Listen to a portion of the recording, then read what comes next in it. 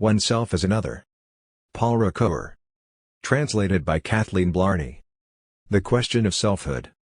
By the title Oneself as Another, I wish to designate the point of convergence between the three major philosophical intentions that influenced the preparation of the studies that make up this book. The first intention was to indicate the primacy of reflective meditation over the immediate positing of the subject, as this is expressed in the first person singular, I think. I am. This initial intention draws support from the grammars of natural languages inasmuch as they allow the opposition between self and I. This support takes different forms following the peculiarities of each language. Beyond the broad correlation between the French soi, the English self, the German selbst, the Italian se and the Spanish si mismo, grammars diverge. But these divergences are themselves instructive, to the extent that each grammatical peculiarity sheds light on part of the essential meaning sought. With respect to French, soi is directly defined as a reflexive pronoun. It is true that the philosophical use of the term throughout these studies violates a restriction that has been stressed by grammarians, namely that soi is a third-person reflexive pronoun himself, herself, itself. This restriction, however, is lifted if we compare the term soi to the term se, which itself is related to verbs in the form of the infinitive dub si say presenter, say number. This typical use verifies one of the teachings of the linguist G. Guillaume, who observed that in the infinitive form, and also up to a certain point in the participle, the verb expresses its broadest meaning, before it is distributed among the tenses and the grammatical persons. Se then designates the reflexive character of all the personal pronouns, and even the impersonal pronouns, such as each, anyone, one, to which I shall frequently refer in the course of these investigations. This detour by way of se is not gratuitous, insofar as the reflexive pronoun soi also attains the same timeless range when it is added to the se in the infinitive mode, se decide or soi meme. I am leaving aside for the moment the meaning attached to meme in the expression soi meme. It is on the basis of this last stated use belonging admittedly to the proper usage of the French language that my constant use of the term soi in a philosophical context depends, as a reflexive pronoun belonging to all the grammatical persons, not to mention the impersonal expression cited above. In its turn, this value of an omnipersonal reflexive pronoun is also preserved when soi functions as the object of a noun, le souci de soi, care of the self, to borrow Michel Foucault's magnificent title. There is nothing surprising in this turn of phrase, to the extent that the nouns that admit soi in the indirect case are themselves substantives derived from infinitives, as is seen in the equivalence of the following expressions, se soucier de soi meme and le souci de soi. The shift from one expression to the other is permitted by the grammatical capacity for nominalizing any element of language. Do we not say the drink, the beautiful, the bright today? By virtue of the same grammatical capacity we can say the self le soi, aligning this expression with the other nominalized forms of the personal subject pronouns, the I, the you, the they, and so on. This nominalizing, less tolerated in French than in English or in German, becomes an abuse of language only when we forget the grammatical lineage starting from the indirect case registered in the expression designation de soi, self-designation, itself derived through an initial nominalization of the reflexive infinitive se designer soi meme to designate oneself. We shall henceforth take this latter form as the canonical one. The second philosophical intention, implicitly present in the title and the word self, is to distinguish two major meanings of identity. The relationship between this identity and the term self will be discussed shortly, depending on whether one understands by identical the equivalent of the Latin ipse or idem. The equivocity of the term identical will be at the center of our reflections on personal identity and narrative identity and related to a primary trait of the self, namely its temporality. Identity in the sense of idem unfolds an entire hierarchy of significations, which we shall explicate in the fifth and sixth studies. In this hierarchy, permanence in time constitutes the highest order, to which will be opposed that which differs, in the sense of changing or variable. Our thesis throughout will be that identity in the sense of ipse implies no assertion concerning some unchanging core of the personality. And this will be true, even when selfhood adds its own peculiar modalities of identity, as will be seen in the analysis of promising. The equivocalness of identity concerns our title through the partial synonymy, in French at least, between same meme and identical. In its diverse uses, same meme is used in the context. The Robert Dictionary places at the head of the entries under the adjective meme absolute identity, the same person, one and the same thing, simultaneity at the same time. Of comparison, its contraries are other, contrary, distinct, diverse, unequal, inverse. The weight of this comparative use of the term same seems so great to me that I shall henceforth take sameness as synonymous with idem identity and shall oppose to it selfhood ipseity, understood as identity. To what extent is the equivocalness of the term same reflected in the title oneself as another swamim comma notre only indirectly, and as much as oneself swamim is only an emphatic form of self, the expression meme serving to indicate that it is precisely a matter of the being or the thing in question. There is thus hardly any difference between la souci de soi care of the self and la souci de soi-même care of oneself, aside from the effect of emphasis I have just mentioned. Nevertheless, the tenuous thread that connects meme, placed after soi, to the adjective meme, in the sense of identical or similar, has not been broken. Reinforcing is still marking an identity. This is not the case in English or in German, where same cannot be confused with self, der, die, dasselbe, or gleich with selbst, except in philosophies that expressly derive selfhood or Selbstheit from sameness, resulting from a comparison. Here, English and German are less sources of equivocation than French is. The third philosophical intention this one explicitly included in the title is related to the preceding one, in the sense that identity involves a dialectic complementary to that of selfhood and sameness, namely the dialectic of self and the other than self. As long as one remains within the circle of sameness identity, the otherness of the other than self offers nothing original. As has been noted in passing, other appears in the list of antonyms of same alongside contrary, distinct, diverse, and so on. It is quite different when one pairs together otherness and selfhood. A kind of otherness that is not or not merely the result of comparison is suggested by our title, otherness of a kind that can be constitutive of selfhood as such. Oneself as another suggests from the outset that the selfhood of oneself implies otherness to such an intimate degree that one cannot be thought of without the other, that instead one passes into the other, as we might say in Hegelian terms. To as I should like to attach a strong meaning, not only that of a comparison oneself similar to another but indeed that of an implication oneself inasmuch as being other. In all these considerations, we have drawn support from the suggestions of basic grammar, but it is also under the guidance of philosophical case. Similitude making same synonymous with analogous, similar, like, such as, and equality like quantity. Showing that I have identified the canonical forms that support the conceptual analysis in my own language. There now looms the task of providing the expression oneself as another with the philosophical developments that, without losing sight of the constraints and the suggestions of basic grammar, transcend the idioms of a single language.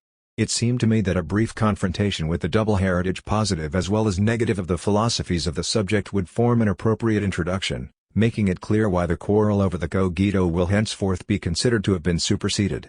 To be sure, other discussions will arise in the course of this work in which the dialectic of ipse identity and of idem identity, that of the self and of its other, will play the major roles.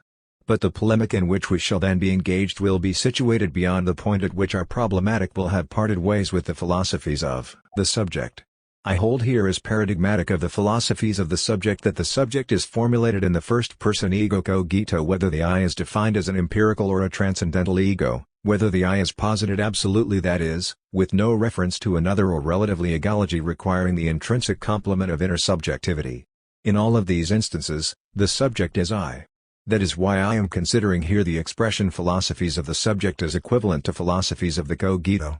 This is also why the quarrel over the cogito, in which the I is by turns in a position of strength and of weakness, seems to me the best way to bring out the problematic of the self, under the condition that my subsequent investigations confirm the claim that I formulate here, namely that the hermeneutics of the self is placed at an equal distance from the apology of the cogito and from its overthrow. The style specific to the hermeneutics of the self is best understood if one has first had a chance to take stock of the amazing oscillations that the philosophies of the subject appear to present, as though the cogito out of which they arise were unavoidably caught up in an alternating sequence of overvaluation and undervaluation.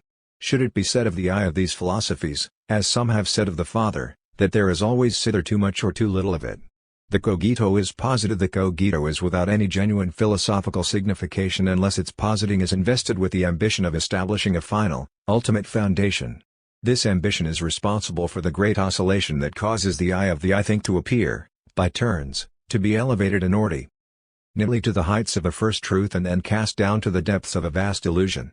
If this ambition of establishing an ultimate foundation has seen itself radicalized from Descartes to Kant, then from Kant to Fichte, and finally to the Husserl of the Cartesian meditations, it nevertheless seems to me that it is enough to focus on its birthplace, in Descartes himself, whose philosophy confirms that the crisis of the cogito is contemporaneous with the positing of the cogito.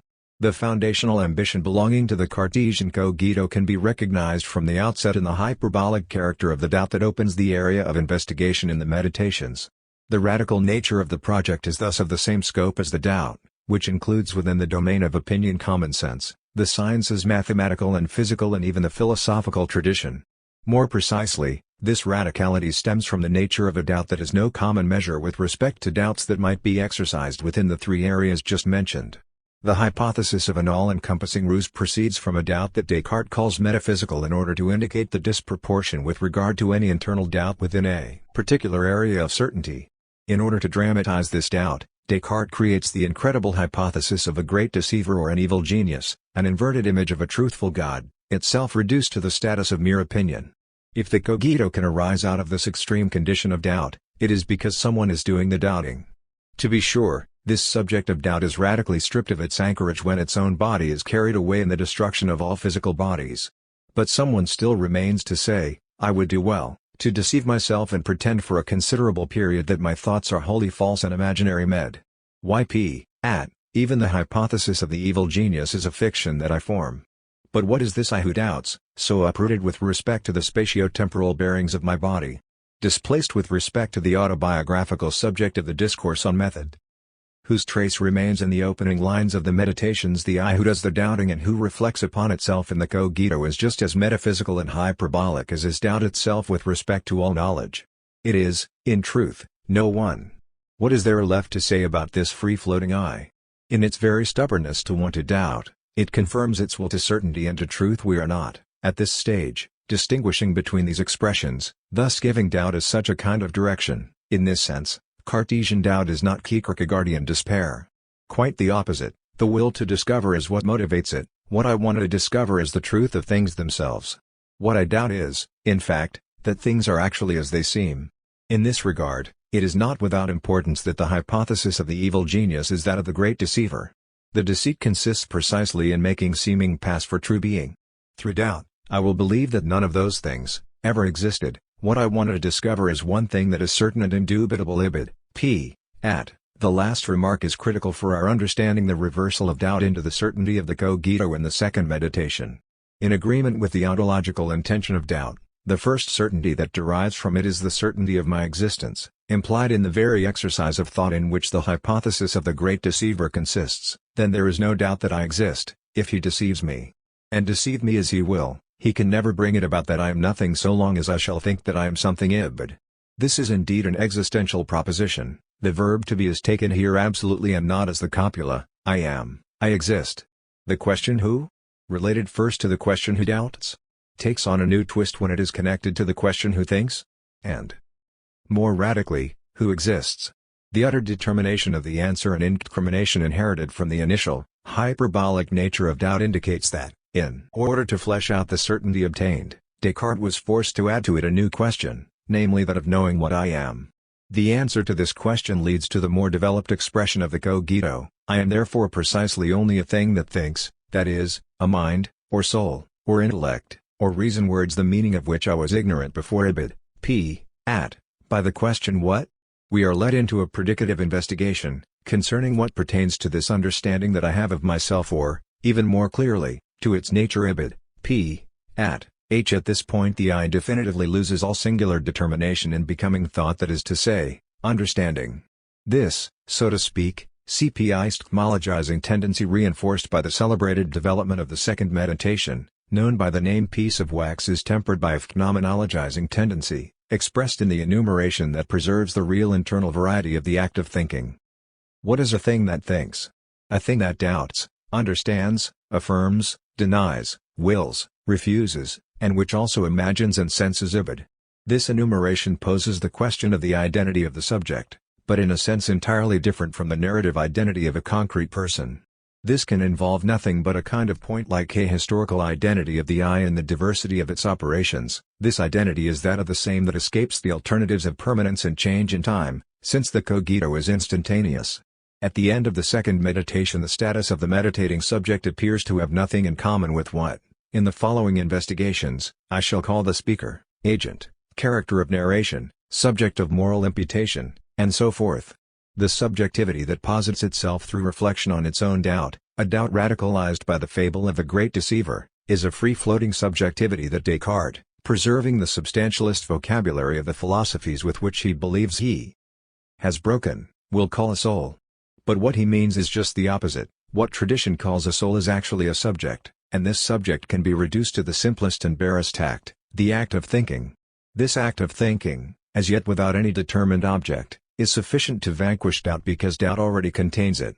And since doubt is voluntary and free, thought posits itself in positing doubt. It is in this sense that the I exist thinking is a first truth, that is, a truth that nothing else precedes.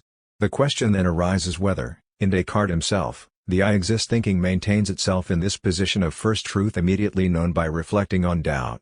This would be the case if, in the order of reasons, all other truths proceeded from the certainty of the cogito. But the objection formulated by Marshall Gurlt in Descartes' philosophy interpreted according to the order of reasons continues to seem to me to be irrefutable.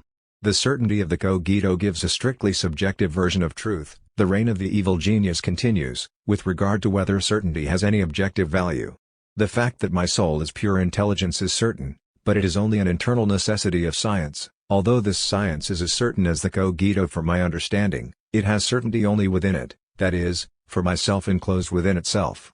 The difficulty being as just stated, it seems that in Descartes only the demonstration of God's existence will allow me to resolve the question.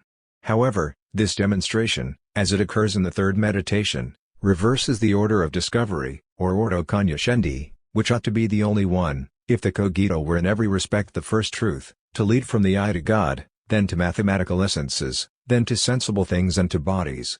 The demonstration reverses it to the benefit of another order, that of the truth of things, or ordo ascendi, a synthetic order according to which God, a mere link in the first order, becomes the first ring. The cogito would be genuinely absolute in all respects if it could be shown that there is but one order, that in which it is indeed first, and that the other order, in which it is set back to second place, derives from the first. Now it does seem that the third meditation reverses the order by placing the certainty of the cogito in a subordinate position in relation to divine veracity, which is first in accordance with the truth of the thing. What is the result of this for the cogito itself? By a sort of rebound effect of the new certainty, namely that of the existence of God on that of the cogito, the idea of myself appears profoundly transformed, due solely to my recognizing this other, who causes the presence in me of its own representation.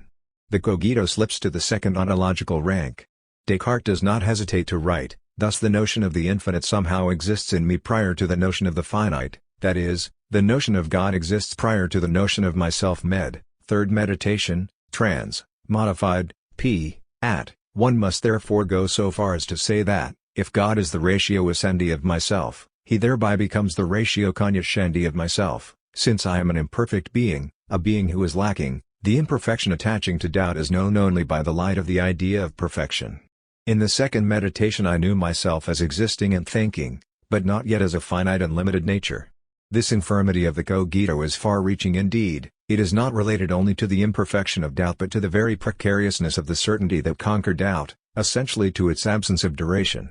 Left to itself, the I of the cogito is Sisyphus condemned, from one instant to the next, to push up the rock of its certainty, fighting the slope of doubt. In contrast, because he maintains me in existence, God confers on the certainty of myself the permanence that it does not hold in itself. This strict contemporaneousness of the idea of God and the idea of myself, considered from the angle of the power to produce ideas, makes me say that just as the idea of myself, the idea of God was born and produced with me when I was created ibid, trans. Modified, p. At. Better, the idea of God is in me as the very mark of the author upon his work, a mark that assures the resemblance between us. I then have to confess that I perceive this likeness, by the same faculty through which I perceive myself. P. At. It is hardly possible to push the fusion between the idea of myself and that of God any further. But what results from this for the order of reasons? The order now is no longer presented as a linear chain but as a loop. Regarding this backward projection of the arrival point back onto the starting point, Descartes perceives only its benefits, namely the elimination of the insidious hypothesis of a deceitful God that nourishes the most hyperbolic doubt. The fantastic image of the great deceiver is conquered in me, as soon as the other, actually existing and entirely truthful, takes its place. For us, however, as for the first ones to contradict Descartes, the question is whether, by giving the order of reasons the form of a circle, Descartes has not thereby turned the step that takes the cogito, hence the I, out of its initial solitude into a gigantic vicious circle. A set of alternatives then appears to open up. Either the cogito possesses the value of a foundation, but it is a sterile truth which nothing can follow without breaking the order of reasons, or it is the idea of perfection that founds it in its condition of finite being, and the first truth loses its aura of first foundation.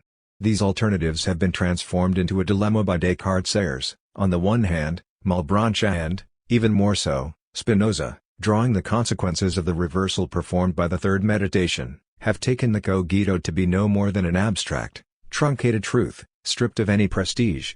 Spinoza is the most consistent here. In his Ethics, the discourse on infinite substance alone has foundational value. The cogito not only falls back to the second rank but loses its first-person formulation. In Book of the Ethics we therefore read, under axiom, man thinks. The axiom preceding this lapidary formula underscores even more heavily the subordinate character of the latter. The essence of man does not involve necessary existence, that is, from the order of nature it is equally possible that a certain man exists or does not exist. Our problematic of the self draws away from the philosophical horizon. On the other hand, for the entire movement of idealism, through Kant, Fichte, and Husserl, at least the Husserl of the Cartesian Meditations, the only coherent reading of the cogito is that for which the alleged certainty of the existence of God is struck with the same seal of subjectivity as the certainty of my own existence. The guarantee of guarantees constituted by divine veracity then stands simply as an addendum to the primary certainty.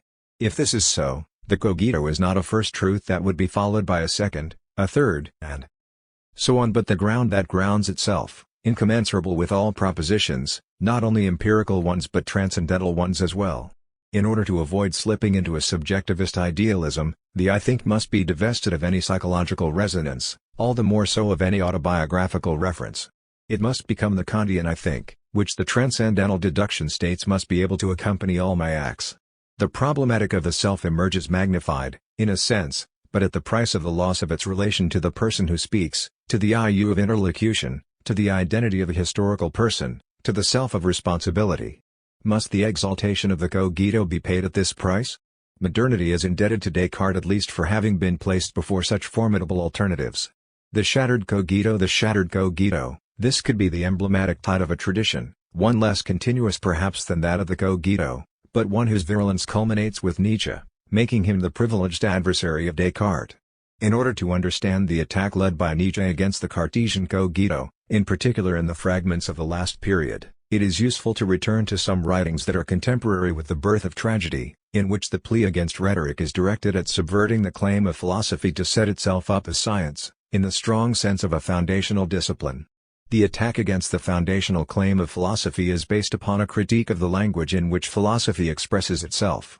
Now one has to admit that, except for Herder, the philosophy of subjectivity had utterly disregarded the mediating factor of language in the argumentation of the I am and the I think. By emphasizing this dimension of philosophical discourse, Nietzsche brings to light the rhetorical strategies that have been buried, forgotten, and even hypocritically repressed and denied, in the name of the immediacy of reflection.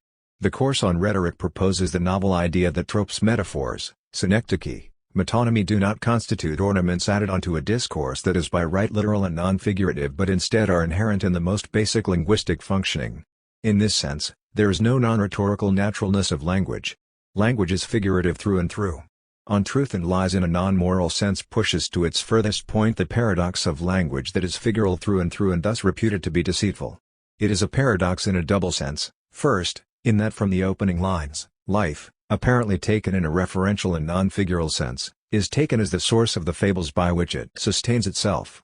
Next, it is paradoxical in that Nietzsche's own discourse on truth as a lie ought to be drawn into the abyss of the paradox of the liar. But Nietzsche is precisely the thinker who assumed this paradox to the end, something missed by the commentators who take the apology of life, of the will to power, to be the revelation of a new immediacy, substituted in the very place and with the same foundational claims as the cogito. I do not mean to say by this that Nietzsche, in his effort to overcome nihilism, did not have some such reconstruction in mind. It matters, however, that this reconstruction remains at the mercy of a gesture of deconstruction to which the metaphysics that has preceded is subjected.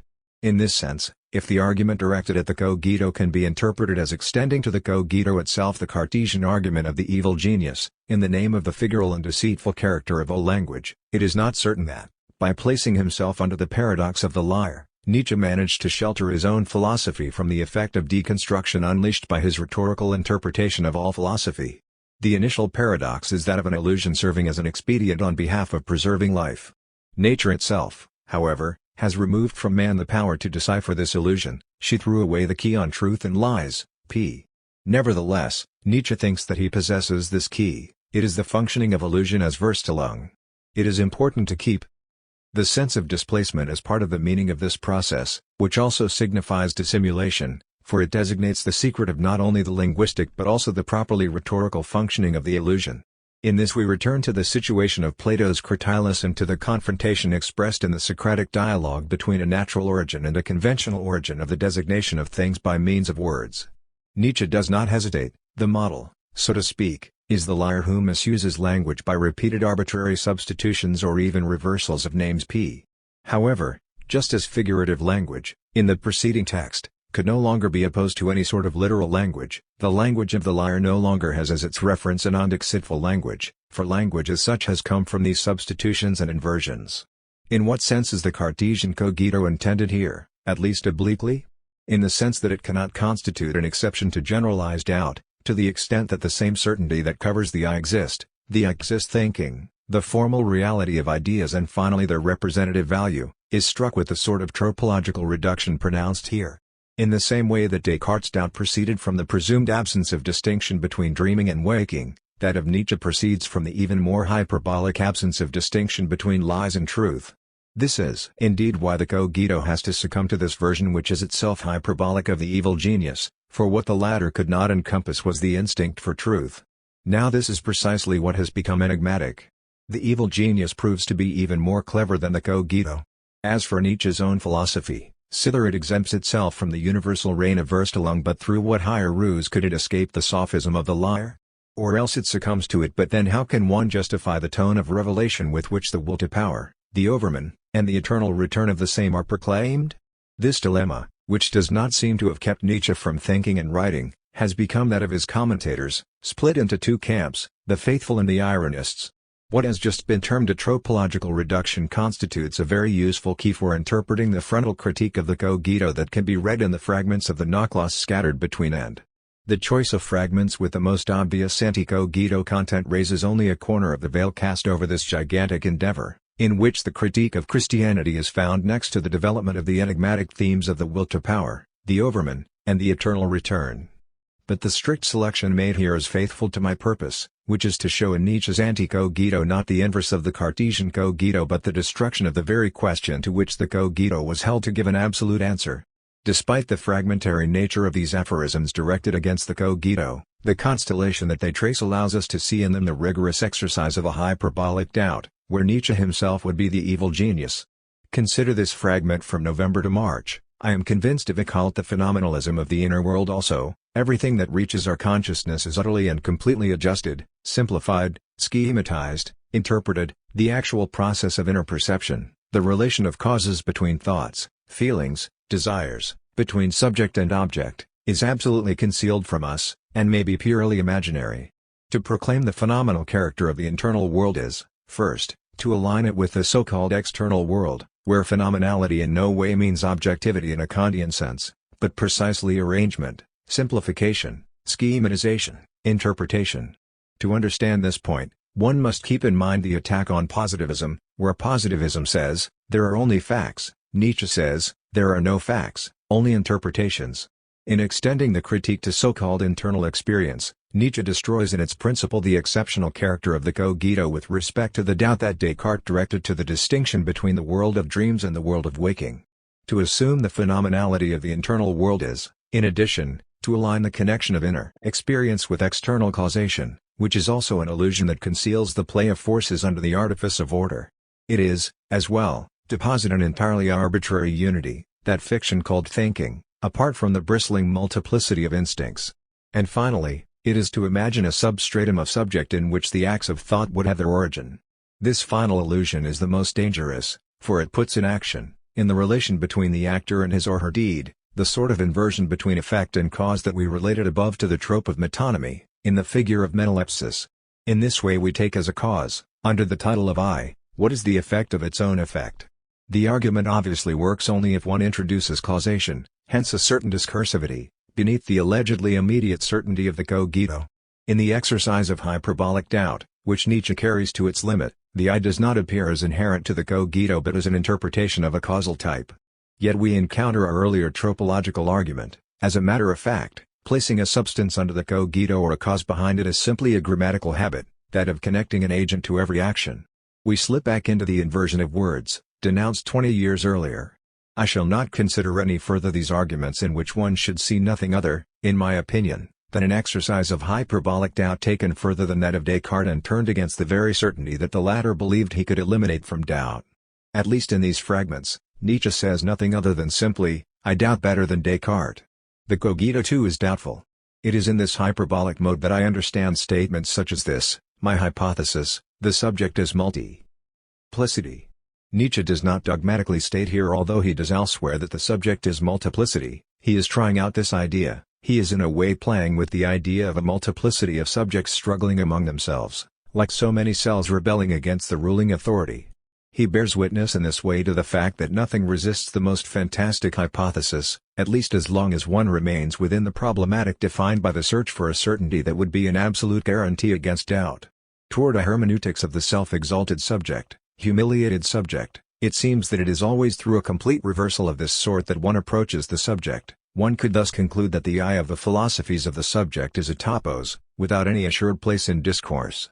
To what extent can one say that the hermeneutics of the self developed here occupies an epistemological place, also an ontological place, as I shall state in the 10th study, situated beyond the alternative of the cogito and of the anti-cogito? A rapid overview of the 9 studies that together form the hermeneutics of the self can give the reader a general idea of the way in which philosophical discourse replies on the conceptual level to the 3 grammatical features mentioned above, namely the use of se and soi in indirect cases, the splitting of same into the domains of idem and ipsi, and the correlation between the self and the other than self. To these 3 grammatical features correspond the 3 major features of the hermeneutics of the self, namely, the detour of reflection by way of analysis, the dialectic of selfhood and sameness, and finally the dialectic of selfhood and otherness. These 3 features of hermeneutics will be progressively uncovered, in the order in which they have just been listed, in the series of studies that form this work. I shall give an interrogative form to this perspective, introducing by means of the question who? All the assertions relating to the problematic of the self, and in this way giving the same scope to the question who? And to the answer the self. 4 subcategories will therefore correspond to 4 manners of questioning: who is speaking? Who is acting? Who is recounting about himself or herself? Who is the moral subject of imputation? Let us look at this in greater detail. The first subset studies and belongs to a philosophy of language, from the twofold perspective of semantics and pragmatics. As early as these first studies, the reader will be confronted with an attempt to include within a hermeneutics of the self certain significant fragments of English language analytic philosophy. Such a hermeneutics is heir, as we have seen, to the debates inherent in European philosophy amusingly called continental by the inheritors of a philosophy that, to begin with, was itself insular. These borrowings, which will continue in the second and third subsets, are not arbitrary. They do not result from some will a priori to engage in the reciprocal cross-fertilization of 2 largely alien traditions, even less do they represent some compulsive ambition to force a marriage between 2 families of minds who seldom frequent one another. The recourse to analysis, in the sense given to this term by analytic philosophy, is the price to pay for a hermeneutics characterized by the indirect manner of positing the self by this first feature. Hermeneutics proves to be a philosophy of detours. The detour by way of analytic philosophy quite simply seems to me to be the one richest in promises and in results. The driving force, however, lies indeed with the question who? This question divides itself into the twin questions, of whom does one speak in designating persons, as distinct from things, in the referential mode? And who speaks by designating himself or herself as locutor addressing an interlocutor? The second subset studies and belongs to a philosophy of action, in the limited sense that this term has acquired principally in analytic philosophy. This subset has a complex relation with respect to the preceding one. In a sense, the latter serves as organon, to the extent that it is in statements, hence in propositions, in particular on the basis of verbs and action sentences, that we speak of action, and to the extent that it is in speech acts that the agent of action designates himself or herself as the one who is acting. In another sense, the second subset annexes the first, inasmuch as speech acts are themselves action and, by implication, speakers are themselves actors. The questions who is speaking? And who is acting? Appear in this way to be closely interconnected. Here again, the reader will be invited to participate in a constructive confrontation between analytic philosophy and hermeneutics. In fact, analytic philosophy will direct the wide detour by means of the questions what? And why? Although it will be unable to follow all the way to the end the return route leading back to the question who? Who is the agent of action? Allow me to repeat that these long loops of analysis are characteristic of the indirect style of a hermeneutics of the self, in stark contrast to the demand for immediacy belonging to the cogito.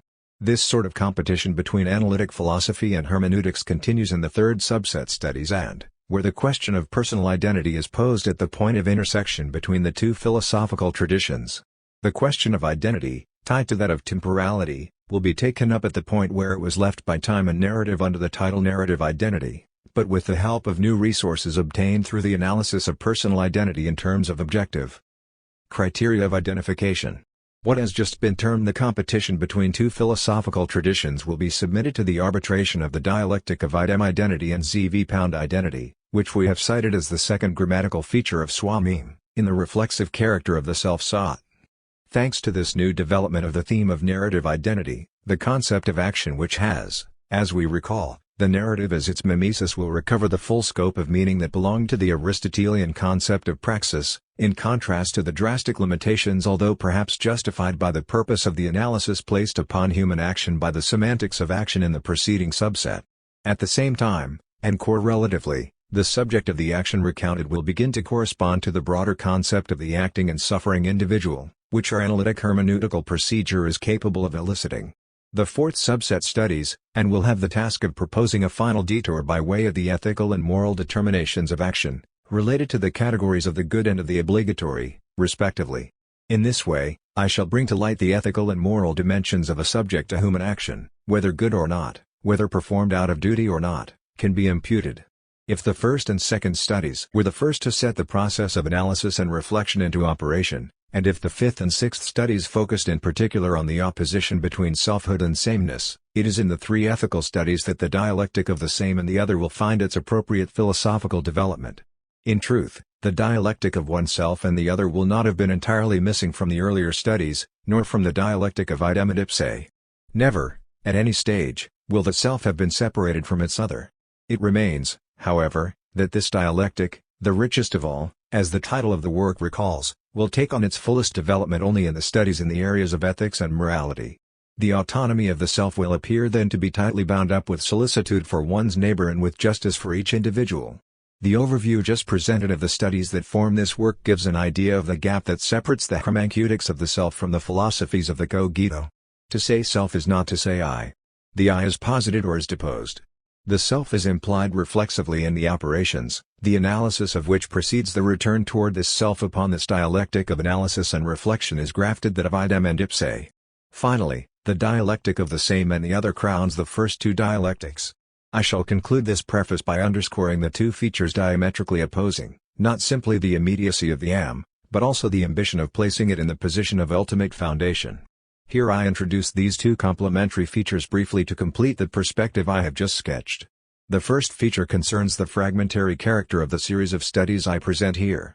It challenges the thesis of the indecomposable simplicity of the cogito, which is joined to that of its immediacy.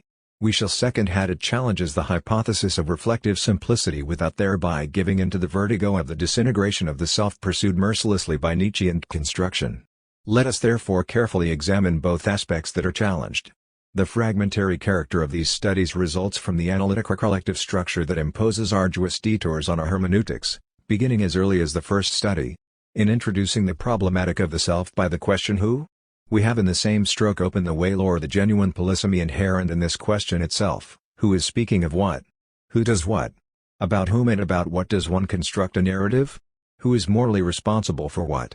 These are but so many different ways in which who is stated.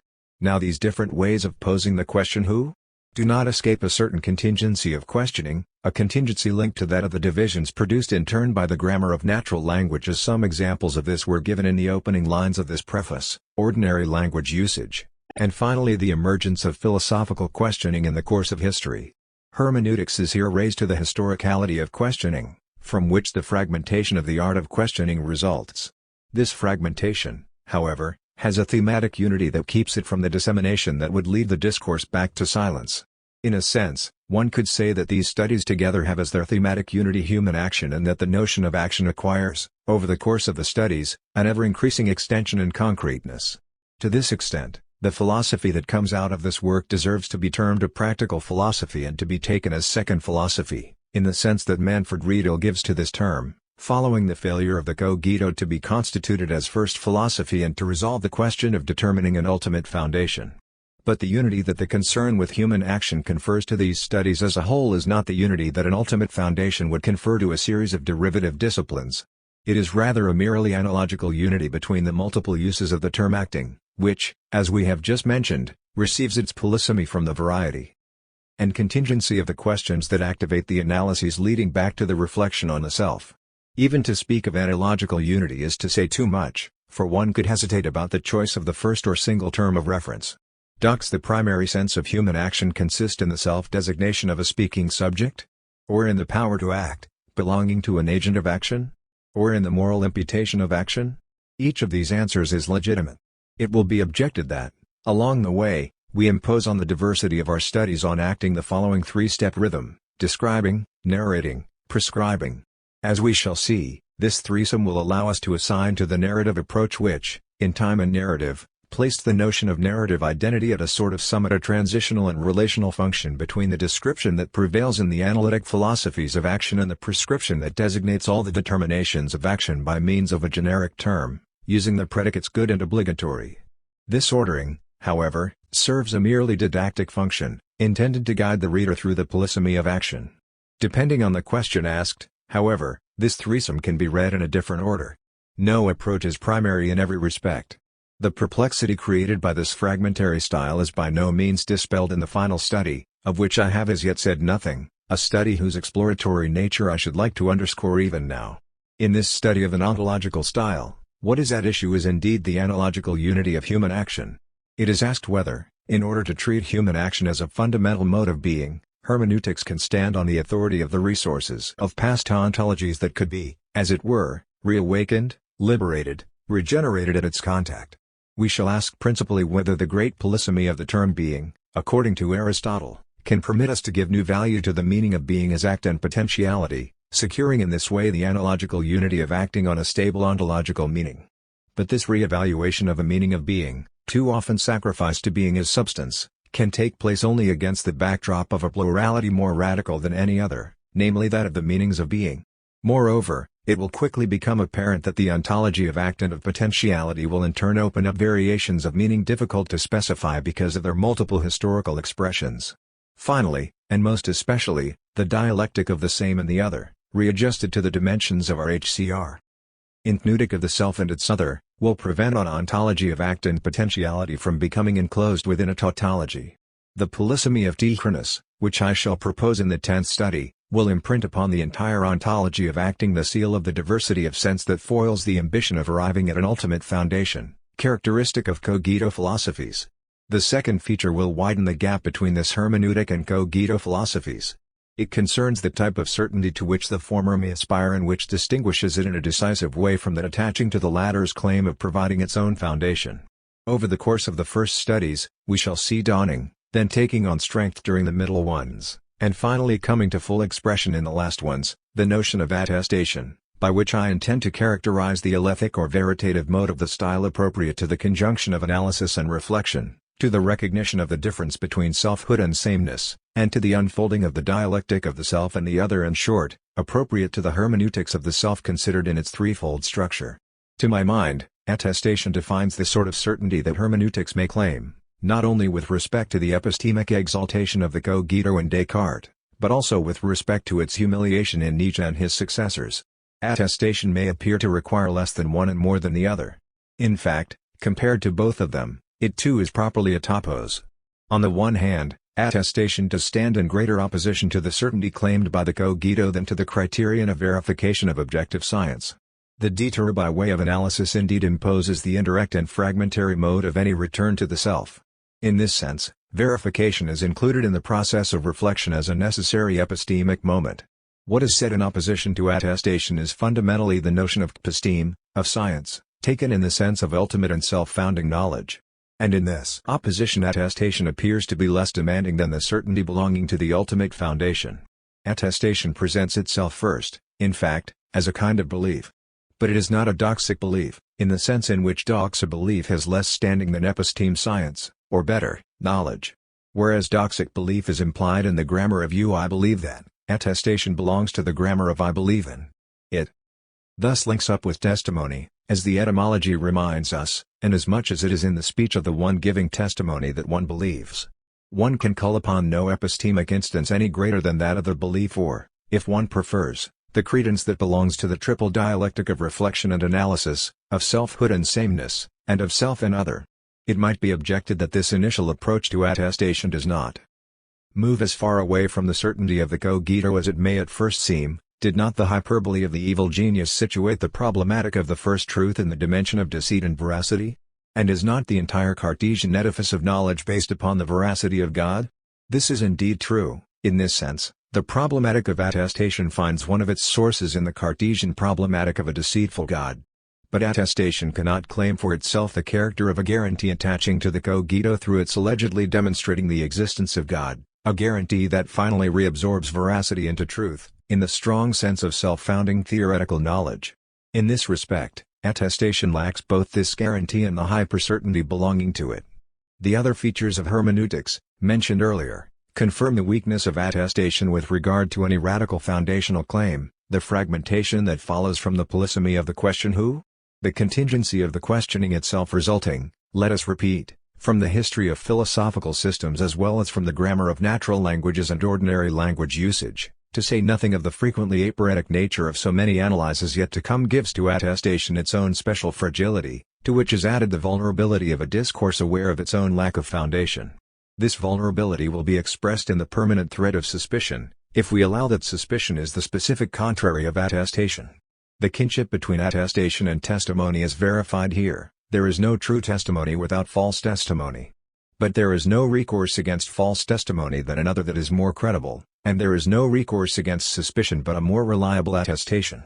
On the other hand, and now attestation is confronting the opposite side, that of the humiliated cogito, credence is also and, we should say, nevertheless a kind of trust, as the expression reliable attestation has just suggested. Credence is also trust. This will be one of the leitmotifs of our analysis. Attestation is fundamentally attestation of self. This trust will, in turn, be a trust in the power to say, in the power to do, in the power to recognize oneself as a character in a narrative, in the power, finally, to respond to accusation in the form of the accusative, it's me hear me void, to borrow an expression dear to Levinas. At this stage, attestation will be that of what is commonly called conscience and which in German is termed Gewissen. This word is better than the French conscience, which translates both Bewusstsein and Gewissen. The German Gewissen recalls the semantic kinship with Gewissheit, certainty. And if one admits that the problematic of acting constitutes the analogical unity within which all of these investigations are grouped, attestation can be defined as the assurance of being oneself acting and suffering. This assurance remains the ultimate recourse against all suspicion, even if it is always in some sense received from another. It still remains attestation. It is self-attestation that, at every level linguistic, praxic, narrative, and prescriptive will preserve the question who? From being replaced by the questions what? Or why?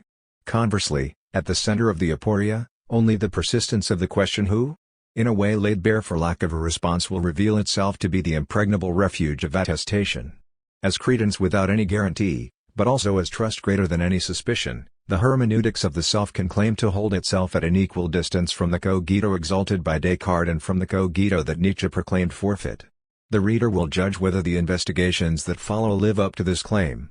To my readers I owe an explanation why I decided not to include in the present work the twin lectures with which I concluded the Gifford Lectures, delivered in Edinburgh in. These lectures belong to the biblical hermeneutics whose project I outlined in From Text to Action.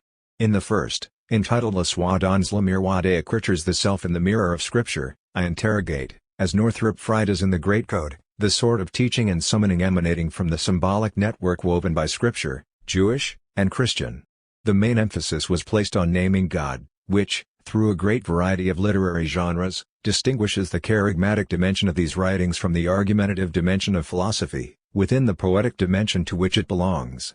In the second lecture, entitled La Soi Mandate, the Mandated Self, taking as my guide narratives of vocations of prophets and disciples in the Old and New Testament, or, as Paul Beecham calls them, VJJ et Vater Testament, I explored the features by which the understanding of oneself best responded to the teaching and to the summoning which solicit the self in the manner of a call, imposing no constraints. The relation between call and response was therefore the strong connection between these two lectures. Why, then, did I not keep them in this work, which itself developed out of the original Gifford lectures? I plead more than simply the excuse that they would have made overly lengthy a work that was already voluminous, although this consideration did play an important role in my decision.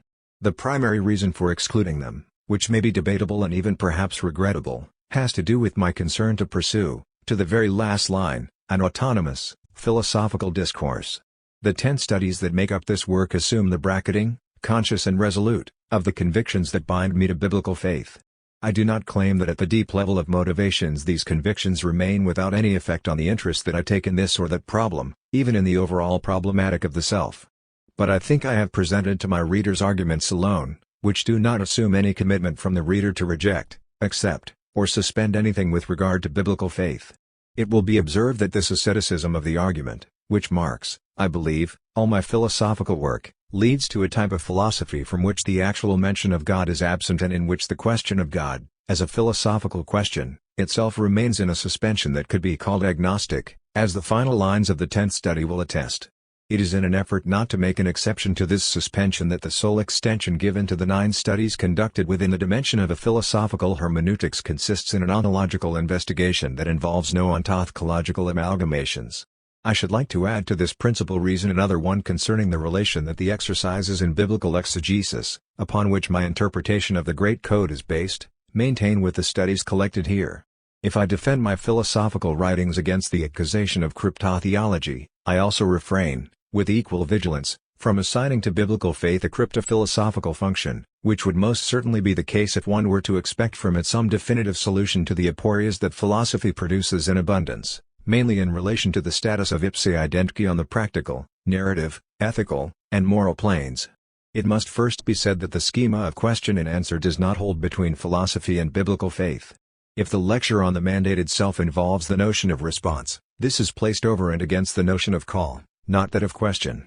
It is one thing to answer a question, in the sense of solving a problem that is posed, it is quite another to respond to a call, in the sense of corresponding to the manner of existing proposed by the Great Code.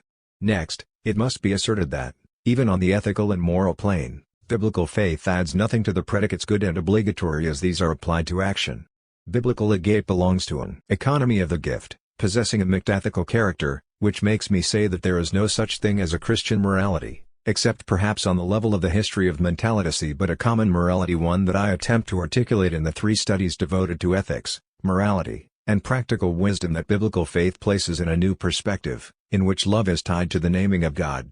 It is in this sense that Pascal placed charity on a level higher than that of bodies and of minds. If a dialectic of love and justice results from it, this in itself presupposes that each of the terms preserves its allegiance to the order to which it belongs. In this sense, the autonomy of the analyses I propose of the ethical and moral determinations of action is confirmed by a meditation grafted onto the poetics of agape, which is placed in parentheses voluntarily by the analyses of the present work. Finally, and perhaps most of all, if, under the title of mandated self and respondent, the determinations of the self in this work are found to be intensified and transformed by the recapitulation that biblical faith proposes, this recapitulation by no means serves as a sly revenge of the foundational ambition that my hermeneutical philosophy never ceases to combat. The reference of biblical faith to a culturally contingent symbolic network requires that this faith assume its own insecurity, which makes it a chance happening transformed into a destiny by means of a choice constantly renewed, in the scrupulous respect of different choices. The dependence of the self on a word that strips it of its glory, all the while comforting its courage to be, delivers biblical faith from the temptation, which I am here calling cryptophilosophical, of taking over the henceforth vacant role of ultimate foundation. In turn, a faith that knows itself to be without guarantee, following the interpretation given by the Lutheran theologian Eberhard Jingel in God as the Mystery of the World, can help philosophical hermeneutics to protect itself from the hubris that would set it up as the heir to the philosophies of the cogito and as continuing their SCLF foundational claim. In these matters the present work recognizes that it belongs to what Jean Griesch has called the hermeneutical age of reason. FIRSTSTUDY. Person and identifying reference, a semantic approach. In this first study, I shall begin with the most modest sense that can be given to the notion of identification. To identify something is to be able to make apparent to others, amid a range of particular things of the same type, of which one we intend to speak. It is along this path of identifying reference that we encounter the person for the first time, considering this term in an equally modest sense as globally distinguishing this entity from physical bodies. At this elementary stage, identifying is not yet identifying oneself but identifying something. Individual and individualization. I want to establish here that the person is, to begin with, one of the things that we distinguish by means of identifying reference. To do this, I shall undertake a preliminary inquiry into the procedures by which we individualize something in general and consider it as an indivisible example within a species. Language, indeed, is constituted in such a way that it does not condemn us to the choice, as Bergson long maintained, between the conceptual or the ineffable. Language contains specific connecting units that allow us to designate individuals. In speaking of individualization rather than of individual, I highlight the fact that the ascription of individualities can be based, depending on the various lexical resources of natural languages, on widely varying degrees of specification. One language may make finer distinctions than another in some particular area, and this corresponds to the respective features of each natural language. What is common to all is individualization, the operation rather than the result.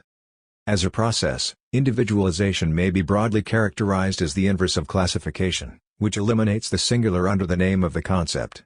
But if we simply stress the adjective inverse, we then underscore two purely negative features of the individual, namely that it is a type that is neither repeatable nor divisible without alteration. These negations do indeed carry us to the side of the ineffable. But just because this is an inverse movement does not mean that language is without resources, as though it were limited to classification and predication.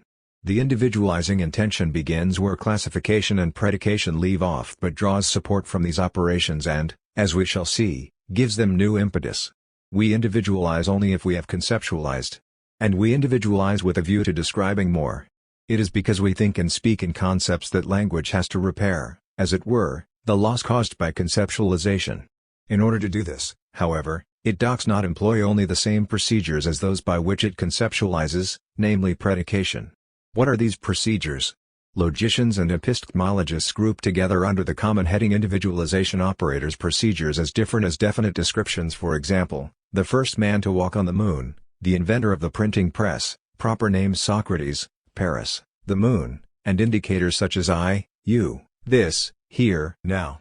Let us stress that at this stage of our investigation, the human individual is accorded no privilege in any of the three classes of operators, not even in that of indicators, as we shall see in a moment. To designate one and only one individual is the individualizing intention. The privilege accorded the human individual in our choice of examples, the first man who, Socrates, I, you, and so forth, comes from the fact that we are especially interested in individualizing the agents of discourse and of action. We do this by projecting the results of subsequent stages of the process of identification, which we shall discuss in later studies, back to the first stage considered. A word about each of the three categories of operators. A definite description consists in creating a class that has but a single member through the intersecting of well-chosen classes man, walk, moon.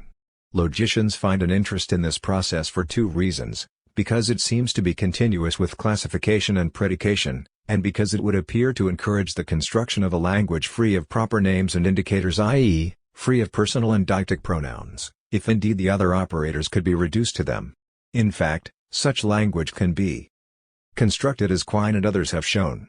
But as Pariente forcefully states, this is not a language that can be spoken in a concrete situation of interlocution, it is an artificial language that can only be written and read.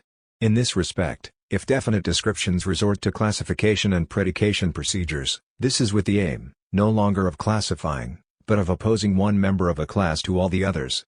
The minimal otherness that is required designates this clement of the class, but not the rest of the class. A single one set off from all the others. In this sense, the aim of definite descriptions is indeed ostensive, even if the procedure is predicative. As for proper names, these are limited to singularizing an unrepeatable, indivisible entity without characterizing it, without signifying it on the predicative level, and so without giving any information about it.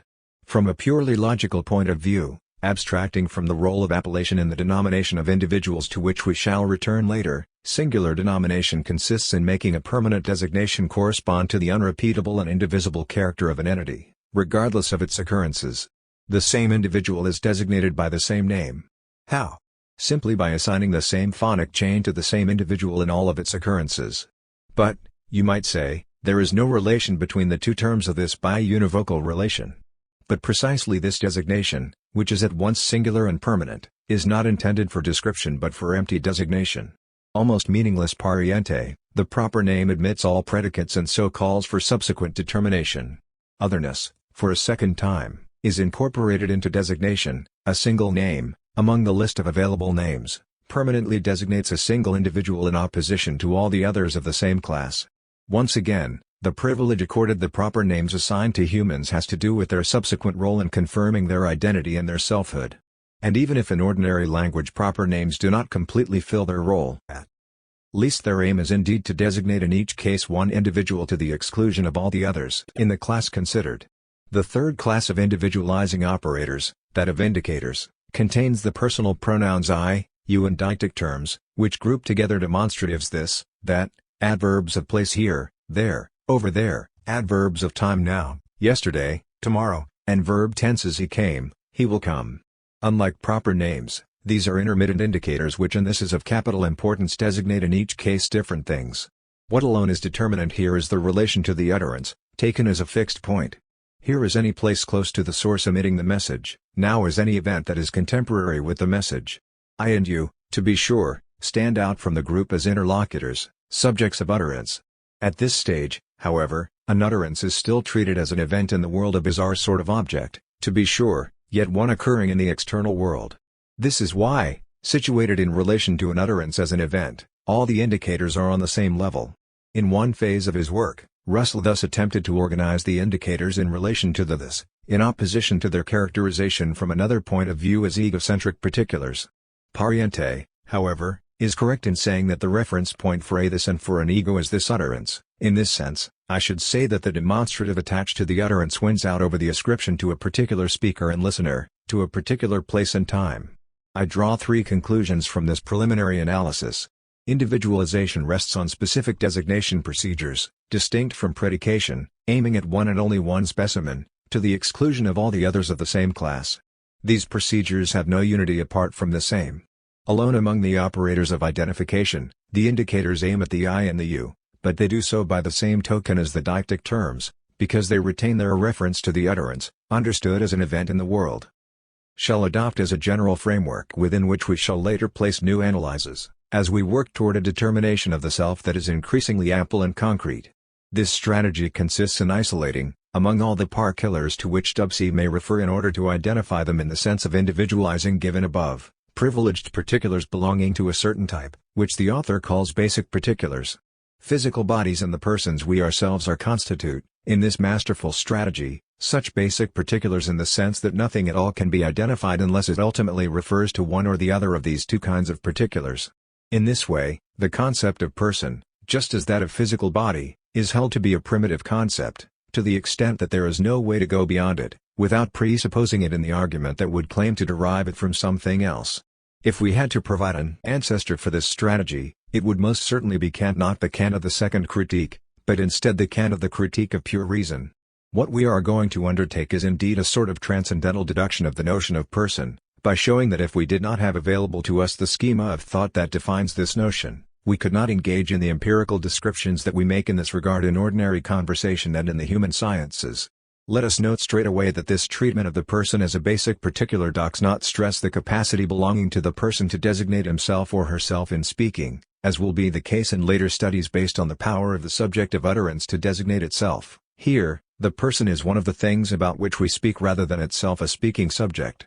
To be sure, the two approaches to the subject, that of identifying reference and that of self-designation, are not to be radically opposed to one another. They will be seen to intersect in two ways from the very outset of the analysis. First, it is within a situation of interlocution that speaking subjects designate to their interlocutors which particular they choose to speak about out of a range of particulars of the same type, and that they assure themselves through an exchange of questions and answers that their partners are indeed focusing on the same basic particular as they. The theory of basic particulars intersects a second time with that of self-reference in connection with the role that the former assigns to demonstratives, in the broad sense of the term, and among these to personal pronouns and possessive adjectives and pronouns. These expressions, however, are treated as indicators of particularity, hence as instruments of identifying reference. Nevertheless, despite the mutual overlapping between the two theoretical approaches, in the referential approach one is not concerned with the question of whether or not the self-reference implied in the speech situation or in the use of demonstratives is part of the meaning given to the thing to which one refers considered as a person. What matters here is instead the sort of predicates characterizing that particular we call a person.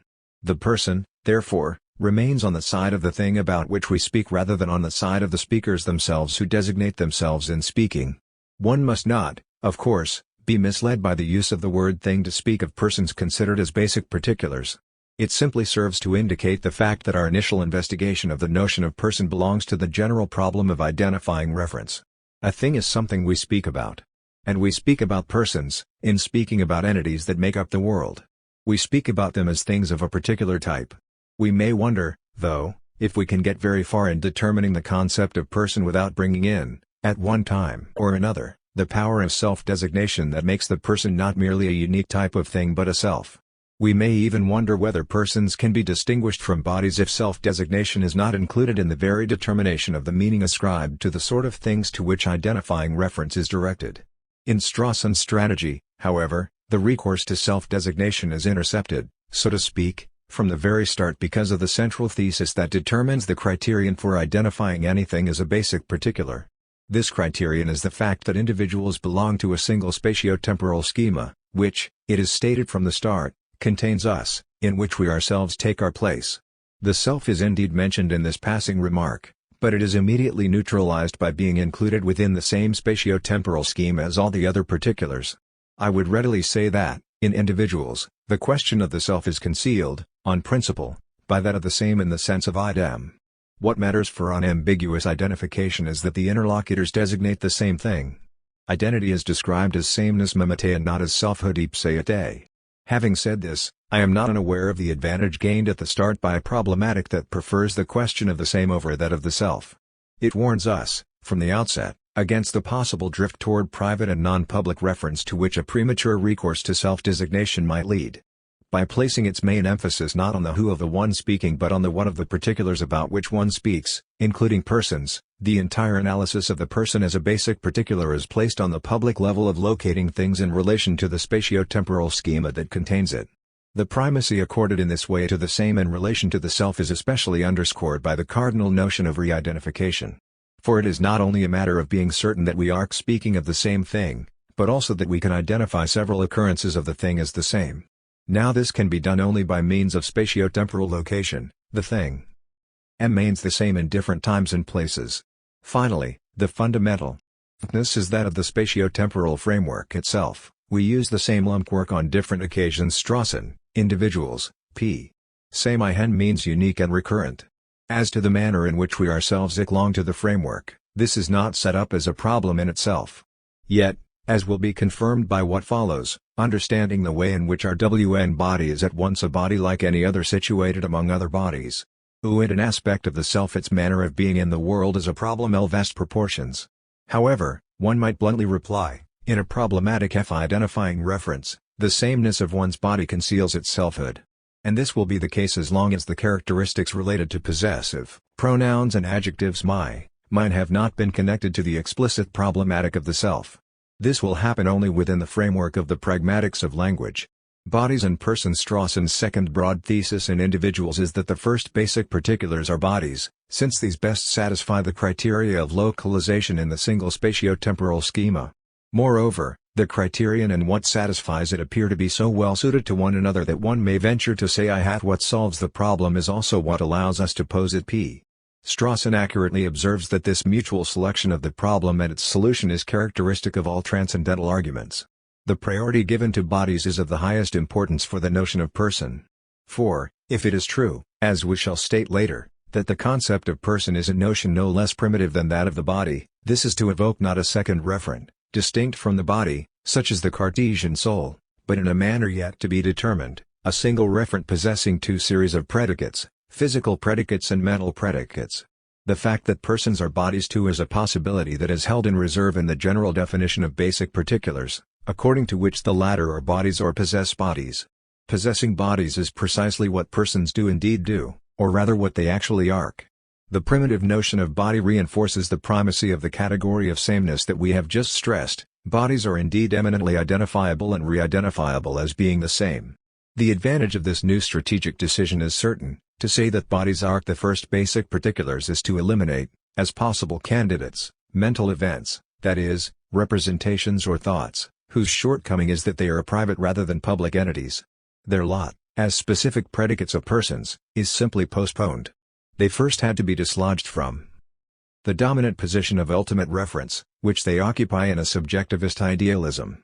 The first corollary to this sort of disqualification of mental events as basic particulars is that the person cannot be held to be a pure consciousness to which would then be added, in a secondary role, a body, as is the case in all mind-body dualisms. Mental events and consciousness, in whatever sense the term is taken, may then figure only among the special predicates attributed to the person. This dissociation between the person as a public entity and consciousness as a private entity is of the greatest importance for what follows in our analyses. A second corollary, and one of equal importance, is that the person to whom mental events and a consciousness are attributed, in the manner we shall discuss, is not expressed exclusively by the first and second person, singular pronouns, as would be the case in a theory of reflexive utterance. They are attributed to someone, who may also be a third person. If the person is that of which we speak, it is granted that in a speech situation, we may speak of the pain experienced by a third party, who is not one of the interlocutors. Numerous difficulties, however, arise from this strategic decision to attack the problem of the person by way of that of objective bodies situated in one and the same spatio-temporal framework. First, the question of our own body returns to the forefront, no longer simply in terms of our belonging to a single spatio-temporal schema, but in terms of the relation of our own body to the objective world of bodies. In a strictly referential problematic, without explicit self-designation, there is not actually any problem of the lived body. One has to confine oneself to the following observation, that which one calls one's body is, at least, a body, a material thing individuals, p. This is true, but the body is mine in a sense that assumes that the logical force of the self is acknowledged. Second, disqualifying mental events and consciousness from occupying the position of basic particulars, hence from that of logical subject, has as its counterpart the increased concealment of the question of the self.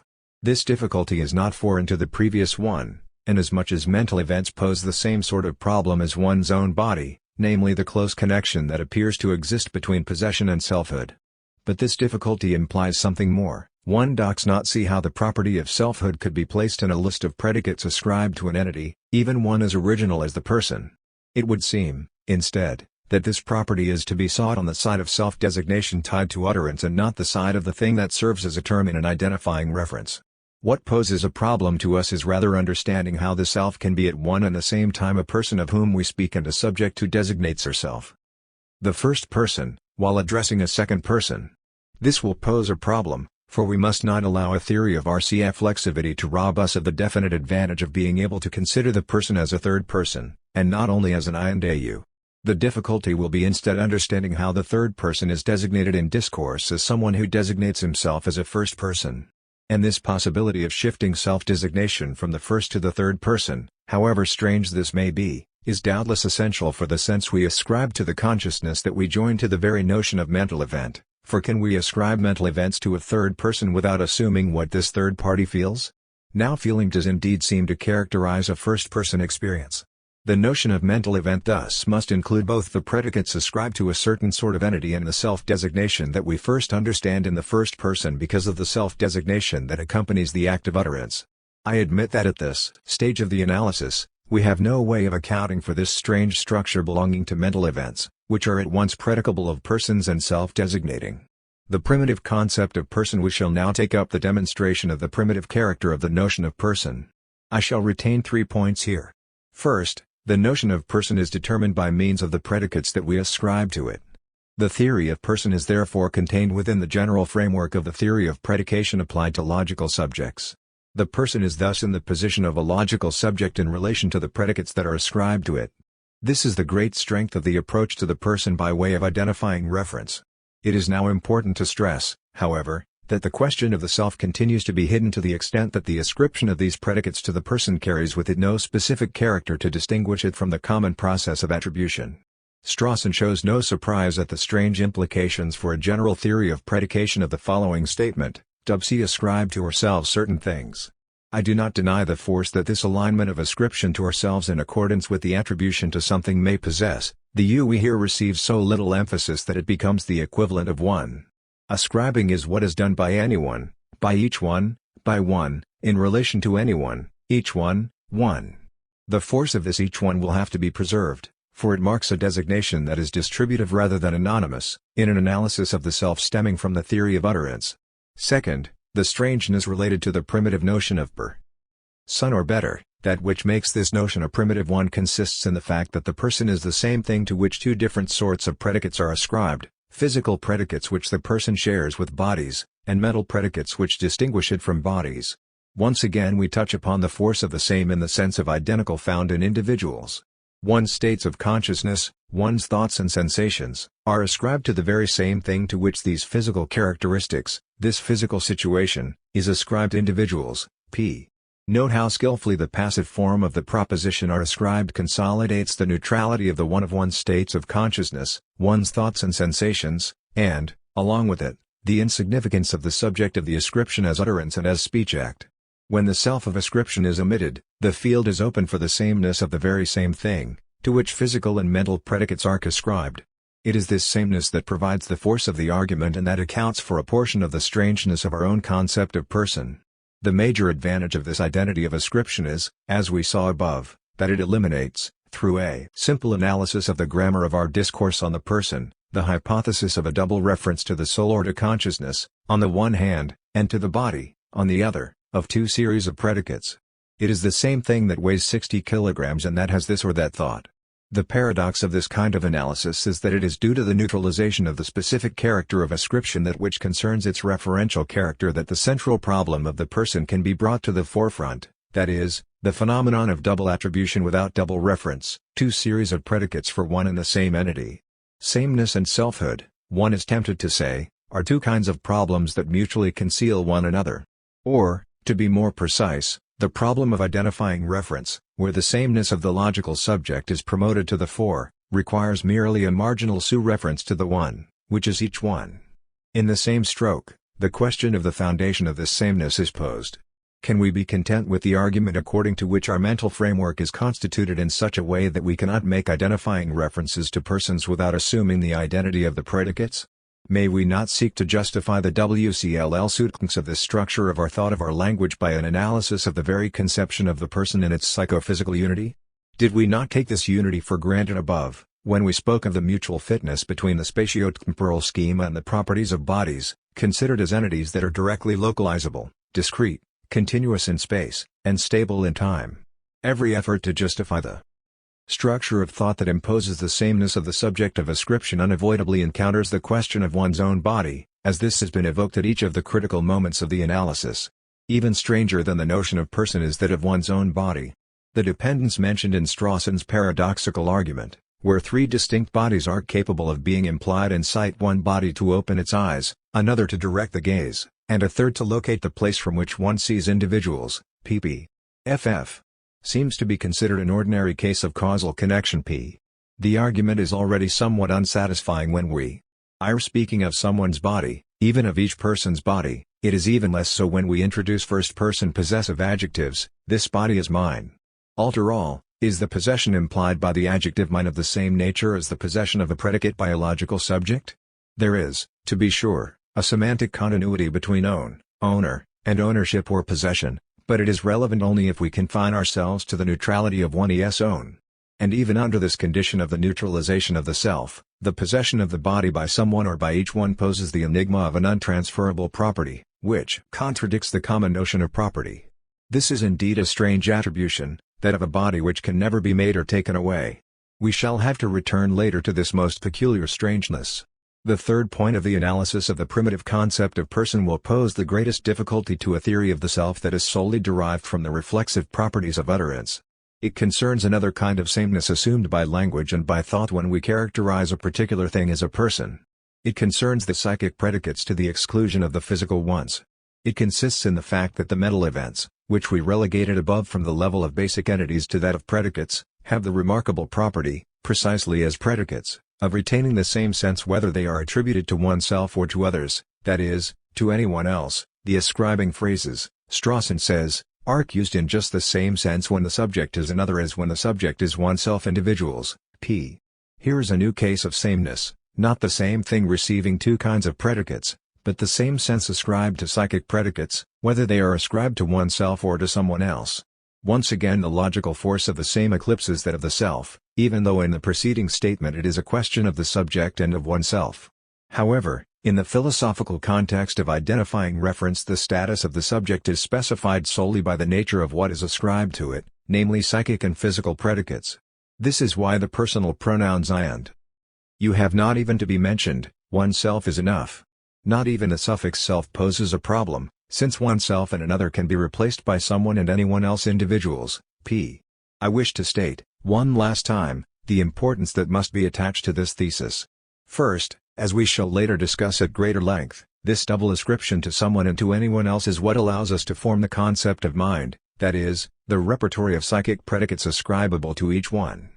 Let us state straight away that the distributive character of the term each one is essential for understanding what I shall henceforth call the psychic.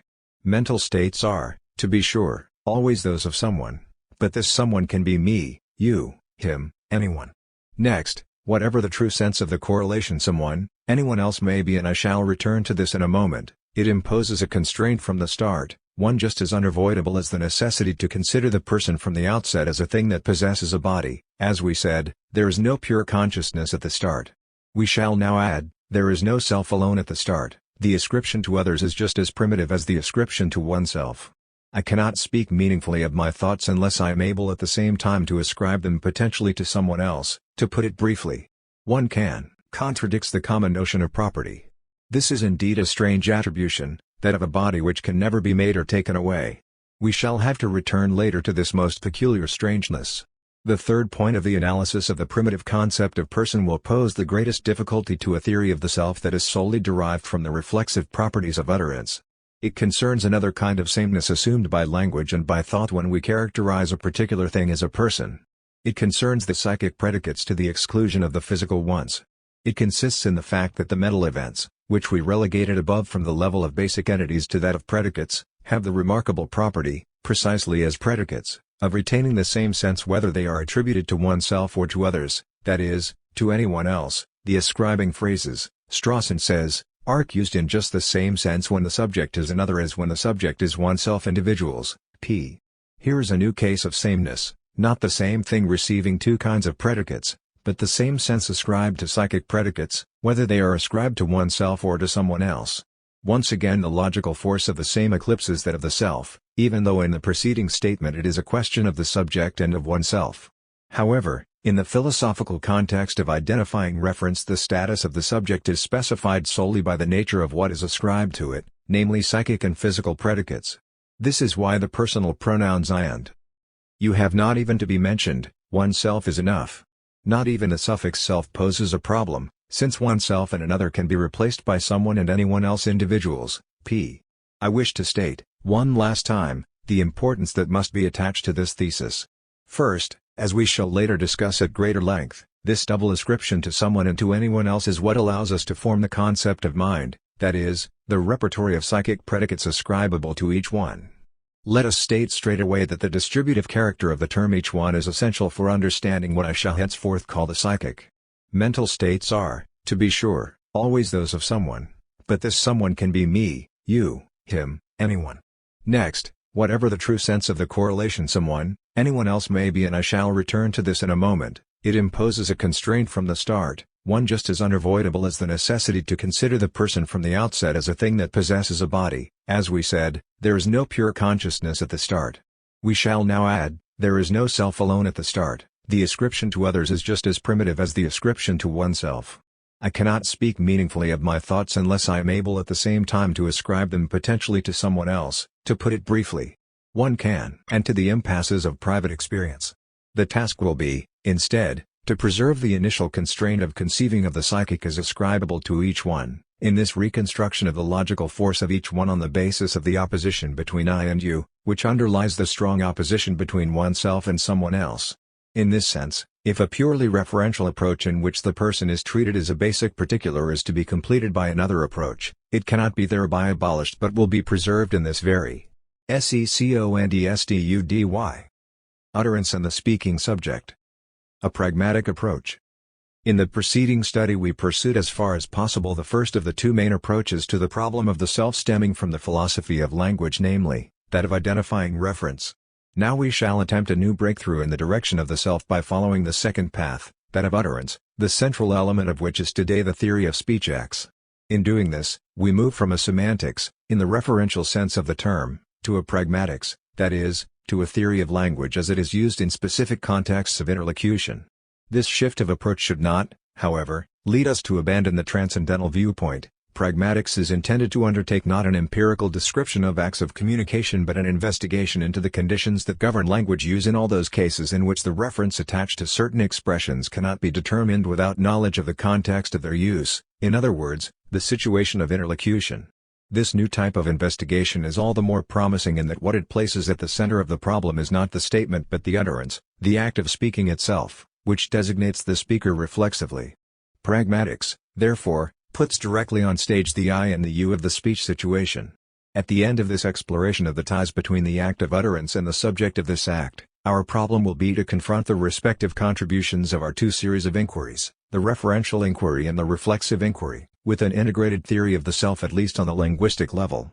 It indeed quickly becomes apparent that pragmatics can no more be substituted for semantics than semantics could carry out its task without borrowing from pragmatics. Just as a complete determination of the person as a basic particular proved to be impossible without resorting to the capacity for self-designation belonging to the subjects of experience, in the same way the complete analysis of the reflexivity implied in acts of utterance can be carried through only if a particular kind of referential value can be attributed to this reflexivity. What will finally prove most fruitful for our investigation into the self are the mutual overlappings of the two disciplines. At first glance, the two approaches seem to impose discordant priorities. For the referential inquiry, the person is considered primarily in terms of the third person, the one of whom someone speaks. I or the reflexive inquiry, however, the person is primarily an I who speaks to a you. The question will be finally to determine how the I-you of interlocution can be externalized in a him or a her without losing its capacity to designate itself, and how the he-she of identifying reference can be internalized in a speaking subject who designates himself or herself as an I. It is indeed this exchange between personal pronouns that seems to be essential to what I have just termed an integrated theory of the self on the linguistic level. Utterance and speech acts. We have proof that the reflexive approach is not purely and simply opposed to the referential approach in the fact that we first encounter the phenomena requiring an explicit theory of utterance as additional complications along the path of the reference of certain statements. Under the evocative title La Transparence et Enunciation, François Reconati introduces pragmatics by making reflexivity appear as a factor of opacity that interferes with the presumed transparency of a sense that, without it, would allow the referential intention to pass through. It is not unimportant that reflexivity is first presented as an obstacle to the transparency sought in the act of referring to. If, with the ancients and again with the Port-Royal grammarians, the sign is defined as a thing that represents some other thing, then transparency consists in the fact that the sign, in order to represent, tends to fade away and so to be forgotten as a thing. This obliteration of the sign as a thing is never complete, however. There are circumstances in which the sign does not succeed in making itself absent as a thing. By becoming opaque, it attests once more to the fact of being a thing and reveals its eminently paradoxical structure of an entity at once present and absent. The major circumstance in which the sign's opacity is made evident is that in which the fact of utterance, by being reflected in the sense of the statement, comes to influence the referential intention itself. The new turn taken by the theory of utterance with the analyses of speech acts, therefore, does not constitute anything radically new. It adds new life to a paradox well known to classical thinkers, resulting from the rivalry, in the same statement, between the representative intention of the statement and what the Port-Royal grammar called virtual reflection. In modern terms, this paradox consists in the fact that the reflection of the act of utterance in the sense of the statement is an integral part of the reference of most of the statements of everyday life in the ordinary situation of interlocution. The time has come to show in what way the theory of speech acts contributes to recognizing this factor of opacity belonging to the signs of discourse, and to specify the sort of subject that is fostered in this way. The ground will thus be prepared for a confrontation between the results attained along these two different lines of the philosophy of language as regards the self. The theory of speech acts is well known. I shall, therefore, be brief in the sketch that follows of its development from Austin to Searle. The starting point was, as we know, the distinction established in the first part of How to Do Things with Words between two classes of statements, performatives and constatives. The former are remarkable in that the simple fact of uttering them amounts to accomplishing the very thing that is stated. The example of promises, which will play a decisive role in the ethical determination of the self, is noteworthy in this regard. To say I promise is actually to promise, that is, to pledge to do something, and let us assume to do for someone else what I say I shall do. The French translation of Austin's book has the title Conduire, East Fair, when saying is doing. And notice how the I is marked at the start. Performatives have the feature of doing by saying only when expressed by verbs in the first person singular of the present indicative. The expression I promise, or, more precisely, I promise you, has the specific sense of promising which the expression he promises does not have, for the latter retains the sense of a constative or, if one prefers, of a description. The distinction between performative and constative, however, was to be surpassed by Austin himself, opening the path in this way for Searle's speech act theory. The initial opposition between two classes of statements is incorporated into a more radical distinction that concerns the hierarchical levels that can be discerned in all statements, whether constative or performative. It is of the utmost importance for the following discussion that these levels designate different acts. If saying is doing, it is indeed in terms of acts that WC must speak of saying. Here resides the major point of intersection with the theory of action that will be developed later, in a manner that remains to be determined. Language is included on the very plane of action. What acts are interwoven in this way in the global act of saying? We are familiar with the cardinal distinction between locutionary act, illocutionary act, and perlocutionary act. The locutionary act is the predicative operation itself, namely saying something about something. It is not without importance that the term act is not reserved for the illocutionary level but is already applied to the locutionary plane. The fact is thereby stressed it is not statements that refer to something but the speakers themselves who refer in this way, nor do statements have a sense or signify something, but rather it is the speakers who mean to say this or that, who understand an expression in a particular sense. In this way, the illocutionary act is joined to a more fundamental act, the predicative act. As its name indicates, the illocutionary act consists in what the speaker does in speaking. This doing marks the force in virtue of which the utterance counts as a statement, a command, a piece of advice, a promise, and so on. The notion of illocutionary force thus allows us to generalize beyond performatives, properly speaking, the implication of doing in saying. In the constatives themselves, a type of doing is included that most often remains unsaid but that can be made explicit by placing a prefix before the statement of the form I affirm that, which is comparable to the I promise that, the form in which all promises can be rewritten. There is nothing arbitrary about this procedure. It satisfies the substitution criterion established in logical semantics, that is, the two statements "the cat is on the mat" and "I affirm that the cat is on the mat" have the same truth value. But one has the transparence of a statement that is wholly traversed by its referential intention, the other has the opacity of a statement that refers RCF flexively to its own utterance. The prefix of explicit performatives thus becomes the model for the linguistic expression of the illocutionary force of all statements. Now it is in prefixes such as these that the I is brought to expression. Moreover, in the I of the prefix we have a complex situation of interlocution which is shown to contribute to the complete sense of the statement. Facing the speaker in the first person is a listener in the second person to whom the former addresses himself or herself. This fact belongs to the situation of interlocution. So, there is not illocution without allocution and, by implication, without someone to whom the message is addressed. The utterance that is reflected in the sense of the statement is therefore straightway a bipolar phenomenon. It implies simultaneously an I, that speaks, and a you to whom the former addresses itself. I affirm that equals I declare to you that, I promise that equals I promise you that. In short, utterance equals interlocution. A theme begins to take shape in this way which will continue to take on greater dimensions in the studies that follow, namely that every advance made in the direction of the selfhood of the speaker or the agent has as its counterpart a comparable advance in the otherness of the partner. At the stage of our present study, this correlation does not yet take on the dramatic character which the polemical confrontation between two narrative programs will introduce at the heart of interlocution. Speech-act theory does not provide us in this respect with any more than the dialogic skeleton of highly diversified interpersonal exchanges. An additional element can be supplied to this allocative relation without leaving the plane of utterance, if the theory of speech acts is completed by the theory of utterance proposed by Paul Ricoeur, according to which all designation consists in an intention of meaning which implies in its same the expectation that the interlocutor has on his or her side the intention of recognizing the primary intention for what it is meant to be.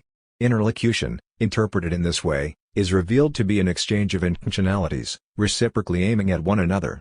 This circularity of intentions demands that the reflexivity of utterance and the otherness implied in the dialogic structure of the intentional exchange be placed on the same level.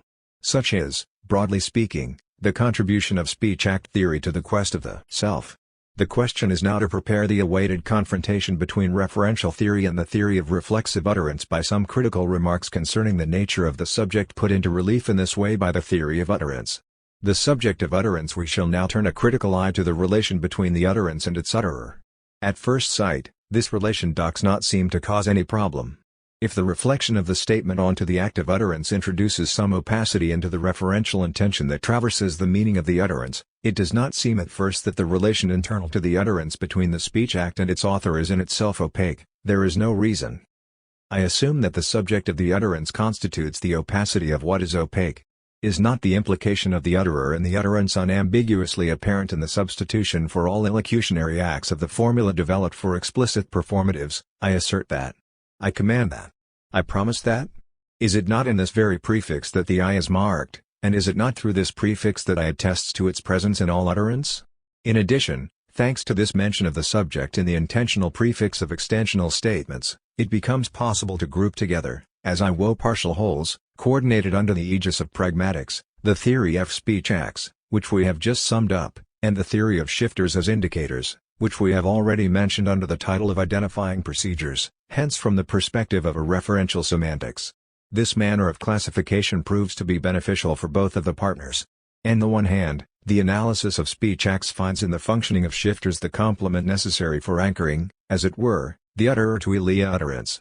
On the other hand, the shifters, for example, I, this, here, now are separated from the other two categories of identifying operators introduced in the first study, namely proper nouns and definite descriptions, which are related to semantics, while the first are maintained within the gravitational sphere of pragmatics. Furthermore, at the same time as the indicators taken together are separated from the group of identifying operators, the I is promoted to the NSD order of shifters, which, considered outside of the reflexive relation of utterance, present no privileged order. Related to the act of utterance, the becomes first and foremost among the indicators. It indicates the one who designates himself or herself in every utterance containing the word. The other indexes, that is, the deictic terms this, here, now, are grouped around the subject of utterance. This indicates every object situated in the neighborhood of the utterer. Here is the very place where the utterer is. Now designates any event that is contemporaneous with the utterance made by the utterer. By becoming the pivotal point of the system of indicators, the I is cast in all its strangeness in relation to every entity capable of being placed in a class, characterized, or described. I so little designates the referent of an identifying reference that what appears to be its definition, namely, any person who, in speaking, designates himself or her self cannot be substituted for the occurrences of the word I. There is no equivalence from a referential point of view between I am happy and the person who designates himself in speaking is happy. The failure to pass the test of substitution is decisive here. It confirms the fact that the expression does not belong to the order of entities capable of being identified by the path of reference. The logical gap is therefore deep between the indicative function, which is that of the I, on the one hand, and the referent in the sense of the first study, on the other. The singular nature of the functioning of indicators, which reinforces the theory of speech acts, is confirmed by a decisive feature with which we shall conclude our review of the results of pragmatics concerning the positing of the subject in discourse. This feature seals the autonomy of the present approach to the subject in relation to the previous approach by way of identifying reference. The dichotomy between the two approaches is marked in a spectacular way by their opposite manners of dealing with personal pronouns. Whereas in the referential approach it is the third person that is privileged, or at least a certain form of the third person, namely he, she, someone, each one. The theory of indicators in connection with the theory of speech acts not only privileges the first and second persons but expressly excludes the third person. This brings to mind Benvenist's anathema concerning the third person. According to him, Only the first and the second persons deserve this name grammatically, the third person being the non-person. The arguments in favor of this exclusion can be narrowed down to a single one: I and you are sufficient to determine a situation of interlocution. The third person can be anything about which someone is speaking: thing, animal, or human being. This is confirmed by the disparate uses of the pronoun "it is raining," "it is necessary," as well as the multiplicity of third-person expressions: one, each one, that one, etc. If the third person is so grammatically inconsistent, this is because it does not exist as a third person, at least in an analysis of language that takes as its basic unit the instance of discourse, as it is expressed in the sentence. There is no better way of binding the first and second person to the event of utterance than by excluding the third person from the field of pragmatics, where it, he, she is only spoken of, among other things. Having said this, does the pact between utterance and the indicators I and you, followed by the deictic terms this, here, now, RCN. Dare impossible all discordance between the theory of utterance and that of its subject? 2 or 3 remarks made earlier, which may have passed unnoticed, should, however, have alerted us. The first concerns the key term in the theory of speech: acts, the word act, not agent. Another remark concerns the inelocutionary force of the act, that is, according to the definition given by G. Granger, that which allows us to give messages specific communication functions or allows us to specify the conditions of their use. The illocutionary element, in Granger's prudent expression, can therefore be defined and submitted to a detailed topology, without there being any explicit mention of the author of discourse. At the price of this elision, the transcendental conditions of communication can be entirely stripped of psychological import and held to be regulations of language long and not of speech. But how far can this de-psychologizing be taken, if an ego must still be taken into consideration? A second remark that was not underscored adds to our puzzlement. The reflexivity in question up to now has been constantly attributed, not to the subject of utterance, but to the utterance itself. In the meaning of a statement, Recanati writes, the fact of its utterance is reflected la transparence et enunciation, p. This declaration should surprise us to the extent that it relates reflexivity to the utterance considered as a fact, that is, as an event produced in the world. What we earlier termed an act has become a fact, an event that takes place in a common space and in public time. In short, a fact occurring in the same world as the facts and states of the things that are cited frequently by declarative or assertive statements. Finally, the fact that the sign is also a thing, which as we mentioned earlier marks the very opacity of the sign, is brought to the foreground by the reflection of the fact of the utterance in the meaning of the statement. Recanati's declarations are unequivocal in this respect. A statement is something by reason of its utterance p, and again, the utterance is posited as a being p. Ultimately, one would have to say that reflexivity is not intrinsically bound up with a self in the strong sense of self-consciousness. In the statement in the meaning of a statement, the tact of its utterance is reflected, the expression as reflected could just as well be replaced by as mirrored. The paradox we encounter here is that of a reflexivity without selfhood, a self without oneself, or, in other words, the reflexivity characteristic of the fact of utterance resembles an inverted reference, a retro-reference, to the extent that the referral is made to the factuality that makes the statement opaque. In the same stroke, instead of opposing a reflexivity hostile to any characterization in terms of reference and the intention of the extralinguistic fact, the opposition mentioned earlier between indicating or showing and describing opposes simply sui reference and reference ad extra. But are reflexivity and sui reference equivalent notions? Does not the I disappear as an I when the statement is attributed to two references moving in opposite directions, one reference pointing in the direction of the thing signified and another in the direction of the signifying thing? This shift was in fact contained in the definition of the sign handed down from the ancients, a thing that represents another thing. Now, how can an act be simply a thing?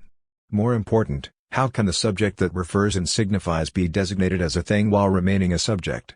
Have we not lost from sight two of the most precious conquests of the theory of utterance, namely, that it is neither statements nor even utterances that refer but, as was recalled earlier, speaking subjects, employing the resources of the sense and the reference of the statement in order to exchange their experiences in a situation of interlocution. That the situation of interlocution has the value of an event only inasmuch as the authors of the utterance are put on stage by the discourse in act and, with the utterers in flesh and blood, their experience of the world, their irreplaceable perspective on the world? The drift of pragmatics toward a concept of sui reference in which the main accent is placed on the factuality of the utterance can be cancelled out only if we are willing to stop for a moment and consider a number of paradoxes, even aporias, that pragmatics runs up against, As soon as we put questions to it regarding the status of the subject of the utterance as such, and not simply regarding the act of utterance treated as a fact, as an event that occurs in the world, in this very world to which the things belong that we refer to in reference ad extra. Confronting these paradoxes and aporias is placing oneself in line with the question who? Who is speaking? Which open the problematic of identification. The first paradox is the following: the expression I is fraught with a strange ambiguity. Husserl spoke in this regard of a necessarily ambiguous expression. On the one hand, I as a personal pronoun belonging to the system of language is a member of the paradigm of personal pronouns. As such, it is an empty term which, unlike generic expressions that keep the same sense throughout different uses, designates in each instance a different person for each new use. I in this first sense applies to anyone who, in speaking, designates himself or herself and who, in assuming this word, takes charge of language as a whole, according to Benvenist's fine expression. As a vacant term of this sort, I is a migrating term, it is a position with respect to which several virtual utterers can be substituted for one another. Whence the term shifter, which has been attributed to all similar terms, including the deictic series, for the sake of assigning the empty term to a single, current, actual utterer, who assumes hic nunc the elocutionary force of the act of utterance. On the other hand, in the same stroke, we have moved from one sense of the expression I to the other. We are no longer stressing the substitutable aspect of the shifter, but instead the fixation that results from speaking. We have passed from the paradigmatic viewpoint, by virtue of which I belongs to the table of pronouns, to the syntagmatic viewpoint, by virtue of which I designates in each case only one person to the exclusion of any other, the one who is speaking here and now. Let us, along with Granger, call this referring to a non-substitutable position, to a unique center of perspective on the world, anchoring. Trademark. The paradox consists quite precisely in the apparent contradiction between the substitutable character of the shifter and the non-substitutable character of the phenomenon of anchoring. To be sure, one can give an explanation for this first paradox without going outside of pragmatics. The solution proposed, however, will simply put off the difficulty, leaving it intact on a higher level. The explanation in question rests on the distinction introduced by Perk between type and token, which we must be careful not to confuse with that between a genus and a particular, to the extent that it holds only in the case of indices. The type concerns the order of in each case, the token is on the order of a single time, on the plane of actual utterance. Between the two, all contradiction disappears if we are willing to consider that the type implies in its very notion a necessary choice between candidates for the job of speaking subject. By reason of this necessary choice, the shifter takes on a distributive value in relation to all the instances of in each case that govern the exclusive attribution of the term I to a single, actual speaker. One can then say, without further paradox, that the actual anchoring of the token I is correlative to the substitutable character of the type I in the distributive and non-generic sense of the constitution of the index. Here we meet up with Husserl. The amphibology of the I is that of a necessarily occasional meaning. The term occasional has the very precise sense of connecting the in each case belonging to the type to the tokens a single time. However, does the distinction between type and token do away with every paradox concerning the I? This becomes doubtful, if we consider that it is perfectly compatible with an interpretation of RCF flexivity in the sense of sui reference, that is, in the sense of a referral to the factuality of a spatio-temporal event occurring in the world. It is with regard to the act of utterance, understood as a worldly fact, that one can say that it takes place only once and has no existence except in the instant in which the utterance is produced. We then speak of different occurrences of the same sign, which differ numerically only with respect to their spatio-temporal position, while illustrating the same type. The sign in question, however, is the act of utterance treated as a fact. The I is then intended only obliquely, that is, as an expression bearing internally the mark of an explicit performative of the form I affirm that, I order that, I promise that. The fact that the distinction between type and token concerns primarily the utterance rather than the utterer is confirmed by the highly technical analyses of those expressions termed token reflexives. To be sure, these expressions are warrantable utterances within the theory of speech X, but it can well be said of them that they refer to a fact that takes place in public space and time, in short, in the world. In this way, one avoids the paradox that arises only when the subject of utterance is thematized in itself. Yet this paradox cannot remain hidden for long. Once we confront the strangeness of the relation between a single speaker and the multiplicity of his or her utterances. If each of these constitutes a different event, capable of taking its place in the course of things in the world, is the subject common to these multiple events itself an event? We recall Husserl's hesitation to thematize in a distinct way the ego of the cogito cogitatum. nor have Dubsy forgotten the difficulties inherent in metaphoric expressions such as Eichstral, ray of the self, or Ichpal, the self as the identical pole of X, which characterize the sort of radiation or emanation that defines the relation of the unique speaker to the multiplicity of speech X. It is here that the paradox is transformed into an aporia. The type-token relation is no longer of any help, any more than the relation between the I-shifter and the anchored I. In question is the very notion of anchoring the token I. Indeed, what sense are we to attach to the idea of a singular perspective on the world? The aporia that guides us here is the one Wittgenstein continually returned to from the Tractatus to the Investigations and the Blue Notebook. I shall call it the aporia of anchoring. The privileged point of perspective on the world which each speaking subject is the limit of the world and not one of its contents. And yet, in a certain enigmatic way, after it appeared to be self-evident, the ego of the utterance appears in the WWLD, as is confirmed by assigning a proper name to the one who proffers the discourse. Indeed, it is I, PR, who am and am not the limit of the world.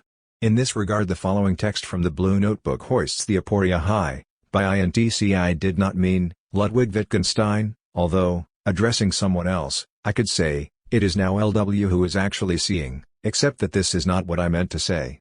The lack of coincidence between the I as the world limit and the proper name that designates a real person, whose existence is confirmed by public records, reveals the ultimate aporia of the speaking subject. The aporia remained hidden in one version of pragmatics, in which the reflexive referral aimed less at the ego of the utterance than at the fact of the utterance, considered an event in the world.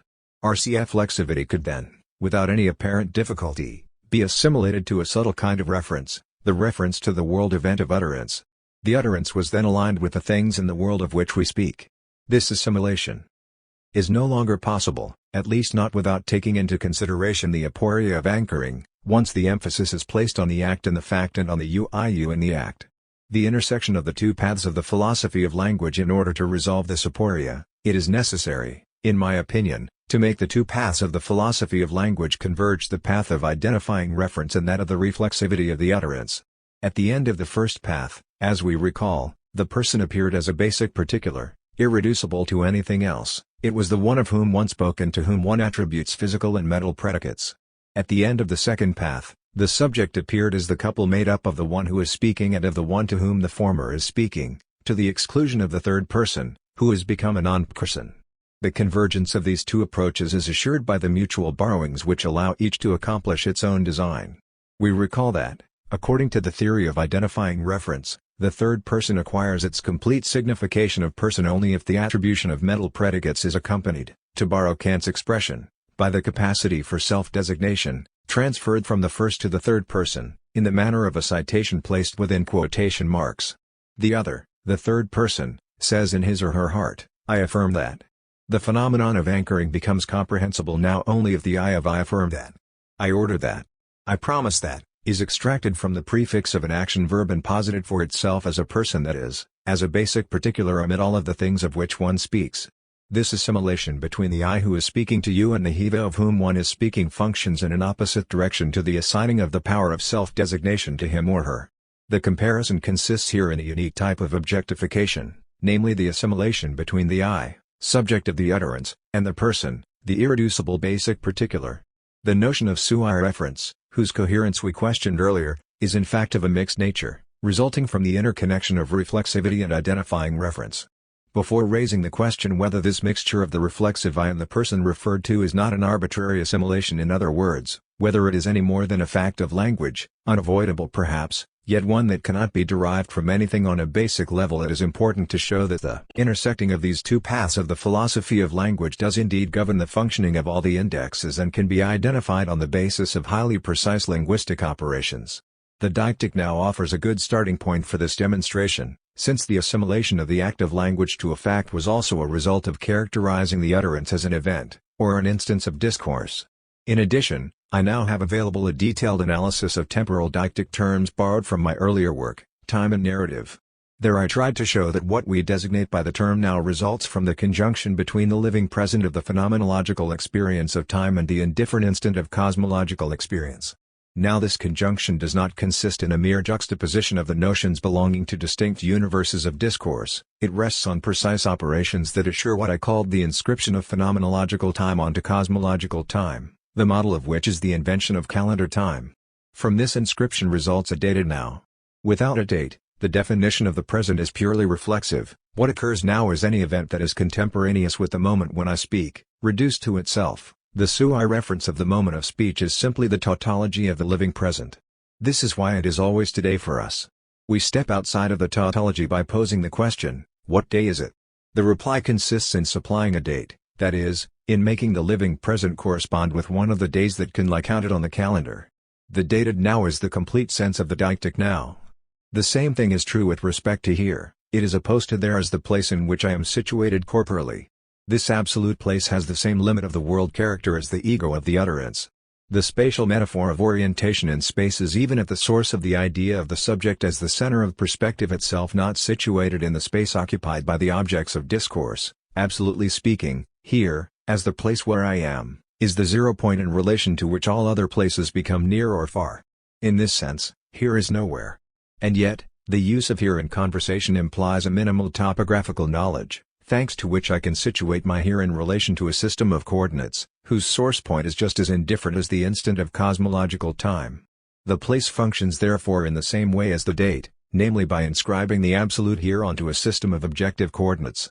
By virtue of this inscription, comparable to the phenomenon of dating, the complete signification of the deictic here is that of a localized here. From the deictic terms now and here, we can return to the indicators IU. The conjunction between the subject as the world limit and the person as the object of identifying reference rests on a process of the same nature as inscription, illustrated by calendar dating and geographic localization. The fact that the phenomenon of anchoring is assimilable to an inscription is marvelously attested to by the expression that so intrigued Wittgenstein, namely I. The relation between the personal pronoun I, taken as the subject of attribution, and the proper noun, as the designation of the token of a basic particular, is a relation of inscription in the institutional sense of the term. I is literally inscribed by virtue of the elocutionary force of a particular speech act naming on to the public list of proper names in accordance with the conventional rules that govern the attribution of family names and first names. Thus, in France and in other countries, the family name is imposed by kinship rules, matrimonial rules, rules of filiation, and the first name is chosen, relatively freely, by the legal parents, hence by someone other than the person who bears the name. In this sense, naming is through and through an act of inscription. The expression is so well chosen that what we call a birth certificate contains a triple inscription, a proper name conforming to the rules of naming that have just been mentioned, a date in accordance with the usage of the calendar, a birthplace conforming to the rules of localization in public space, the whole inscribed in public records. Inscribed in this way, the I is, in the proper sense of the term, registered. From this registration, there results the one who states, I, so and so, born on, at. In this way, I and PR mean the same person. It is therefore not arbitrary that the person object of identifying reference and the subject author of the utterance have the same meaning. An inscription of a special kind, performed by a special act of utterance naming, performs this conjunction. On the threshold of our conclusion, one final question remains. Can this assimilation of the person of identifying reference to the reflexive token I be founded on a more fundamental reality? This can only be done, in my opinion, by stepping outside of the philosophy of language and inquiring into the kind of being that can lend itself in this way to a twofold identification as an objective person and as a reflecting subject. The phenomenon of anchoring itself suggests the direction in which we must move. It is the direction indicated in the preceding analysis, namely the absolutely irreducible signification of one's own body. We recall that the possibility of attributing mental and physical predicates to the same thing seemed to us to be grounded in a twofold structure of the lived body, namely its status as an observable, physical reality and its belonging to what Husserl termed, in the fifth Cartesian meditation, the sphere of oneness or of what is mine. The same double allegiance of the lived body founds the mixed structure of I so and so, as one body among others. It constitutes a fragment of the experience of the world, as mine. It shares the status of the I understood as the limiting reference point of the world. In other words, the body is at once a fact belonging to the world and the organ of a subject that does not belong to the objects of which it speaks. This strange constitution of the lived body extends from the subject of utterance to the very act of utterance, as a voice proffered outside by breath and articulated by phonics and gesticulation. The utterance shares the fate of all material bodies.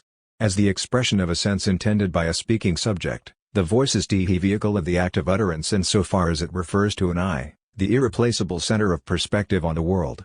These brief reflections anticipate the moment when we shall have to leave the plane of language, to which we have strictly confined ourselves in this first scries of investigations. The strange status of one's own body arises out of a wider problematic, where the stakes are the ontological status of the being that we ourselves are, a being that comes into the world in the mode of incarnation. THIRD-WORLDISM. An agentless semantics of action. The two studies that follow concern the theory of action, in the restrictive sense this term has acquired in the English language works classified under this title. They maintain a highly complex relationship with the preceding studies. On the one hand, the philosophy of language that has just been presented plays the role of organon with respect to the theory of action, inasmuch as this theory utilizes, in the descriptions it offers of action sentences, the now classical analyses of identifying reference and of speech acts. On the other hand, actions are such remarkable entities, and the tie between action and its agent constitutes such an uncommon relation, that the theory of action has become something quite different from the simple application of the linguistic analysis sketched out above. Moreover, by achieving the autonomy of a separate discipline, the theory of action has made apparent, as a repercussion, new linguistic resources, in its pragmatic as well as its semantic dimension. In the same stroke, the difficulties, paradoxes, and aporias with which the preceding studies ended take on new proportions within the framework of the theory of action. The complexity of the relation between the theory of language and the theory of action will be tested, first in the course of this study within the context of philosophical semantics, then in the next study within the context of the pragmatics of language. In each case, we shall sound out the enigma of the relation between the action and its agent, but with different resources resulting from the initial distinction between semantics and pragmatics. What does action, we shall ask, teach about its agent? And to what extent can what is learned in this way contribute to clarifying the difference between ipse and idem? Two remarks must be made at the start of the present study.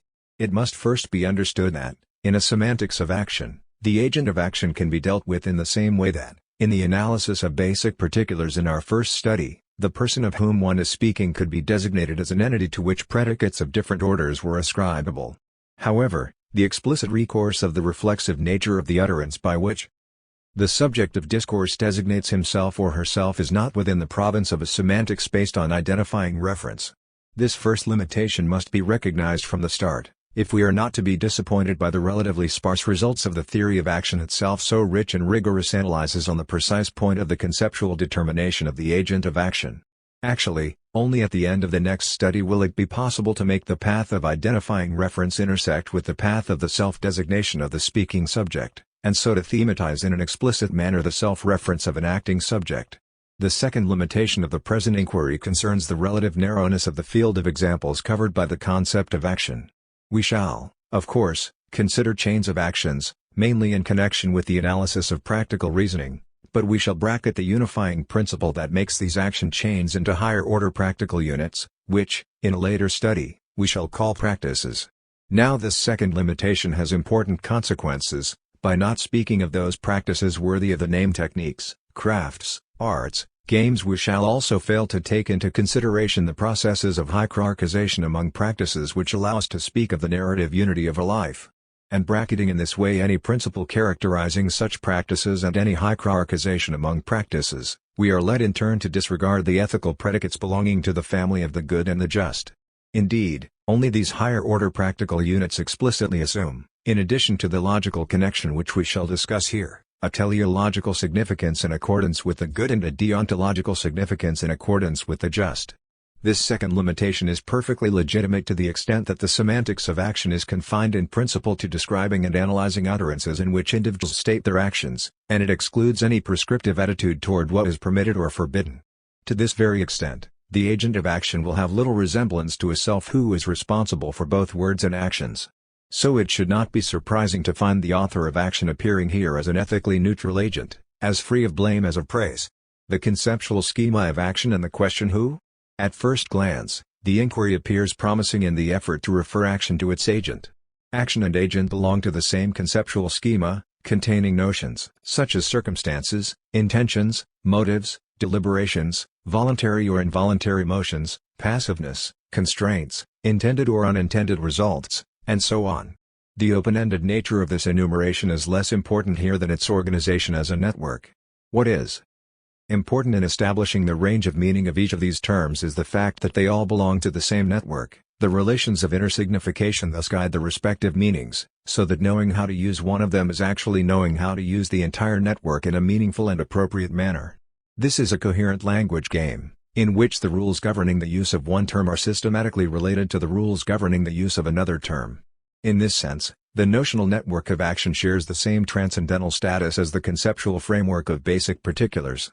Indeed, unlike the empirical concepts developed by the human sciences, from biology to sociology, the entire network serves to determine what counts as an action, for example, in the psychological sciences of behavior and in the social sciences of conduct. It is the specificity of this network in relation to the general determination of the concept of person, established in the first study, that will henceforth concern us. An effective way of establishing the reciprocal determination of the notions belonging to this network of action is to identify the chain of questions that can be asked on the subject of action: who did or is doing what, with what design, how, in what circumstances, with what means and what results. The key notions of the network of action draw their meaning from the specific nature of the answers given to the specific questions, which are themselves cross-signifying: who, what, why, how, where, when. One can see in what sense this method of analysis would appear to be promising. A privileged access to the concept of agent is afforded by the replies provided to the question who, what Strawson called the same thing, to which are attributed both mental and physical predicates, is now someone in response to the question who. Now this question reveals a genuine affinity with the problematic of the self as we outlined it in the introduction. In Heidegger, the investigation of who belongs to the same ontological sphere as that of the self-Selbstheit. L. Hannah Arendt, echoing Heidegger, links the question who to a specific characteristic of the concept of action, which she contrasts to those of labor and work. While a labor is wholly externalized in the thing produced, and while the work changes culture through its embodiment in documents, monuments, and institutions in the space of appearing opened up by politics, action is that aspect of human doing that calls for narration. And it is the function of narration, in its turn, to determine the who of action. Despite these obvious affinities, it is a mistake to believe that the theory of action can lead this far. In Heidegger, the dependence of the problematic of Selbst on Alle existential Dasein draws the who within the same ontological field of gravity.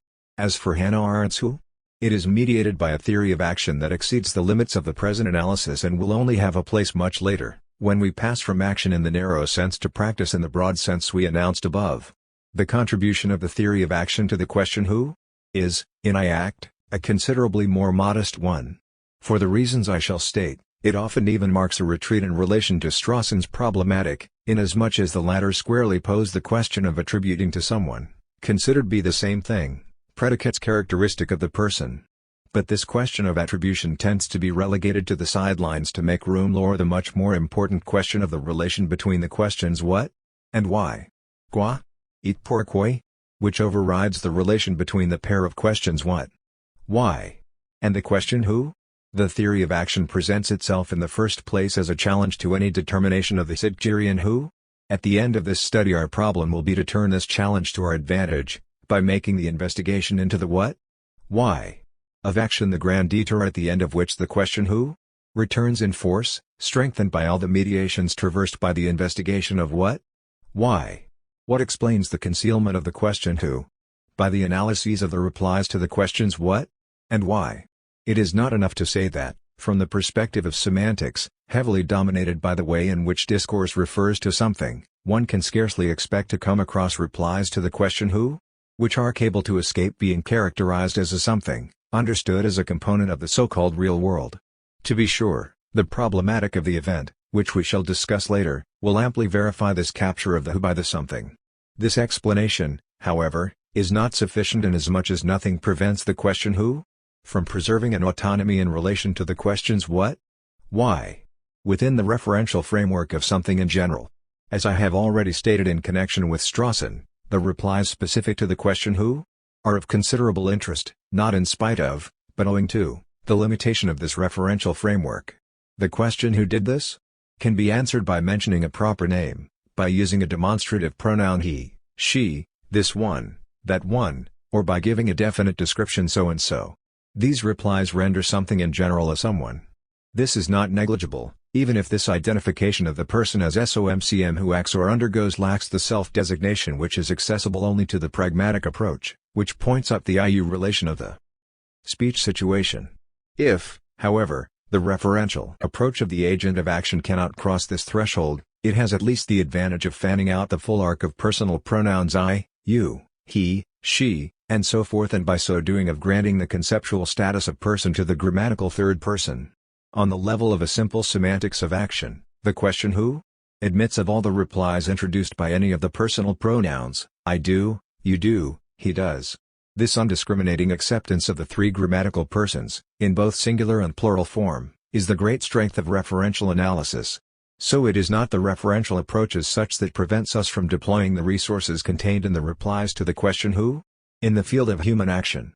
I shall therefore attempt in the following study to pursue the analysis I have just begun and to take up again, using the resources of the analysis of the replies to the questions what? Why? The problem left in abeyance at the end of the study, namely that of the ascription of action to its agent. The occultation of the question who? Can, in my opinion, be attributed to the orientation imposed by analytic philosophy on its treatment of the question what? By placing it in an exclusive relation to the question why? Despite the enormous differences which will progressively appear between different varieties of the analytic philosophies of action, they can all be said to share a common focus on the question of what counts as an action among the events in the world. It is in relation to the notion of something that occurs that one then strives to determine the descriptive status of actions. This orientation given to the question what? In relation to the notion of world event contains potentially the effacement to the point of occultation of the question who? Despite the stubborn resistance that the replies to this question oppose to their alignment with the strongly impersonal notion of event, the answers to the question what? Applied to action do indeed tend to separate themselves from the answers required by the question who? As soon as the answers to the question what action has been performed, are submitted to an ontological category that is in principle exclusive of the category of selfhood, namely the event in general, the something that occurs. This dissociation of the what? And the who? Resulting in the shift. All the problematic of action to the side of an ontology of the anonymous event, was made possible by a coalition in the opposite direction between he question what? And the question why? In order to determine what counts as an action the question what? One sought in the explanation nor the action the question why? The very criterion for what deserves to be described as an action. The use of why? In the explanation of action thus became the arbiter of the description of what counts as action. Two universes of discourse, action versus event, motive versus cause. For didactic reasons, I shall distinguish three levels in this capture of the what? By the why? And, finally, in the capture of the pair what? Why? By an ontology of the impersonal event. I shall not concern myself here with the chronology of the debate, even if the positions I shall refer to are staggered in time more or less in the order in which I shall present them. My points of reference shall remain nonetheless more theoretical than historical. I shall characterize the first level in terms of two major arguments. The first concerns the what? Of action in its specificity, the second, the relation, also considered a specific one, between the what? And the why? With respect to the first point, it is noteworthy that it was believed that, by taking the notion of event as its term of reference, the theory of action preserved the specificity of human action. To be sure, this was done first of all in order to oppose action to event. We shall see later through what turnabout the opposition became an inclusion. However, to begin with, opposition prevailed. Events, the argument ran, simply happen. Actions, on the other hand, are what make things happen. Between happening and making happen there is a logical gulf, as is confirmed by the relation of the two terms in opposition to the idea of truth. What happens is the object of an observation, hence of a constative utterance which can lie true or false. What is made to happen is neither true nor false but makes the assertion of a certain occurrence true or false, namely the action once it is accomplished. As the French language expresses it, ou action fait est venu en fait, the action accomplished has become a fact. But making it true results from doing it. From this opposition it results that the logical force of an action cannot be derived from any set of statements bearing on the events and on their properties. I do not underestimate the merits of this approach to the problem of action. Among these I am prepared to include the elimination of certain prejudices resulting from a poor construction of the concept of action by so many authors. This would include pseudo-concepts such as kinesthetic sensations which would allow us to know as an internal event our production of voluntary motions, and this would include as well alleged affective sensations, which would allow us to know our desires, also considered as internal events. The logical defect consists in the fact that internal observation, as alleged here, is constructed after the model of external observation. This prejudice serves as the unseen support for the vain search for some internal event. One can speak in this regard of a contemplative prejudice, which invites the following question: how do you know that you are doing what you are doing? The answer is, you know it by doing it. I would compare the distinction between making something happen and happening to the distinction made by G.E.M. Anscombe between knowing how and knowing that. Knowing how does indeed have something to do with the events which Anscombe says are known without observation. And this notion, in turn, authorizes us to speak of practical knowledge with respect to them. Now, before being applied to the notion of intention, which will be discussed later, the notion of events that are known without observation is applied to expressions as primitive as the position of my body and my limbs and the gestures I make. Knowledge of the gesture is in the gesture. This knowledge of what is done is practical knowledge. A man who knows how to do things has practical knowledge. Anscombe, intention, p. These are certainly very strong arguments, at first glance. Their defect, however, defect by omission, so to speak, is to be concentrated on the what of action without thematizing its relation to the who. By the same token, these arguments will prove to be extremely vulnerable to a critique which will result in making action a species of the genus event, rather than an alternative term. The irony is that it is the opposition between action and event that has opened the way for the absorption of the lust term by the second. The same paradoxical turnabout will occur on the second front opened by the theory of action. The what of action, in fact, is specified in a decisive way by its relation to the why. To say what an action is say why it is done. The relation of one question to the other is unavoidable. One can hardly inform anyone else about what one does without saving at the same time why one is doing it. Describing is beginning to explain, and explaining more is describing better. It is here that a new logical gulf opens up, namely the one between motive and cause. A motive, it is noted, is already a motive for acting. As such, it is logically implied in the notion of action done or to be done, in the sense that the motive cannot be mentioned without mentioning the action for which it is the motive. The notion of cause, at least in the humane sense, generally taken as a term of reference, implies on the contrary a logical heterogeneity between cause and effect, to the extent that I can mention one without mentioning the other. Hence, the match on the one hand and the fire on the other. The internal, necessary and in this sense, logical connection characteristic of motivation is incompatible with the extrinsic, contingent and, in this sense, empirical connection of causality. As we second, the argument claims to be logical and not psychological, in that it is the logical arc of the motivational connection that prevents classifying the motive as a cause. Motive is better interpreted as a reason for, not that every motivation is rational, for this might exclude desire. Every motive is a reason for, in the sense that the connection between motive for an action is a relation of mutual implication. This is verified, according to this school of thought, by the very grammar of the word wanting, which has a broader use than the term desire and which can be expressed as what one would like to do, be or have, what one would willingly do, reserving for the term desire a more restricted field, primarily an elementary or sexual sense. The grammar proper to the term wanting requires that wanting can be named only in connection with that toward which it tends, that is, the action itself. Wanting is wanting to do, wanting to get. Wanting, the argument continues, can be prevented, forbidden, or repressed. But even then it cannot be understood in any sort of logical independence from acting. In every instance there is logical involvement between wanting and doing. Wanting something logically implies getting it. Logically signifies that, to use my terminology, wanting and doing mutually belong to one another. Following a logical chain of involvement, we move from wanting to trying to do and, finally, to doing. This grammar of wanting confirms the criticism made above of the contemplative notion of internal events, observable by an inner eye. Wanting is not attention that an internal impression could make apparent. A bad grammar of the word wanting, treated as a substantive, is responsible for this interpretation of wanting as an internal event, logically distinct from the action mentioned in public language.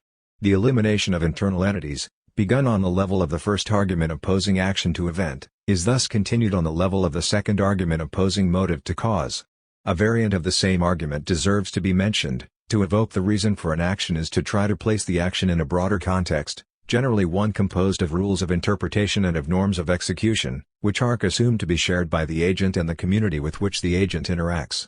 In this way, I ask you to consider my gesture, for instance, raising my hand as a greeting, a prayer, hailing a taxi, and so on.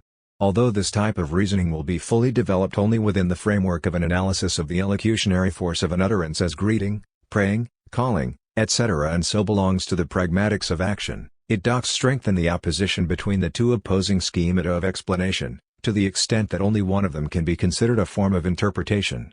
At the same time, A certain proximity becomes apparent between this conceptual analysis of action and the hermeneutical tradition, when the latter opposes understanding to explanation and makes interpretation a development of understanding. Interpreting, we read in Being and Time, is developing understanding by saying as what als was we understand something. This kinship is not surprising, inasmuch as action can be treated as a text and the interpretation of motives as a reading.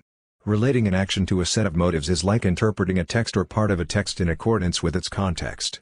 The kinship between this second type of argument and the first is obvious. The opposition between motive and cause shows a strict parallel with the opposition between action and event. The explanation of action in terms of motives even reinforces the description of action as that which makes something happen. Action and motive are together on one side, just as event and cause both lie on the other, as indeed the Humane tradition prepares us to admit.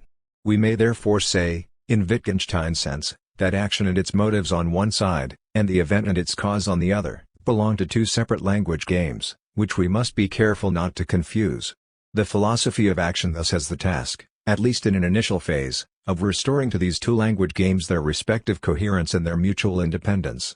And yet this clear distinction between the two universes of discourse has been unable to resist the assaults of a conceptual analysis which is more interested in the shades of meaning to be distinguished in each of the terms of these two language games. The result has been the constant encroachment of one on the other to the point of rendering problematic the very principle of their dissociation. I shall situate my own investigation at this stage of encroachment, before moving to the stage at which the language game of action and of the reasons for acting is swallowed up by that of events and causality. Allow me first to state why the dichotomous approach was destined to be heavily nuanced before being bluntly rejected. To begin with, phenomenologically speaking, the opposition between motive and cause is not obligatory. Later on we shall see that it is contestable on the very plane of logic where it is asserted. It seems instead that the category of wanting offers itself as a mixed category, whose apposite to us is missed as soon as, for logical reasons, one casts motive on the side of the reason for acting.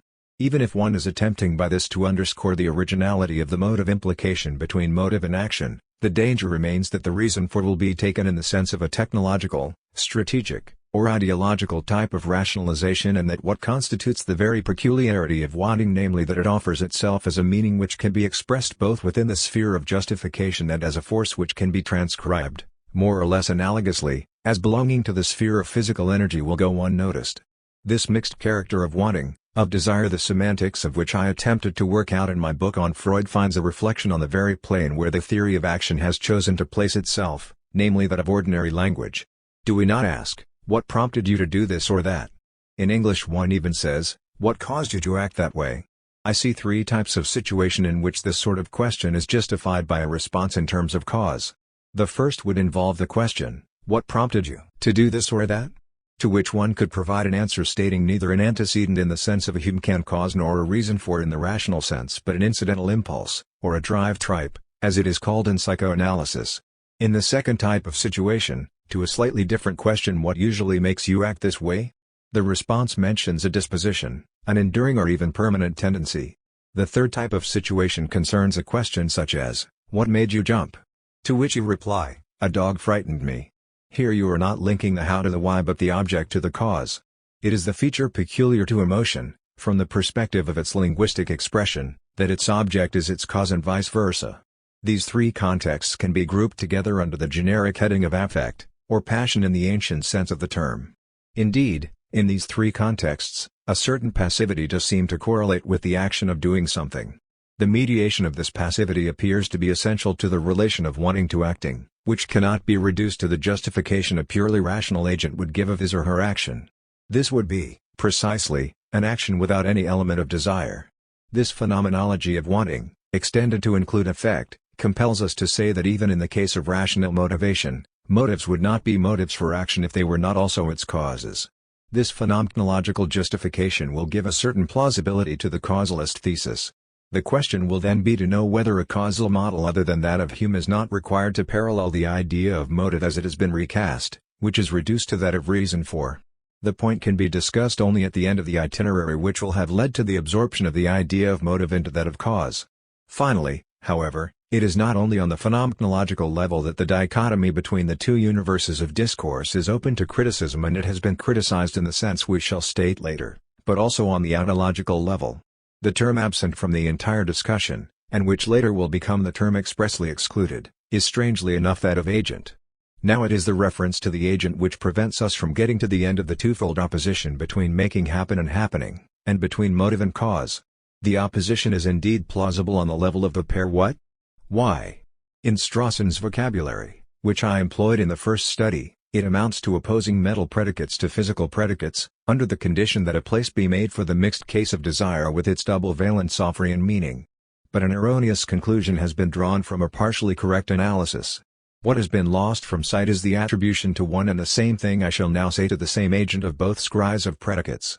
As a result of this single attribution, action is at once a certain configuration of physical movements and an accomplishment capable of being interpreted in terms of reasons for acting which explain it.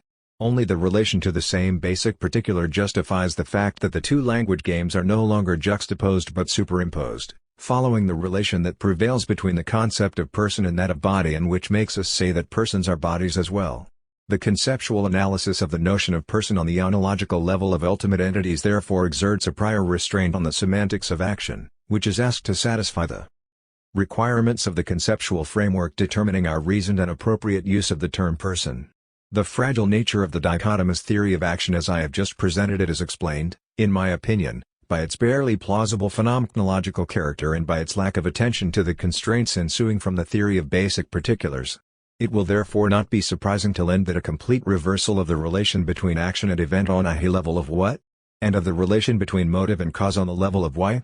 Will be tied to an even greater obliviousness with respect to the ontological constraints I have just mentioned, an obliviousness finalized by the substitution of a general ontology of events for the regional ontology of persons. But this twofold reversal on the plane of the analysis of discourse and on that of basic entities will not be examined immediately. Before considering the confusion of the universes of discourse I the advantage of the event and the cause, it is preferable to linger a while on the intermediate level, that of their mutual encroachment. The conceptual analysis of intention. It is significant that the conceptual analysis of the notion of intention, which we have purposely held in reserve until now, is responsible for producing the sort of nuanced and many-leveled analysis inherited from the Wittgenstein of the philosophical investigations, which, prior to any head-on attack, contributed to eroding the overly symmetrical polarities. Anscombe's book Intention provides in this regard the most elegant example of what I shall call, without any pejorative overtone, a conceptual impressionism, to distinguish it from the somewhat cubist version found in Donald Davidson's theory, which I shall analyze in the section that follows. We would certainly expect that a conceptual analysis of intention would lead from the pair what? Why? To the question who? Is not intention, phenomenologically speaking, the aiming of a consciousness in the direction of something I am to do? Curiously enough, conceptual analysis deliberately turns its back on phenomenology. Intention, lurid, is not intentionality in Husserl P.'s sense. It does not testify to the self-transcendence of a consciousness. Following Wittgenstein in this, Anscombe is in no way interested in the phenomenon which would be accessible to private intuition alone and, hence, compatible only with a private, ostensive description. Now this would be the case if intention were taken in the sense of intention to. This sort of intention turned toward the future and not verified by action itself is in principle accessible only to the very agent who expresses it. For a conceptual analysis that admits only the criterion of what is accessible to public language, the intention to, is valid only as a declaration of intention. We have no idea what an undeclared intention might be.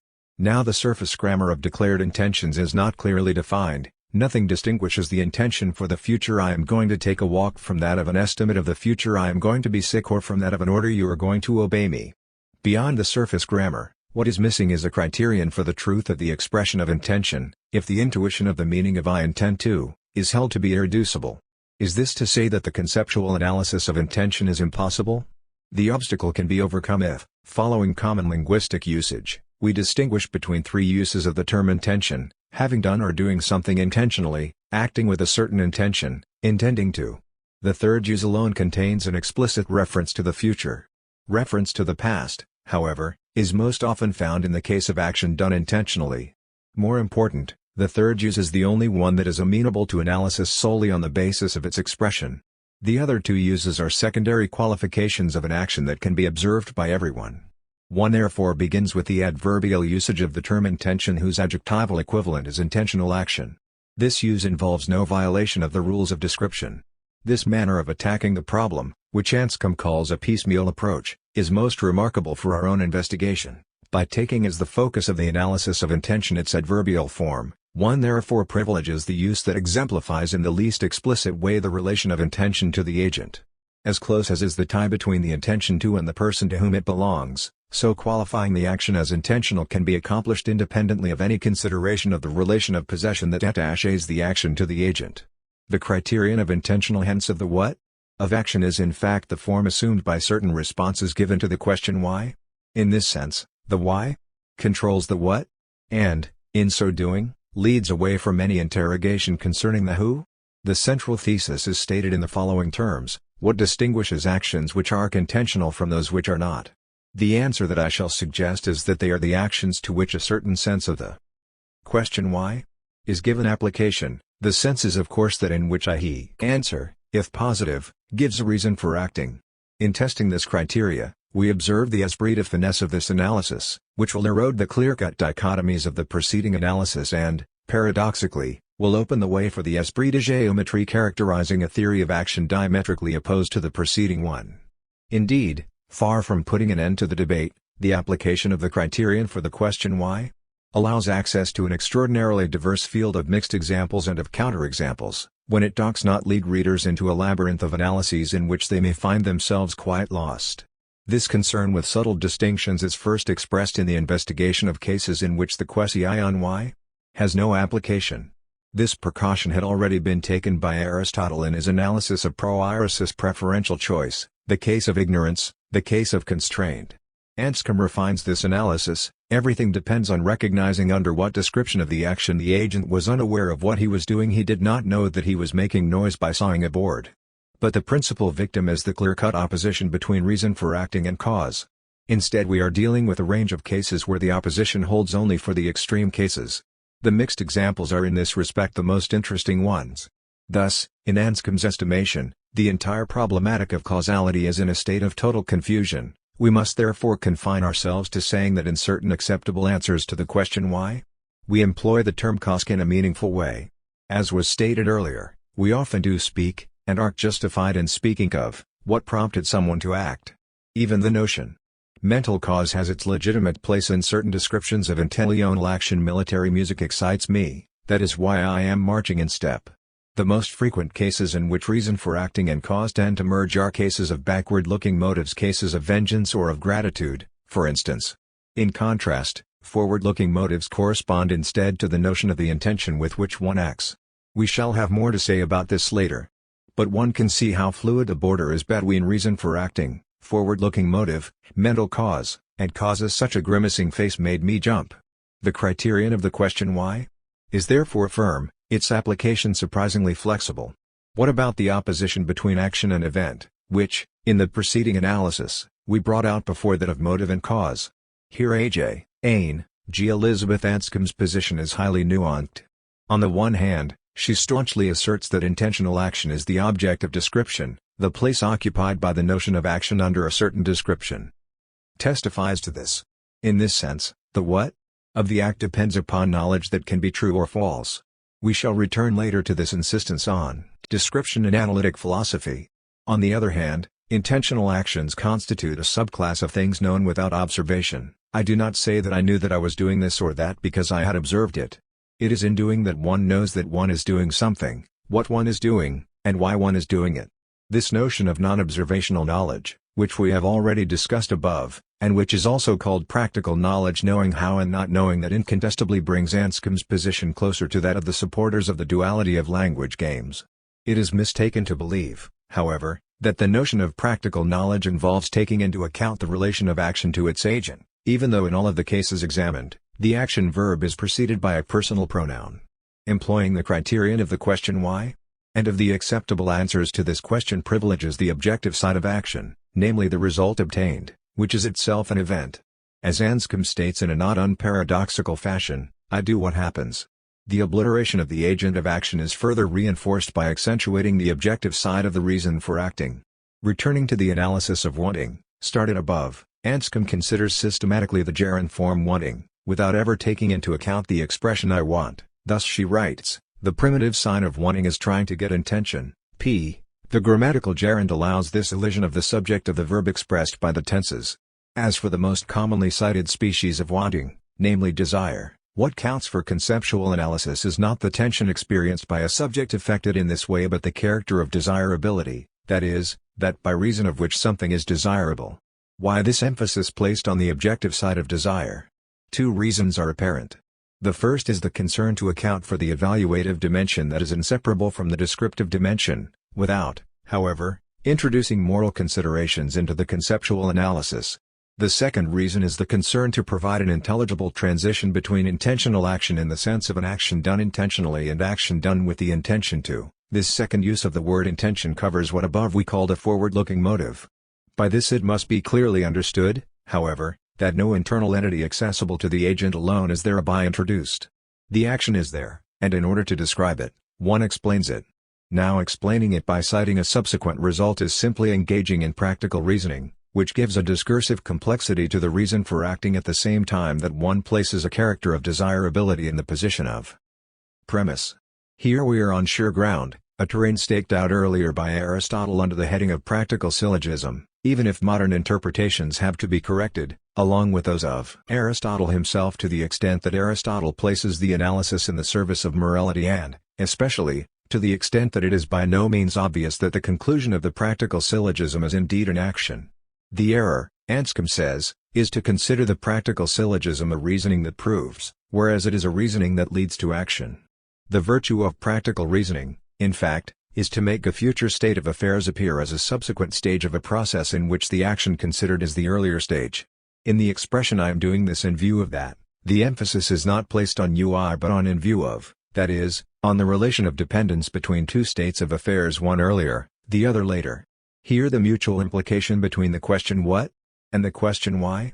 is most vigorously at work in both directions, moving from description to explanation, but also in the opposite direction, from explanation to description, inasmuch as the order introduced between a series of reasons for acting by practical reasoning rebounds onto the very description of the action. The irony of the situation is that it is precisely this mutual implication between the question "what?" and the question "why?" that has contributed to obliterating the question "who?" I explain this initially surprising phenomenon in the following way. In my opinion, it is the exclusive concern with the truth of the description that tends to overshadow any interest in assigning the action to its agent.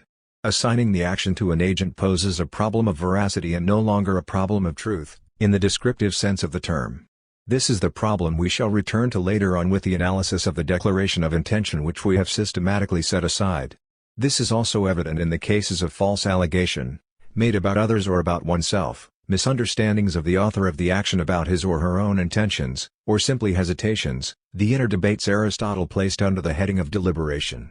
In this respect, the relation of means to end and the logic that belongs to it does not exhaust the meaning of the intention with which one acts. The latter, it seems to me, implies in addition the pure act of intending which has been cast out of first place. I am suggesting here that the question of veracity, distinct from that of truth, stems from a more general problematic of attestation, which is itself suited to the question of selfhood. Lies, deceit, misunderstandings, and illusions all belong to this order. It is perhaps due to the very style of analytic philosophy and to its almost exclusive preoccupation with description, as well as with the truth claims appropriate to description, that it ignores problems pertaining to attestation.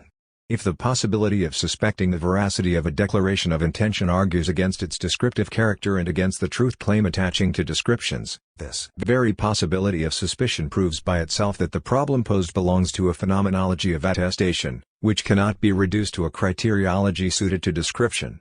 Tests of sincerity, as I shall state at greater length in the study devoted to narrative identity, are not verifications but trials that finally end in an act of trust, in a final testimony, regardless of the intermediary episodes of suspicion. Anscombe herself recognizes that there is a moment when only the person concerned can say what his or her intention is. But this saying is on the order of an avowal, an expression of internal testimony. When communicated, the avowal is or is not accepted. But it is never the equivalent of a public description, it is a shared confession. What Anscombe calls knowledge without observation belongs, it seems to me, in this in opposition to the author's will, to this order of attestation. I do agree that the attesta descriptions of a single action, pumping, filling the well, poisoning the inhabitants, setting off a war, Tie-in of the intentional aim is not the work of some very queer and special sort of seeing eye in the middle of the acting intention, p.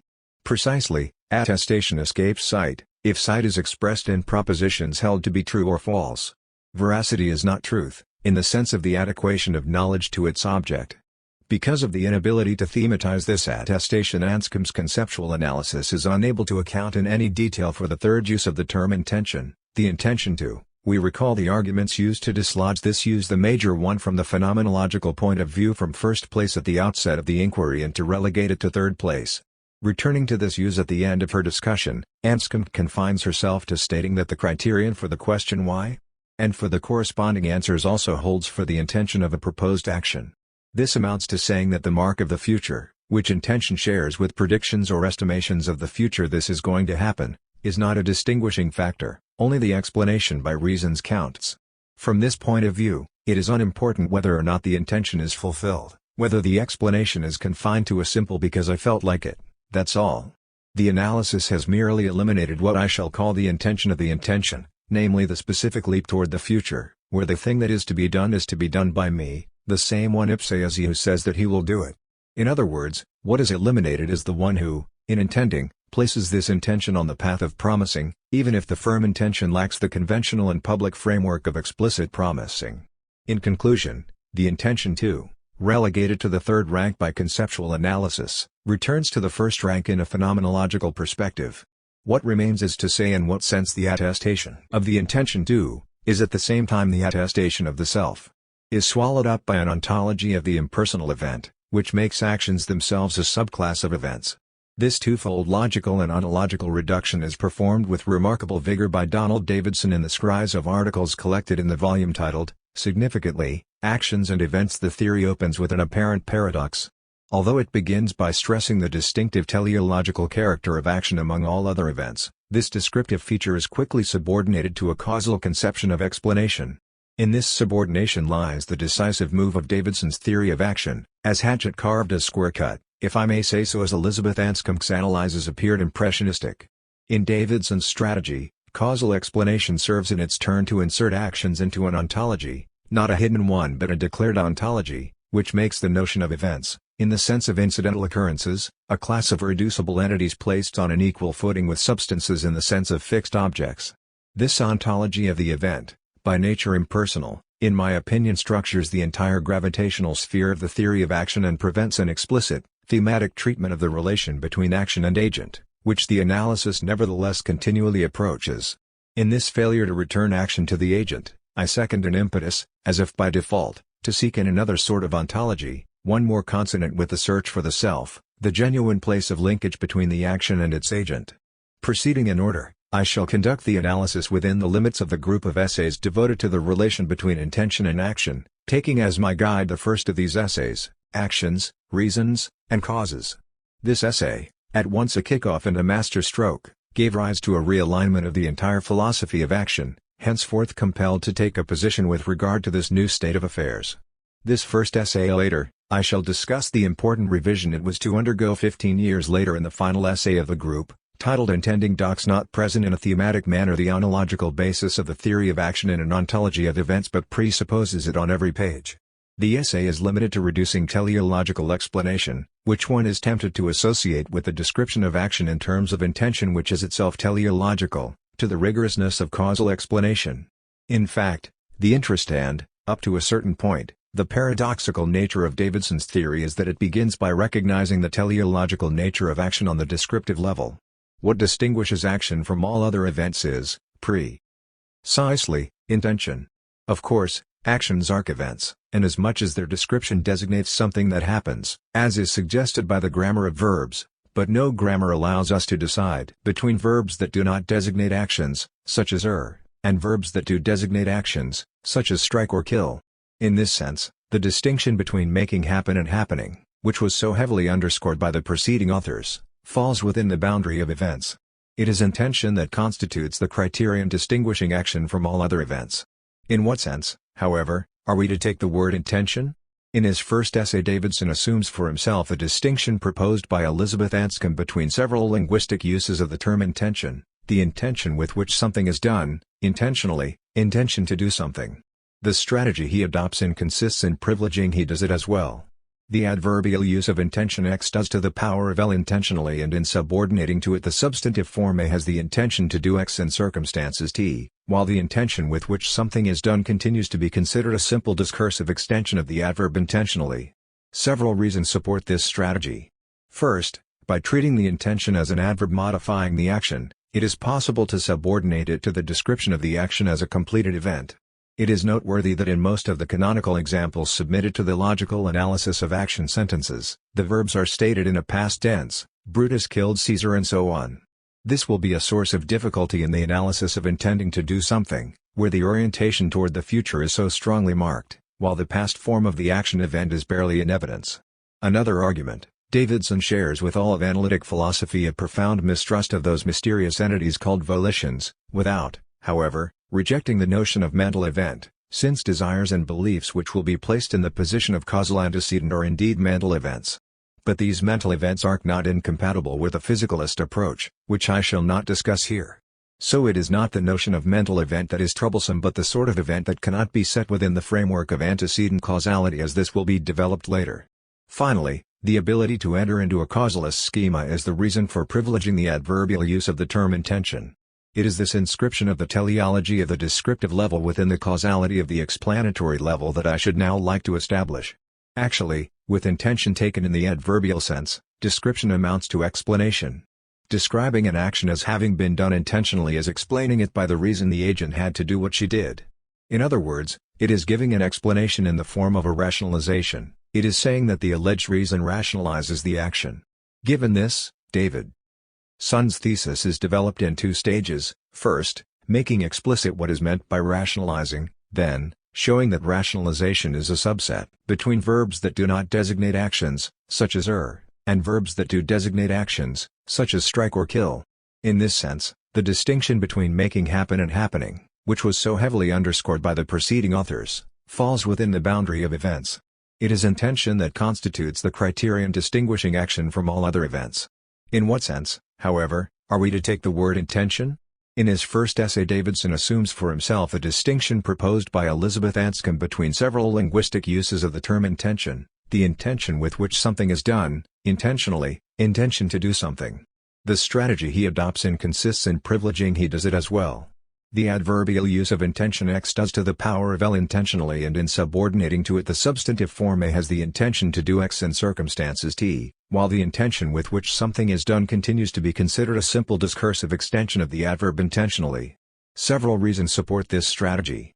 First, by treating the intention as an adverb modifying the action, it is possible to subordinate it to the description of the action as a completed event.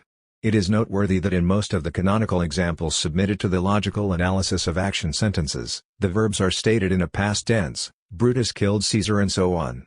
This will be a source of difficulty in the analysis of intending to do something, where the orientation toward the future is so strongly marked, while the past form of the action event is barely in evidence. Another argument: Davidson shares with all of analytic philosophy a profound mistrust of those mysterious entities called volitions, without, however, rejecting the notion of mental event, since desires and beliefs which will be placed in the position of causal antecedent are indeed mental events. But these mental events are not incompatible with a physicalist approach, which I shall not discuss here. So it is not the notion of mental event that is troublesome, but the sort of event that cannot be set within the framework of antecedent causality, as this will be developed later. Finally, the ability to enter into a causalist schema is the reason for privileging the adverbial use of the term intention. It is this inscription of the teleology of the descriptive level within the causality of the explanatory level that I should now like to establish. Actually, with intention taken in the adverbial sense, description amounts to explanation. Describing an action as having been done intentionally is explaining it by the reason the agent had to do what she did. In other words, it is giving an explanation in the form of a rationalization. It is saying that the alleged reason rationalizes the action. Given this, Davidson's thesis is developed in two stages: first, making explicit what is meant by rationalizing, then, showing that rationalization is a subset motivation which at the same time satisfies phenomenological intuition and offers an alternative to Davidson's causalist theory, which remains basically a Humean theory. If, as we have been saying, the phenomenology of wanting demands a new model of the idea of motivation that will take into account the dimension of passivity correlative to the action of doing, A similar overhaul of the idea of cause that dissociates it from the Humean model would also appear to be necessary. On the one hand, it does seem that the prestige of this model has prevented the acknowledgement of cases where motive and cause are indiscernible, namely all those involving the old idea of efficient cause, even the idea of disposition, restored to a place. Tie-in, causation can be observed without knowing the underlying law. In an essay devoted to Davidson's work, P. R. Strawson reinforces Davidson's position, in a way, though, that might ultimately weaken it causation and explanation, in essays on Davidson and Actions and Live Anui ed. Bruce Cremazon and Merrill B. Hintika, Oxford, Clarendon Press. Strawson observes that on the simple level of ordinary observation the phenomenon of production, the making happen discussed time and again in analytic philosophy, lends itself to typification, from which emerge certain regularities that, in turn, on another level of explanatory language, evoke genuine laws. In this way, the tractor is seen to pull or push just as we may pull or push using our arms. This is the case of all mechanical transactions, to use Strawson's expression. The thesis incorporating teleology and the causation between particular events then is in danger of losing not only its paradoxical character but even its power of discrimination. As other authors have so often stressed, the notion of cause fans out with such polysemy that one can no longer tell if it is the result of incipient anthropomorphism that we see the bulldozer push, as we might push a rock through a series of repeated efforts, or if it is by means of a transfer from things to ourselves that we apply a mechanical model to our own action. In any event, Strawson denies that this question of priority is of any immediate interest by situating the major split, not between human causation, whether this lies in physical effort or in weighing motives, and material causation, but between the natural character of the causal relation between events and particular circumstances and the non-natural character of the explanatory relation that links together not the events themselves but the fact that they happen. According to Strawson, facts designate states of affairs, which themselves do not occur, strictly speaking, but are simply exemplified by individual occurrences. I shall not let myself be drawn here into the dispute initiated by Strawson concerning the relation between temporal states of affairs and ephemeral events. Davidson devotes 2 essays to this question in Actions and Events, Events as Particulars and Eternal versus Ephemeral Events, pp. Honor by Ryle and the Concept of Mind. On the other hand, one could certainly argue that the idea of efficient cause, driven out of physics by Galileo's revolution, has simply returned to its old source, to its native land, in the experience of desire. But we could not be satisfied with an analysis that would be limited to restoring an archaic meaning of cause in order to make room for experiences in which motive has actually lived as cause. It is the very grammar of the notions of drive, disposition, and emotion, in short, the grammar of the concept of affect, which requires that we articulate the intentional character of action onto a type of causal explanation that conforms to it. This can only be teleological explanation. What is teleological explanation? It is an explanation in which the order is itself a factor in the production of an event. It is a self-imposed order. To say that an event occurs because it is intended as an end is not to have recourse to a hidden entity, whether virtus normativa or other, but to describe a system and a system law, such that in this system an event occurs because the conditions that produced it are those required to produce this end. Or, to quote Charles Taylor, this means that the condition of the events occurring is that a state of affairs obtain such that it will bring about the end in question, or such that this event is required to bring about that end. Explanation, p. So to say that an animal stalks its prey is to say that the sort of action described as stalking is that which, within the animal's repertoire of available behaviors, is required to satisfy its hunger.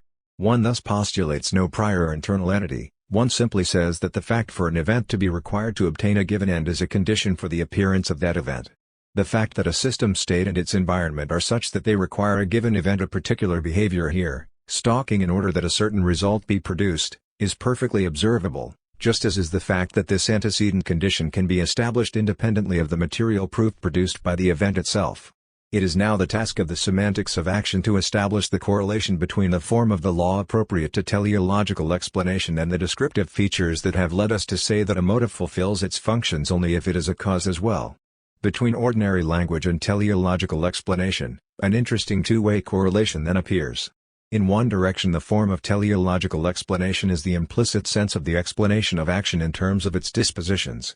In this case we can speak of a transcendental deduction of teleological explanation by reason of the feature belonging to ordinary language made possible by this explanation. Classifying an action as intentional is determining by what type of law it is to be explained and, by the same token, ruling out a certain type of explanation. In other words, it is deciding on the form of the law that governs the action and at the same time ruling out the possibility that this is a mechanical law. Here, describing and explaining coincide. The descriptive class is the same thing as the style of explanation. The question why is realized in the question what. A statement of the goal amounts to a description. Explanation is a redescription of the goal in view of which something is done. The epistemology of teleological causality is thus the explanation of the unsurmountable nature of ordinary language.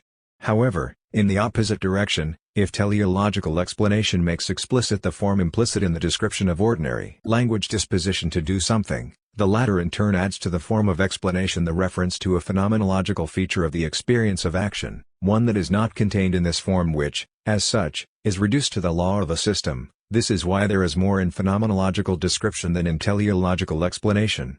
To the general notion of explanation in terms of a goal, human experience adds that of the conscious orientation of an agent capable of recognizing herself as the subject of her acts.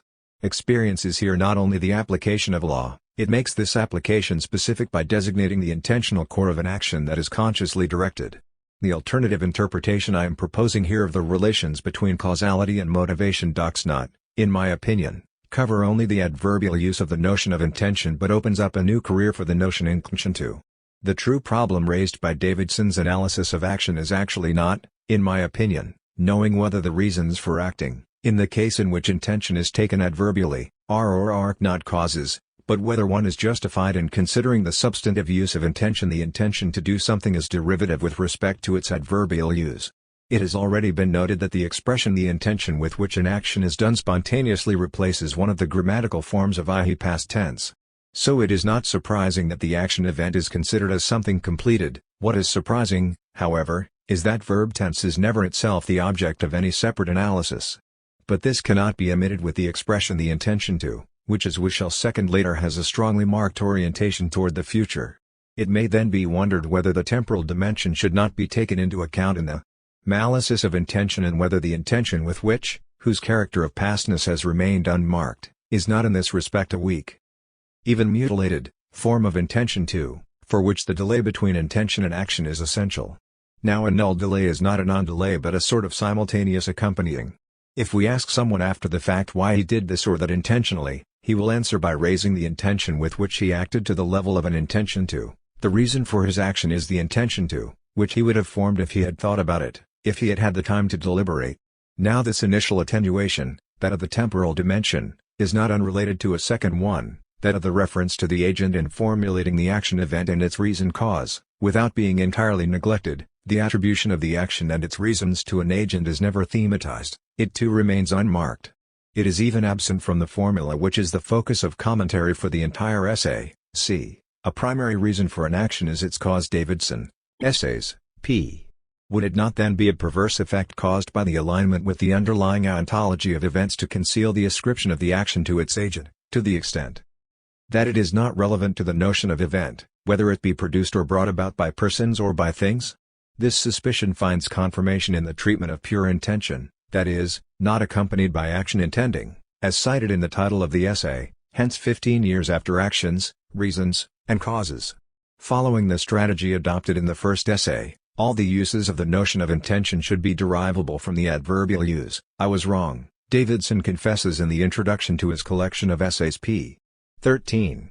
It did not escape Davidson's attention that intending to presents new and original features, precisely the orientation toward the future, the delay in accomplishing, even the absence of accomplishing, and, at least silently, the implication of the agent.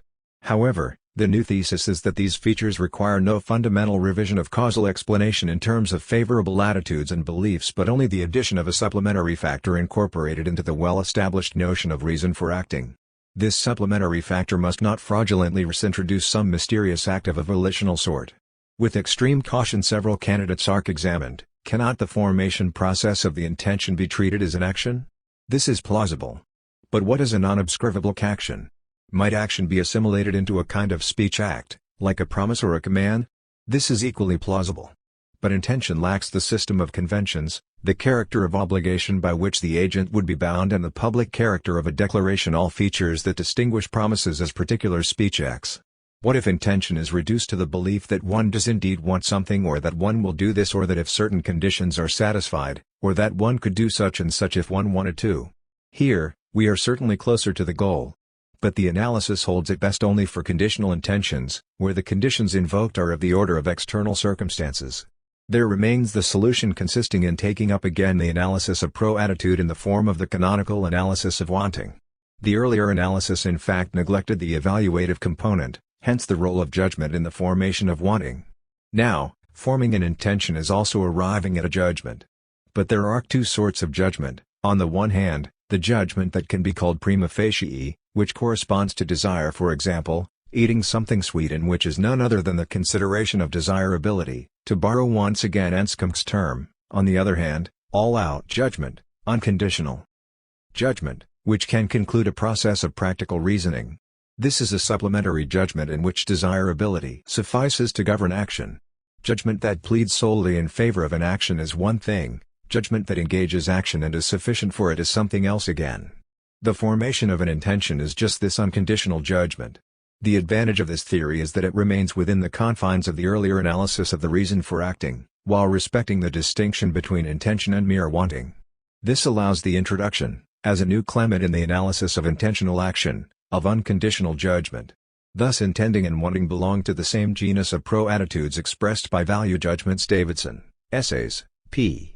Having said this, the causal explanation of intention is safe and sound.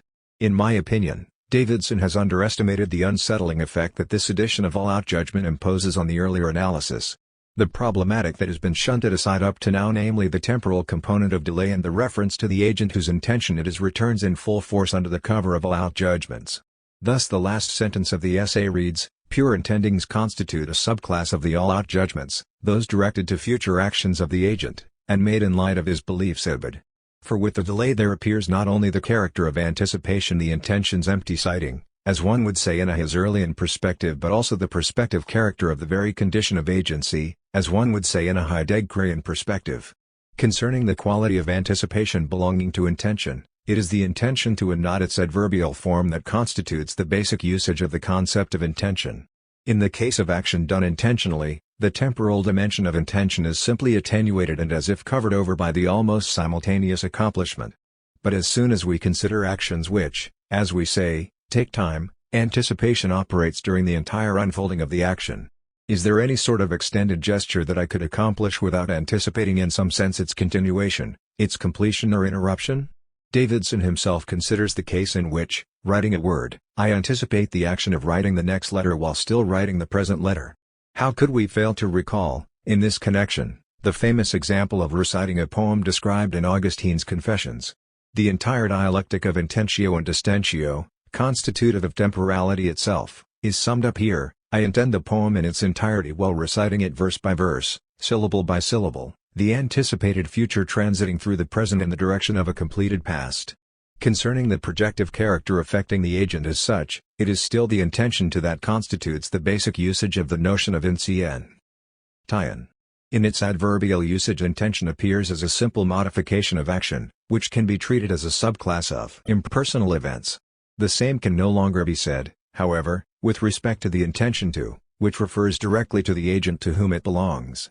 By the same token, the question of priority on the phenomenological level, between the multiple uses of the notion of intention, refers us to the underlying ontological problem, that of knowing whether an ontology of events is capable of taking intention into account as it belongs and through it, action itself to people. These are the ontological stakes at issue in the series of essays appearing under the heading Event and Cause, which compose the second section of Actions and Events. The bulk of the argument is devoted to justifying the claim according to which events and among these, actions are as deserving as substances of being called primitive entities, if we term entities the realities that give a truth value to the propositions referring to them. This Phrygian criterion of assigning existence is common to any number of schools of analytic philosophy. They differ from one another only in their application of this criterion, which is basically in terms of the logical analysis of the sentences or propositions which are the support for a truth claim. In this regard, the comparison between Strawson's claim and individuals, which we took as our guide in the preceding chapter, and Davidson's in Actions and Events is of the highest interest. It directly concerns the status of the agent of action on the ontological plane. In individuals, The distinction between the two kinds of basic particulars, bodies and persons, was made on the basis of the attribution on each side of different scries of predicates, mental predicates and physical predicates. In this way the agent of action is recognized as an ultimate particular, even if the agent as such is not yet a self, in the strong sense I am attributing to this term, but only as one of the things about which we speak. With Davidson, the split imposed by the logical form of action sentences the title of the first essay in this section passes between substances, or fixed entities, and events, or transitory entities. Now this split, and this is my major concern, not only does not promote any advance in the ontology of the agent but contributes in a certain sense to concealing it. In fact, persons in Strawson's sense are more on the side of substance, to the extent that it is to them that action events happen. In the logical analysis of the sentence Pierre struck a blow, what matters is that the verb to strike is said of both Pierre and the blow. The blow is in the position of a particular event. Pierre is in the position of substance, not so much as a person distinct from material things, bodies, in Strawson's vocabulary, but as bearer of the event. What matters here is that the event possess the same ontological dignity as substance, whether the latter be a thing or a person. To complete the occultation of the specific problematic of the agent, the assimilation of primary reasons, attitudes and beliefs to mental events results in the notion of person being torn between event and substance without ever being relevant in itself. In fact, when the emphasis is placed on the bearer of the event, the person is substance without any special privilege, but when it is the notion of mental events belonging to the person that is emphasized, this notion tends to fade away into the mass of events, that is, into the tumult of everything that happens. The reasons Davidson advances to say why events should be treated as substances deserve to be taken into consideration, especially in view of the prudence and modesty with which the claim is presented. The logical form of action sentences exerts a constraint that is hardly open to dispute. If the explanation of action by reasons is a species of causal explanation, and if causality operates between particular events, then actions must indeed be events, and these events must exist in order to assure the truth value of the propositions which refer to them. This vigorous claim is reinforced by the many parallels that the analysis of the logical form of action sentences discovers between substances and events. How, for example, could one say that a certain action is amenable to several descriptions? We have encountered innumerable times the expression, such and such an action under a description D, if it did not constitute a particular entity. In respect of this, the analysis of excuses, begun by Austin, and that of mistakes, outlined above, lead back by way of other paths to the notion of a plurality of descriptions of a certain action performed. The same can be said of variable polyadicity, to use Anthony Kenny's phrase, by reason of which it is always possible to add to an action statement the mention of the recipient, the place, the time, the means, and other circumstances, without altering the truth value of the reference to the given action. In an even more striking way, could one speak of the numerical identity of a single action or of the qualitative identity between two actions? The question of identity is so central to the plea for an ontology of events that it provides the major argument in the essay titled The Individuation of Events. Davidson, Essays, pp. The essay begins by asking, when are events identical, when distinct? What criteria are there for deciding one way or the other in particular cases? P. The answer is that the criteria for deciding identity are the same for events and for objects, substances. Could an action take place several times recurrence of an occurrence? Could one name an action one, a few, all, if actions were not events which could be said to exist on an equal footing with material objects and, we might add, with persons viewed as substances? Everything contributes to the claim that events are individuated just as are singular substances.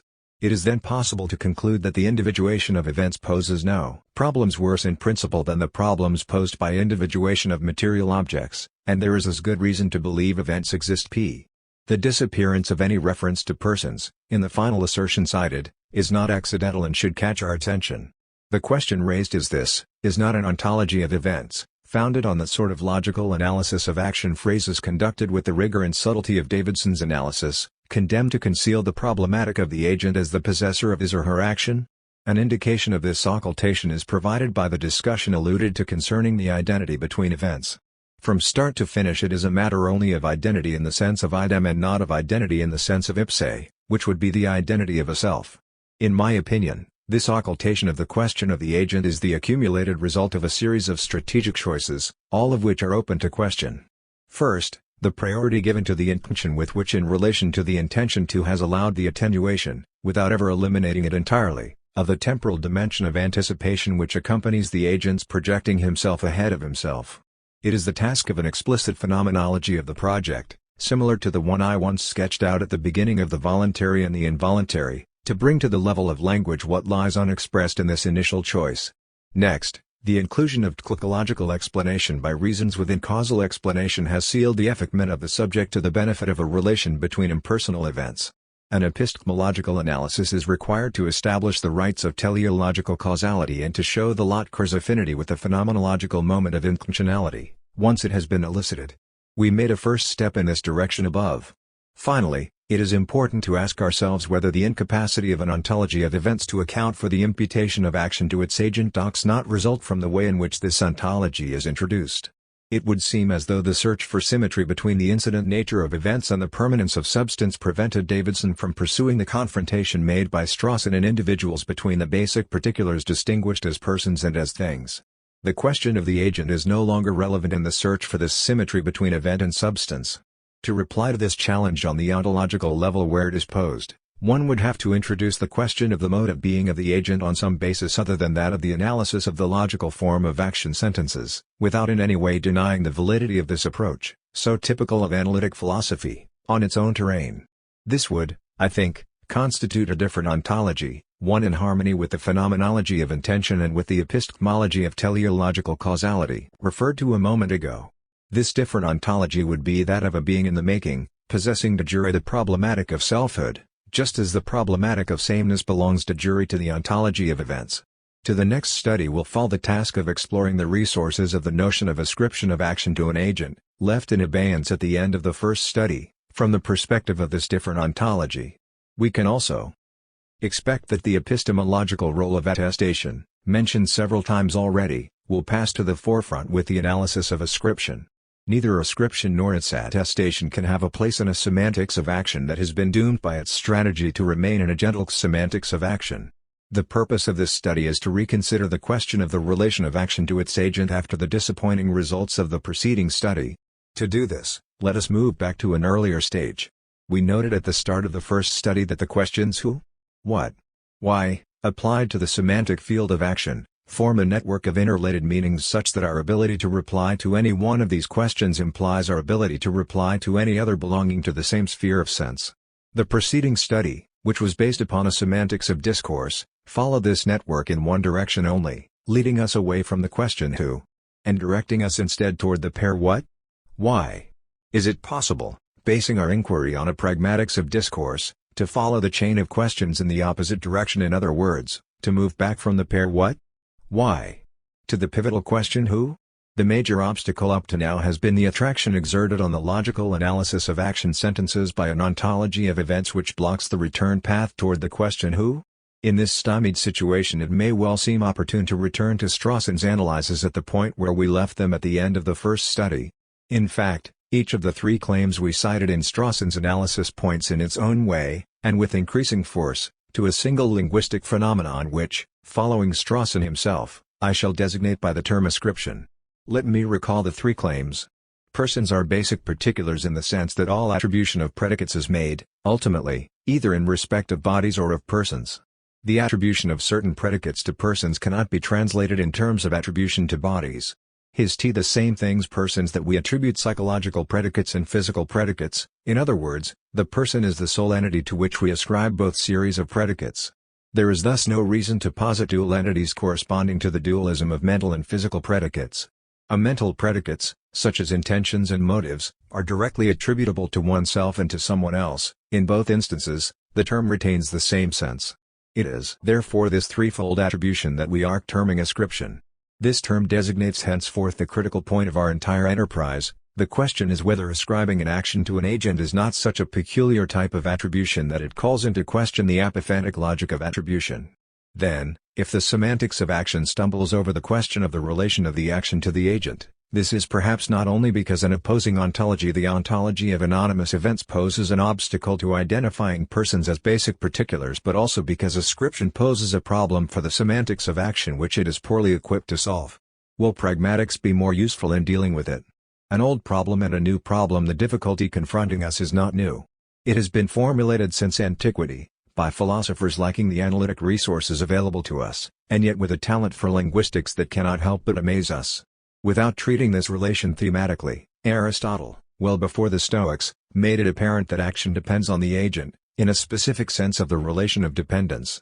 Aristotle is one of the first, after the Sophists perhaps, to verify and codify the relevance of the linguistic choices made by orators, tragic poets, and magistrates, and also those made in ordinary usage, whenever it is a matter of submitting action and the agent to moral judgment.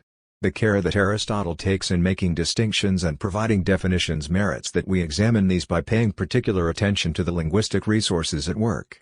Aristotle, as has often been stated, did not have available in his ethics a unified concept of will, as will be found in Augustine, Descartes and the Cartesians, Kant, and Hcgcl. Nevertheless, in order to have a point of anchorage on the level of action for his detailed study of virtue, that is, of the features of excellence belonging to action, he undertakes in Book of the Nicomachean Ethics an initial distinction pairing actions performed despite oneself ekon akousios with those performed freely hekon, hekasios, then makes a finer distinction within this first circle of those actions expressing a choice, more precisely a preferential choice pro irisis, which is priorly determined through deliberation bouleusis. This relation between the preferred and the predeliberated probiboulumenon will serve as the base for a definition of virtue that involves other differential features that I shall discuss in another study. How, on this base, is the relation of action to its agent to be stated? The most concise expression of this relation is found in a formula that makes the agent the principal arca of his actions, but in a sense of arca that authorizes us to say that the actions depend on preposition epi, the agent himself auto m, al. The agent relation is thus expressed by the conjunction between the generic concept of principle and one of the deictic pronouns, belonging to the family of the sophilosois, which will be enumerated later, through the mediation of one privileged preposition and of some others with similar senses. The simultaneous presence of these three components is essential to the Aristotelian interpretation of what today we term ascription. These three components of ascription take on an ever more precise sense as the analysis progresses from the plane of the voluntary and the involuntary to the plane of preferential choice, where the relation between the theory of action and ethical theory is much closer. Beginning with involuntary actions, characterized by compulsion or ignorance, Aristotle declares, that is compulsory of which the moving principle is outside, being a principle in which nothing is contributed by the person who is acting or feeling the passion en, al. In contrast, when a man acts voluntarily, the principle that moves the instrumental parts of the body in such actions is in him en auto / and the things of which the moving principle is in a man himself en auto are in his power ep auto, or as rendered in French, depend de la oui to do or not to do a. Note that at this stage of the analysis the preposition in en prevails over the preposition on epi. This will no longer be the case in the more precise analysis closer to ethics, Aristotle will say of preferential choice. But the linguistic and conceptual analysis of the voluntary and the involuntary already permits an emphasis on the conjunction between the notion of principle and a pronoun answering the question who? We, someone, each one, and summed up in the term autos, himself.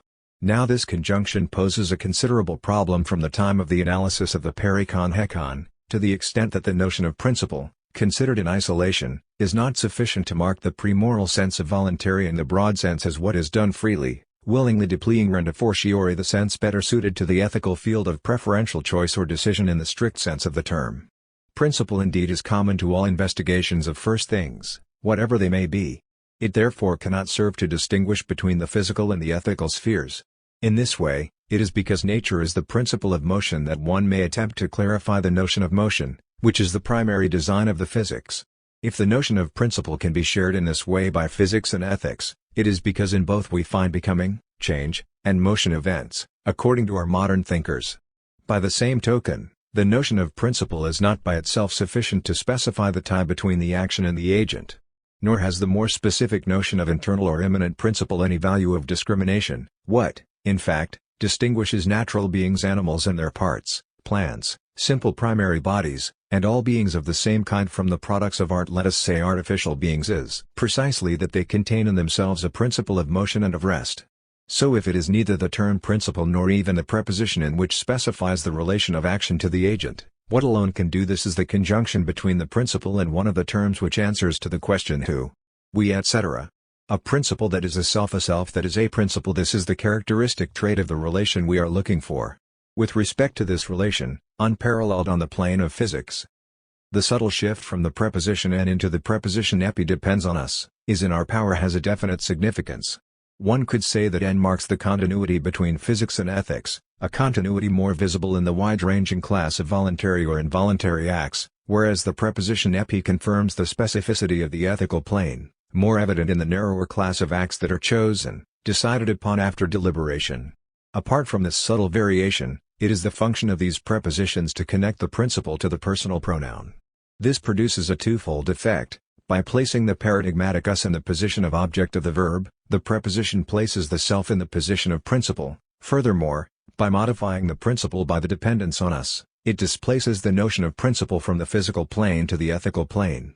This is the essential point. The sort of short circuit established between arca and autos results in each of these terms being interpreted in relation to the other. The entire enigma which the moderns have placed under the heading of ascription resides in this mutual interpretation. With the analysis of proairesis, of preferential choice or decision, the ethical determination of the principle of action wins out over its physical determination. Here we reach the core of what is properly human involuntary action, of which Aristotle says that it is most closely bound up with virtue W.D. Ross, or essentially proper to virtue Voyelkin or closely related to the latter tricot or possessing a closer tie with it Godi Krajolif en. Pound. It is indeed preferential choice that makes human action worthy of praise or blame, inasmuch as it is what allows us to discriminate characters better than actions do ibid. With regard to choice it is said, more forcefully and precisely than with regard to the voluntary, that it seems to relate to things that are in our power tie fernen, or see to things that depend on us llb. To be sure, in the analysis that follows, the main emphasis is not placed on this tie of dependence tricot, on what is in our power Ross, Godi Krajolif, but on the deliberation that precedes choice, the PRC Ferd, Aristotle notes. Expresses the prediclib created. In this way Aristotle anticipates all the analyses we have considered above in which the what? Why?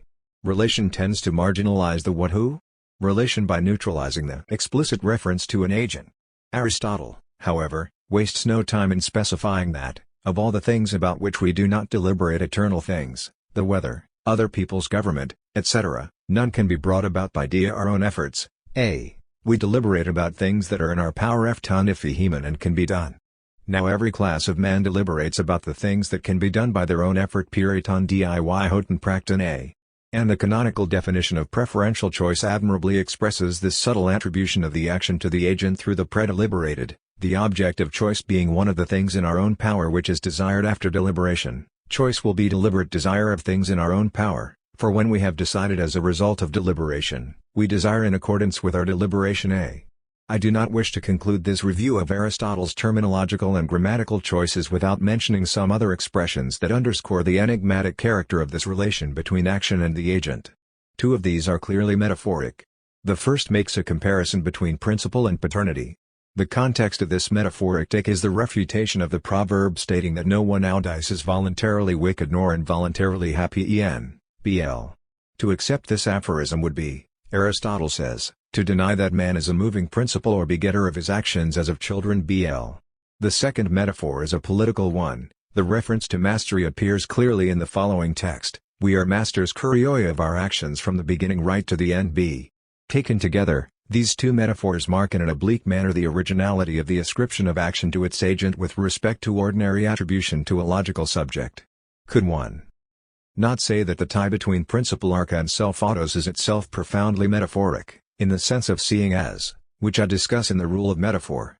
Trademark does not ethics, in fact, demand that we see the principle as self and the self as principle? In this sense the explicit metaphors of paternity and of mastery would be the only way of putting into linguistic form the tie arising out of the short circuit between principle and self. Let us consider the final indirect approach to ascription found in Aristotelian philosophy.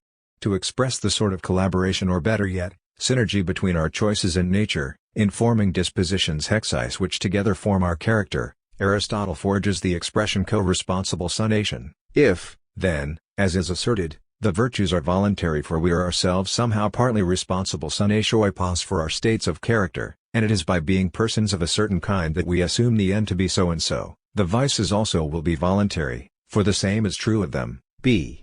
Aristotle's intention is certainly to extend the responsibility for our acts to our dispositions, hence to the whole of our moral personality. The intention is also to confine it within the limits of partial responsibility. The language used to express this cannot help but be unusual ideon rather than atia, the addition of son and the nuance of pos. Here, too, One would be tempted to say, words are lacking. A leap across the centuries will make this apparent to us. I should like to show that the modern theory of action gives to ascription a meaning distinct from attribution, a meaning that transforms the particular case into an exception and that places it on the same side, namely, on the side of pragmatics as the capacity to designate oneself, a capacity related, as we know, to the theory of utterance and to speech acts. This distinct meaning is indicated, in Strawson's own work, by the features brought out by Aristotle. The author of Individuals indeed observes that the physical and mental characteristics belong to the person, that the latter possesses them. Now what an owner has is said to be his or her own in contrast to what belongs to someone else and which, for this reason, is said to be foreign to the former. In turn, that which is one's own governs the sense that we attribute to the adjectives and pronouns we term possessive, my, mine, your, yours, her, hers, and so forth, without forgetting the impersonal form one's own or the distributive each, as in the expression to each his own, upon which the ethics of the just will be constructed, as we shall see later. The question is whether or not these expressions, often idiomatic, rest on universal meanings which deserve to be classified as transcendentals on the same order as those we assign to the semantic field of action. There is every indication to think so. It is noteworthy that ascription marks the reference of all the terms of the conceptual network of action to its pivotal point, who. Moreover, we determine the answer to the question who? By obtaining an answer to the chain of questions what? Why? How? And so on. Let us verify this for the two questions that we were concerned with in the preceding study, what? And why? It is first with reference to action itself that we say it is mine, yours, his or hers, that it depends on each of us, that it is in our power. Then, of intention we say that it is someone's intention, and of someone we say that he or she intends to do something. We can, to be sure, understand the intention as such, but if we have severed it from its author to examine it, we then give it back to the latter by attributing it to him or to her. Moreover, this is just what the agent does when he or she considers the options that are open and when the agent deliberates, to use Aristotle's expression.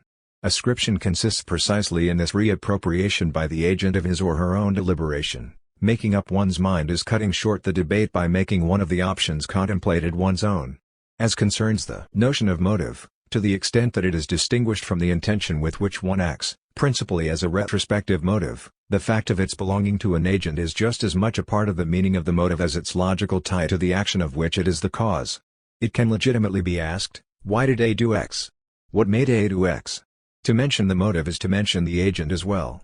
This relation has something particularly strange, even paradoxical about it. On the one hand, searching for the author is a terminable investigation which stops with the designation of the agent, usually by citing his or her name, who did that? So and so. On the other hand, searching for the motives of an action is an interminable investigation, the chain of motivations losing itself in the unfathomable haze of internal and external influences. Psychoanalysis has a direct relation to this situation. Nevertheless, this does not keep us from tying the interminable investigation of motives to the terminable investigation of the agent. This strange relation is part and parcel of our concept of ascription. So it is in terms of the entire network crisscrossing the semantics of action that we understand the expression agent. With this remark, let us recall that mastering the entire network is compa. The aporias of ascription if things seem relatively simple as long as we remain on the level of generalities concerning the interconnections of meaning that tie together all the terms of the network, and in particular the who, the what, and the why, of action. How is one to explain the resistance, within the semantics of action as such, to any closer investigation of the relation of ascription? It is not enough to blame the adverse ontology of events, which we have shown obstructs efforts to pursue the relations between action and agent. One may wonder whether one does not have to step outside the framework of the semantics of action, within which Strawson's theory of basic particulars is developed. The person, as a referential term, remains one of the things about which we speak. In this sense the theory of basic particulars finally remains captive to an ontology of something in general which, faced with the demand for recognition of the ipse, develops a force of resistance comparable, although set forth in a somewhat different way, to that of the ontology of events. Does this mean that the pragmatics of discourse, centered on utterance and open to the self-designation of the utterer, is of any greater help? Yes, most probably. But only up to a certain point, since designating oneself as agent means something more than designating oneself as speaker. This gap between the two degrees of self-designation will make apparent the aporias proper to ascription. The latter, as is generally the case with the most intractable aporias, do not imply any condemnation of the philosophy that discovers them. Quite the opposite. They are all to its credit. As I have shown elsewhere, the first difficulty can be perceived in the extension of the third of Strawson's theses as these were enumerated above, namely that it is part of the meaning of practical predicates, just as it is of all mental predicates, to be attributable to someone other than oneself, once they are attributable to oneself, and to keep the same meaning in both situations of attribution. It is worth noting that, unlike the other two theses considered, the attribution is made not only to the same thing hence under the heading of something in general but to oneself and to another self-ascribable versus other ascribable. The relation of who to what is laid bare here. Now the strangeness of this relation deserves that we stop and attend to it. Splitting ascription in this way between oneself and another suggests that ascription compensates in a way for an inverse operation, consisting in suspending the attribution to someone, for the sole purpose of giving a descriptive tenor to the action predicates which are thus placed, if I may say so, in reserve with respect to attribution. It is the relation between the splitting in two of actual attribution and the possibility of maintaining it in suspension that causes a problem. Now it is a surprising phenomenon, which, on the scale of an entire culture, takes on considerable proportions, that we never cease to add to the repertoire of thoughts, in the broad sense of the term, including cognitions, volitions, and emotions, whose meaning we understand without taking into account the differences between the persons to whom they are attributed. This is what is confirmed by the various treatises on the passions from Book of Aristotle's Rhetoric, passing by way of the medieval and classical treatises St. Thomas Aquinas, Descartes, Spinoza, etc. Not only are mental phenomena, which classical authors called affections and actions, attributable to everyone, to anyone, but their meaning can be understood outside of any explicit attribution. It is quite precisely in this form that they enter the thesaurus of mental significations. It can even be said that this aptitude of mental predicates for being comprehensible in themselves, while suspending any explicit attribution, constitutes what can be called the mental. Literature will later give us a striking example of the understanding we have of mental states which are not attributed to anyone or which are suspended from attribution, to the extent that this understanding is the condition for their attribution to fictional characters.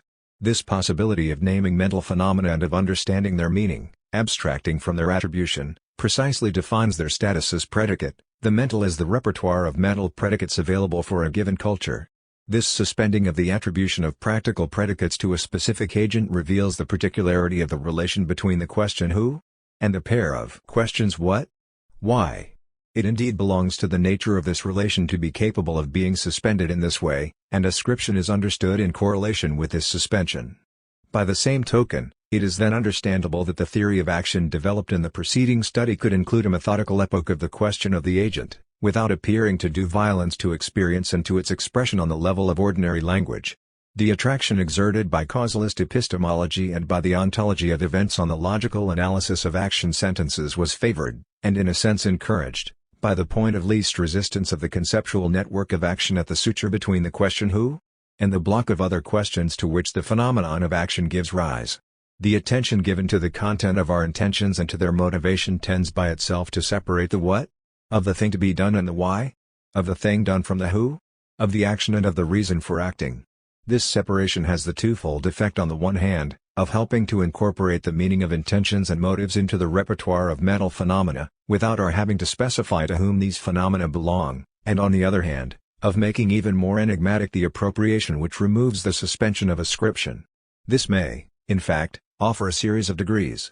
Between the total suspension of attribution and the actual attribution to this or that agent, at least 3 degrees may be distinguished: that of one, completely anonymous, the absolute antithesis of the self; that of someone in the sense of anyone, hence in the sense of an individuation admitting of indifferent substitution; that, finally, of each one which implies an operation of distribution of distinct shares, as is suggested by the juridical adage to each his own suum cuique.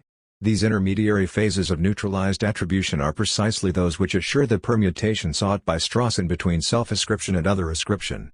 From this dialectic of suspension and appropriation it results that the first aporia of ascription cannot be resolved within the framework of the theory of identifying reference. In order to move from the suspension of ascription, through neutralized ascription, to actual and singular ascription, an agent must be able to designate himself or herself in such a way that there is a genuine other to whom the same attribution is made in a relevant manner. We must then move out of the semantics of action and enter into pragmatics, which takes into account propositions whose meaning varies with the position of the speaking subject and which, to this very extent, implies a face-to-face speech situation of an I and a you. But if the recourse to the pragmatics of discourse is necessary, is it sufficient to account for the particularities of self-designation as agent? This is the question raised by the other aporias of ascription. The second difficulty concerns the status of ascription in relation to description. If ascribing is not describing, is this not by virtue of a certain affinity, which remains to be clarified, with prescribing? Now prescription applies simultaneously to agents and to actions. It is to someone that it is prescribed to act in accord with this or that rule of action. In this way is determined simultaneously what is permitted and what is not with regard to actions, and what is blameworthy and praiseworthy with regard to agents. A double presupposition is thereby assumed, namely that actions are capable of being submitted to rules and that agents can be held responsible for their actions. The term imputation can be used to designate the act of holding an agent responsible for actions which themselves are considered to be permissible or not permissible. This sort of analysis can be referred to Aristotle, who, as we saw above, directly links preferential choice to the idea of praise and blame. For him, the criteria of the voluntary and all the more so, those of choice are from the start criteria of moral and juridical imputation. Compulsion and ignorance have an explicit value of excuse, of discharge from responsibility. If the voluntary deserves praise and blame, the involuntary calls for pardon and pity. It is true, nevertheless, that Aristotle does not specify what is the precise domain of the courts and what the province of purely moral evaluation. Whence the ingenious idea of considering imputation, not as an operation added on to ascription, but of the same nature as the latter. In this way, H.L.A. Hart proposes to interpret propositions in ordinary language of the type he did that, along the lines of judicial decisions, where a judge rules, for example, that this is a valid contract, or that this is a murder and not an assassination. According to Hart, the transition from ordinary language propositions, without moral or legal coloration, to judicial decisions is assured by propositions of an intermediary status of the form this is mine, yours, his, hers, that is, propositions which make demands, confer, transfer, recognize, in short, attribute rights. From this comparison between imputation and the attribution of rights results, by contrast, the complete break between ascribing and describing. Ascribing, according to Hart, is the result of a specific process in which opposing claims are confronted and in which one of them is defeated, not because the positive core of good or bad intention has been reached but because the excuses considered acceptable in similar cases have been exhausted. Dismissibility, feasibility thus becomes a criterion of any claim to ascribe an action to an agent. The intention that guides this assimilation of ascription and moral and legal imputation is most legitimate. It tends to widen the gap separating ascription in the moral sense from attribution in the logical sense. This gap concerns as well the sense assigned to the words possess and belong to, as well as to the deictic group of the family of possessive adjectives and pronouns. The agent, we said, is the possessor of his or her actions, which are therefore his or her own. It belongs to someone, we also said, to do this rather than that. Ownership has always been a legal problem, as indeed we find in the school of natural law, in the Kantian philosophy of private right, entirely focused on the distinction between mine and yours in the metaphysics of morals, and in the theory of abstract right in Hegel's philosophy of right. It can be doubted, however, that moral and legal imputation constitutes the strong form of a logical structure, whose weak form would be ascription. This is so for three reasons.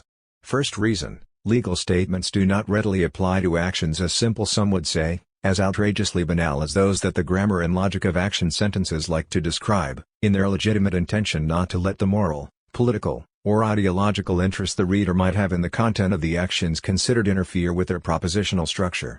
The moral or legal imputation really enters into the equation only when one considers complex actions, those action chains, as we shall call them in the sixth study on practices. Now the rules of complexification that preside over the composition of these practices belong to a different type of investigation than that which still directs the semantics of action sentences, even if pragmatics adds a complexity of its own to this semantics. We must therefore postpone the study of moral and legal imputation until after the study devoted to practices. Second reason, if we remain within the framework prescribed by pragmatics, it does seem that properly legal statements apply in a selective way to actions considered from the perspective of what is blamable and punishable. What is blamable are bad actions considered from a verdict of condemnation. Legal imputation is thus placed within a category of speech acts, namely that of verdictives, which go beyond the simple ascription of an action to an agent. Submitting an action to a verdict of condemnation is submitting it to an accusatory procedure which has its own constitutive rules, just as do all speech acts. If ascription appears to be an Operation prior to any accusatory utterance of the class of verdictives, is the distinctive feature of ascription to be sought on the plane where speech acts are distinguished from one another? Third reason, what the assignation of responsibility in the ethical sense appears to presuppose is of a different nature than the self-designation of a speaker, namely a causality one that remains to be determined related to the power to act. The action must be able to be said to depend on the agent in order to be blamable or praiseworthy. Thus, in the Nicomachean Ethics, before his theory of virtue, Aristotle, as we saw above, develops an analysis of a fundamental act, preferential choice. Here a power to act is expressed which is even more primitive than the blamable or praiseworthy character today which should save predictable character of the action produced.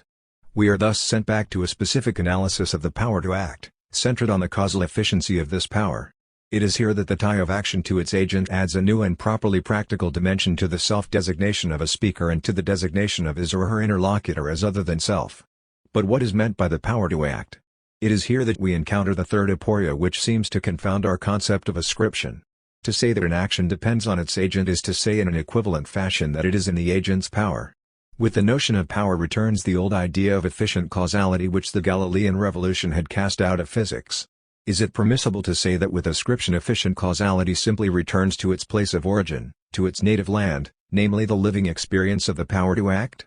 To authorize this rehabilitation, is it sufficient to argue from the real polysemy of the notion of causality, which numerous contemporary authors have willingly recognized, either to justify a reformulation of causality appropriate to the human sciences, in particular to historiography, as is seen in Collingwood, or to justify its definitive elimination from the scientific field in favor of the ideas of laws or functions, as we see in Russell? However, restoring efficient causality for the sole benefit of ascription may well appear a weak argument, as does any appeal to something as a primitive datum fait primitif. I am not rejecting the notion of primitive datum. At a much later stage of the investigation, I shall oppose the modest avowal of a few primitive data, inherent in the construction of a fundamental anthropology to the Promethean ambition of an ultimate foundation based upon the model of the Cartesian cogito and its successively more radical formulations. One must not surrender one's arms, however, without a fight. This is why I want to give the form of an aporia to the admission that the agent's power of acting is, in the final analysis, to be considered a primitive datum. A primitive datum does not mean a raw datum. Quite the opposite, a primitive datum should be recognizable only at the end of a labor of thinking, of a dialectic that is, of a conflict of arguments, which has been developed rigorously. In my opinion, this dialectic passes through two stages, a disjunctive stage, at the end of which we observe the necessarily antagonistic character of the original causality of the agent in relation to the other modes of causality, and a conjunctive stage, at the end of which we recognize the necessity to coordinate in a synergistic way the original causality of the agent with the other forms of causality. Only then will the primitive datum of what we must call not simply the power to do but initiative, in the strong sense of the word, be recognized. In its disjunctive phase, our dialectic unavoidably encounters the famous Kantian argument of the third conflict of the transcendental ideas. I am not proposing here any new interpretation of the Kantian antinomy of the causality of freedom and of causality in accordance with the laws of nature. My ambition is to bring to light, with the help of the Kantian dialectic, some of the strong points of our analysis of ascription, perhaps even eliciting some new ones. Let us begin by stressing the necessarily dialectical character of the notion of power of acting, in other words, the necessarily antithetical formulation of the very question itself. I shall recall Kant's statement of the thesis of the causality of freedom. Causality in accordance with the laws of nature is not the only causality from which the appearances of the world can one and all be derived. To explain these appearances it is necessary to assume that there is also another causality, that of freedom. Now our discussion of the analytic theory of action has constantly confronted us with an antithetical formulation similar to Kant's. We have not forgotten the opposition between the event that happens and the event that one brings about, or the opposition between cause and motive in the dichotomous phase of the theory of action. The objection might be raised here that, in a subsequent phase, this dichotomous aspect has been overcome. Nothing of the sort. We later saw the antithesis reappear in other, more subtle forms, whether this was in Anscombe, with the opposition between knowledge by observation and knowledge without observation, or in Davidson himself, with the distinction between event agency and agent agency. It is in the polarity between ascription and description, however, that the antithetical formulation of the problem finds its culmination, leading us to say along with Kant that causality in accordance with the laws of nature is not the only causality. Let us now consider the argument of the thesis and the Kantian antinomy of freedom and determinism. What is given to our reflection here is what Kant terms an absolute spontaneity of the cause, and which he defines as the power to begin of itself unselbständig of appearances, which proceeds in accordance with laws of nature a, b. In the observation following the proof, Kant notes that this absolute spontaneity of action is the proper ground of its imputability a, b. So we were indeed correct in seeking an imputation, in the moral and legal sense of the term, the original stratum of a power of acting. What in the analytic theory of action corresponds to the Kantian notion of absolute spontaneity? It is the now classical notion, following a Danto, of basic actions. Recall the definition that Danto gives of basic actions. These are actions which require no other intermediary action one would have had to perform in order to do this or that. To eliminate from the definition of action the clause "in order to," is to allege, under the heading of basic action, a kind of causality that would be defined in an F itself. Basic actions are those actions which belong to the repertoire of what each of us knows how to do without resorting to any intermediary action of an instrumental or strategic nature that one would have to have learned beforehand. In this sense, the concept of basic action designates a primitive datum. It is to the theory of action what basic particulars are to the theory of identifying reference. We see why this is so. The original concept of a basic action holds in the practical order the place that evidence occupies in the cognitive order. Arthur Danto argues that we all know in a direct and intuitive way that there are basic actions and what actions are basic actions. The connection between this final assertion and the Kantian antithetical argument remains hidden as long as it has not been placed back in the conflictual field of causality. For it is indeed as a beginning of a causal scries that the notion of basic action acquires its problematic character, while at the same time escaping the charge of being a weak argument. In its negative form, the idea of beginning implies that the movement of thought is halted in its pursuit of a prior cause. It is this halt that the Kantian antithesis denounces as an illegitimate exemption from laws. At this precise point the necessary conflict of transcendental ideas is born. The theory of action cannot ignore this antithetical character of the notion of beginning, which may well remain hidden in a naive approach to the concept of basic action. In truth, this notion leaves unexplored the question of attribution to an agent. And this is why its antithetical character goes unperceived. In contrast, the antinomy moves to the forefront when the answers to the question who are confronted with the answers to the question why. We then noted with surprise that, if the search for the motives of an action is interminable, the search for its author is terminable. The answers to the question who, whether they contain a proper name, a pronoun, or a definite description, put an end to the inquiry. It is not that the investigation is arbitrarily interrupted, but the answers that terminate the investigation are considered to be sufficient by the one who gives them and acceptable as such by the one who receives them. Who did that? Someone asks. So and so, someone answers. The agent thereby proves to be a strange cause indeed, since naming him or her puts an end to the search for the cause, a search which continues along another line, that of motivation. In this manner, the antithetical of which Kant spoke penetrates the theory of action at the very point where acting and the reasons for acting are joined. However, we have not yet reached what is essential in Kant's argument. The idea of an absolute beginning is not only justified by a negative argument, it is not necessary to move back up the causal chain. It is given even stronger justification by the positive argument which constitutes the very core of the proof. Without a beginning in the series, Kant argues, the scries of causes would not be complete. It therefore belongs to the idea of beginning that it assures the completeness of the series on the side of the causes that arise the one from the other a. B. This seal of completeness imprinted on the idea of serial causality is essential to the formulation of the antinomy. The unlimited openness of the causal process presented in the antithesis is opposed to the very idea of the completeness of a causal series. But the Kantian argument itself is not yet complete. In the observation following the proof of the thesis, Kant distinguishes two types of beginning, one which would be the beginning of the world, the other which is a beginning in the midst of the world. The latter is the beginning related to freedom. Kant concedes that this is the source of misunderstanding. Did we not above call spontaneity absolute, that is non-reclative? How can we now speak of a relatively first beginning? Answer: an absolute beginning with respect to a particular series of events. Liberty is only a relative beginning with respect to the entire course of the world. Kant specifies, for the absolutely first beginning of which we are here speaking is not a beginning in time, but in causality a. B. There follows the example of the man who arises from his chair in complete freedom, without being necessarily determined thereto by the influence of natural causes ibid. And Kant repeats, accordingly, in respect of causality though not of time, this act must be entitled an absolutely first beginning of a series of appearances ibid. This distinction between a beginning the world and a beginning in the world is essential to the notion of a practical beginning taken from the point of view of its function of completeness. The practical beginning in medias res exerts its function of completeness only on determined series of causes, which it helps to distinguish from other scries initiated by other beginnings. This integrating function of the beginning in relation to a determined series of causes finds an interesting confirmation in our earlier analyses, at the same time as the Kantian analysis reveals their implicitly antithetical character. The theory of action encounters the problem of the relation between a beginning and a complete series in its own terms. It first encounters this problem in the provisional framework of the theory of descriptions.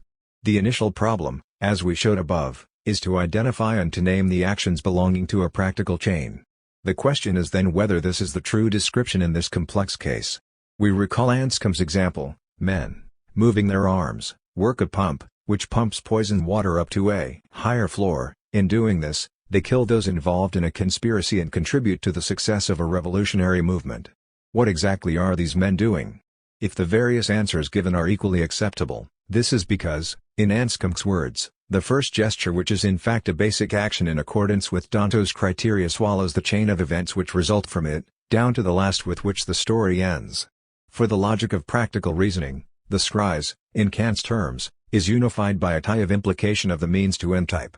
From the causal perspective, however, the perspective of events rather than of intentions, the unification of the series is assured by the capacity of integration and summation exerted by the beginning itself on the series in question, the intentional aim of this beginning traversing the entire series. These hesitations in the description, which do not actually constitute an aporia, lead us to the threshold of a genuine difficulty, when we move from the description of what to the ascription to a who. The problem then takes the following form: how far does the efficiency of the beginning extend, and consequently how far does the agent's responsibility extend, considering the unlimited nature of the scries of physical consequences? This problem is thus the inverse of that of basic actions. Then, we asked if it was necessary to halt the ascending series of causes somewhere along the way. Now, we are asking where the descending scries of effects should be halted. If the causality of the agent was seen as a plausible stopping point in the backward movement through the series of causes, the diffuse efficient causality of the beginning seems limitless on the side of the effects. This problem, which can be called the bearing of the beginning, has a close connection with the Kantian notion of a relatively first beginning, as a series occurring in the world. When the beginning of action does not coincide with that of the world, it then indeed takes its place in a constellation of beginnings, which each have a bearing. These have then to be evaluated in comparison with one another.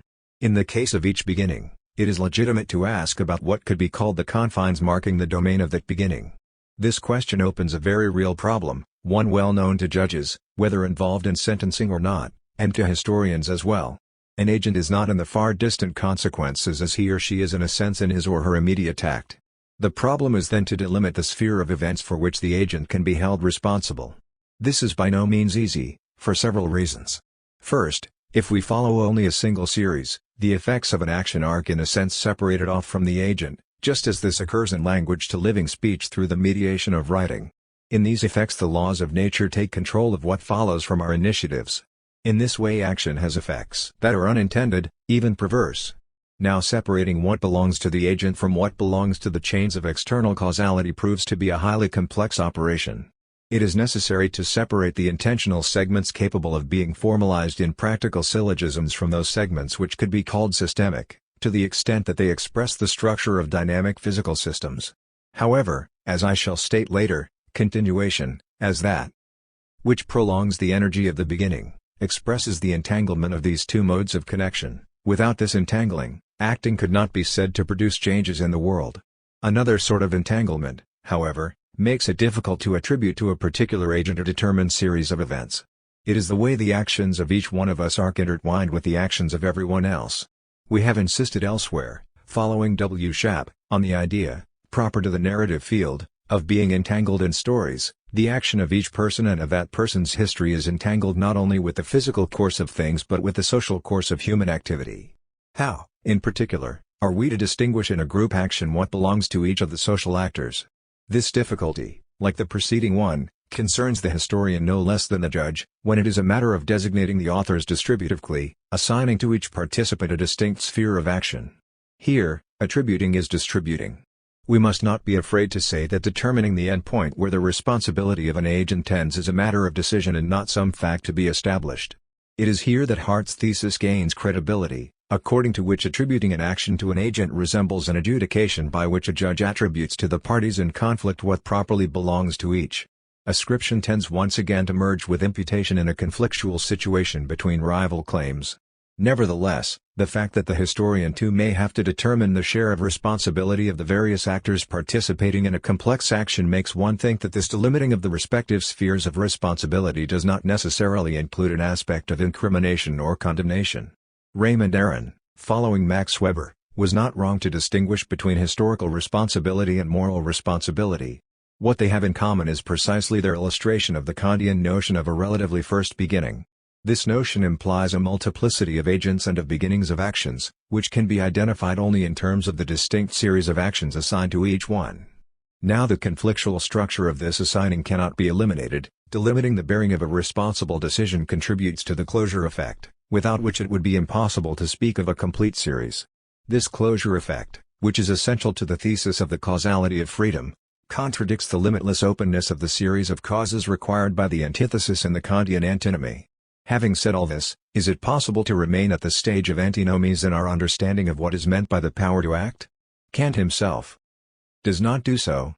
After having said and repeated that the thesis and antithesis of the beginning, like the thesis and antithesis of the other three cosmological antinomies, may well be commanded to keep the peace before the tribunal of reason A, B, Kant finally reserves a different fate for the transcendental ideas he terms mathematical, which are related to the finite or infinite extension of the world and the finite or infinite division of matter, the first and second cosmological antinomies. For the latter, the skeptical solution is definitive. The same is not true of the transcendental ideas termed dynamical, which concern the relatively first beginning, that of human actions, and the absolute beginning of the world as a whole. The solution of the first two antinomies was a skeptical solution, because in the mathematical connection of the series of appearances no other than a sensible condition is admissible, that is to say, none that is not itself part of the series A, B. The solution of the third and fourth antinomies, however, may consist in maintaining the thesis and the antithesis side by side. Indeed, in the dynamical series of sensible conditions, a heterogeneous condition, not itself a part of the series, but purely intelligible, and as such outside the series, can be allowed. In this way reason obtains satisfaction and the unconditioned is set prior to the appearances, while yet the invariably conditioned character of the appearances is not obscured, nor their series cut short, in violation of the principles prescribed by the understanding A, B. It results that the thesis and the antithesis can both be held to be true, on the condition that they are maintained on different levels. We are familiar with what follows. Freedom as a pure transcendental idea, without any connection to appearances, constitutes the ultimate sense of the faculty of beginning a causal series oneself. Upon this transcendental freedom is founded the practical concept of freedom, that is, independence of the will in relation to the coercion of sensuous impulses A, B. But what is transcendental freedom? It is intelligible freedom, if by intelligible is meant whatever in an object of the senses is not itself appearance A, B. And note the passage that follows. If, therefore, that which in the sensible world must be regarded as appearance has in itself a faculty which is not an object of sensible intuition, but through which it can be the cause of appearances, the causality of this being can be regarded from 2 points of view. Regarded as the causality of a thing in itself, it is intelligible in its action. Regarded as the causality of an appearance in the world of sense, it is sensible in its effects ibid. I should like to suggest here another outcome of the antinomy, one toward which Kant himself, in a sense, leans, when he writes, "There is nothing to prevent us from ascribing to this transcendental object, besides the quality in terms of which it appears, a causality which is not appearance, although its effect is to be met with in appearance A, B. What is this effect that is met with in appearance? Kant calls it character, distinguishing between empirical character and intelligible character. Could one not say, in a non-phenomenalist sense of the term appearance, that is, in the sense of what shows itself, the phenomenon or appearance of acting requires the union of thesis and antithesis in a phenomenon in the sense I have just mentioned specific to the practical field, which could be termed initiative. Thinking initiative, reflecting on this notion, is the task that is set before us at the end of the present study. Initiative, we shall say, is an intervention of the agent of action in the course of the world, an intervention which effectively causes changes in the world. If, at the present stage of our investigation, We can represent this grasp of the human agent on things, within the course of the world, as Kant himself says, only as a conjunction between several sorts of causality. This must be frankly recognized as a constraint belonging to the structure of action as initiative. In this respect, Aristotle opened the way with his notion of sonation, which makes the agent a partial and contributing cause informing dispositions and character. We recall, however, the prudence with which Aristotle introduced this mixed notion, which he nuances with partly, in some sense It is indeed in some sense that causalities are composed. We have ourselves several times encountered the necessity of turning to this type of union. It ultimately results from the very necessity of joining who? To the what? And the why? Of action, a necessity stemming from the inner signifying structure of the conceptual network of action. In accordance with this demand, it seems necessary not to confine our analysis to opposing the terminable character of the inquiry concerning the agent to the interminable character of the inquiry and to the motives. The power to act consists precisely in the connection between these two inquiries and reflects the necessity to tie who? To why? Through the what? Of action. The course of motivation, however, does not take us out of what could, with all due precaution, be called the plane of mental facts. It is on the course of external nature that the power of acting exerts its hold. The best representation of a conjunction such as this seems to me to be that suggested by G. von Wright, an explanation and understanding in the form of a quasi-causal model. I have considered this model elsewhere in the framework of an investigation devoted to explanation in history. But in fact, over and beyond the epistemology of historical knowledge, I was concerned with accounting for the general phenomenon of intervention. The model proposed is a mixed one, in the sense that it joins together teleological segments amenable to practical reasoning with systematic segments amenable to causal explanation. What matters here and what poses a problem are precisely the points of suture between the two. Indeed, every result of a practical syllogism is a real action which introduces a new fact into the world order, and this in turn sets off a causal series. Among the effects of this series are new facts which are then assumed as circumstances by the same agent or by other agents. Now what makes this linking of means and ends fundamentally possible? Essentially, it is the agent's capacity to make one of the things he or she knows how to do knows he or she is able to do coincide with an initial system state, thereby determining the system's conditions of closure. According to von Wright's own words, this conjunction occurs only if we feel confident on the basis of past experience to be able to set in motion a dynamic system such as this. With the idea of setting a system in motion, the notions of action and causality are joined to one another, von Wright says. But to what extent do they overlap with one another? It is noteworthy that in an analysis like this, which I am presenting in an outrageously abbreviated form, the two components systemic and teleological remain distinct from one another, even if they are intertwined.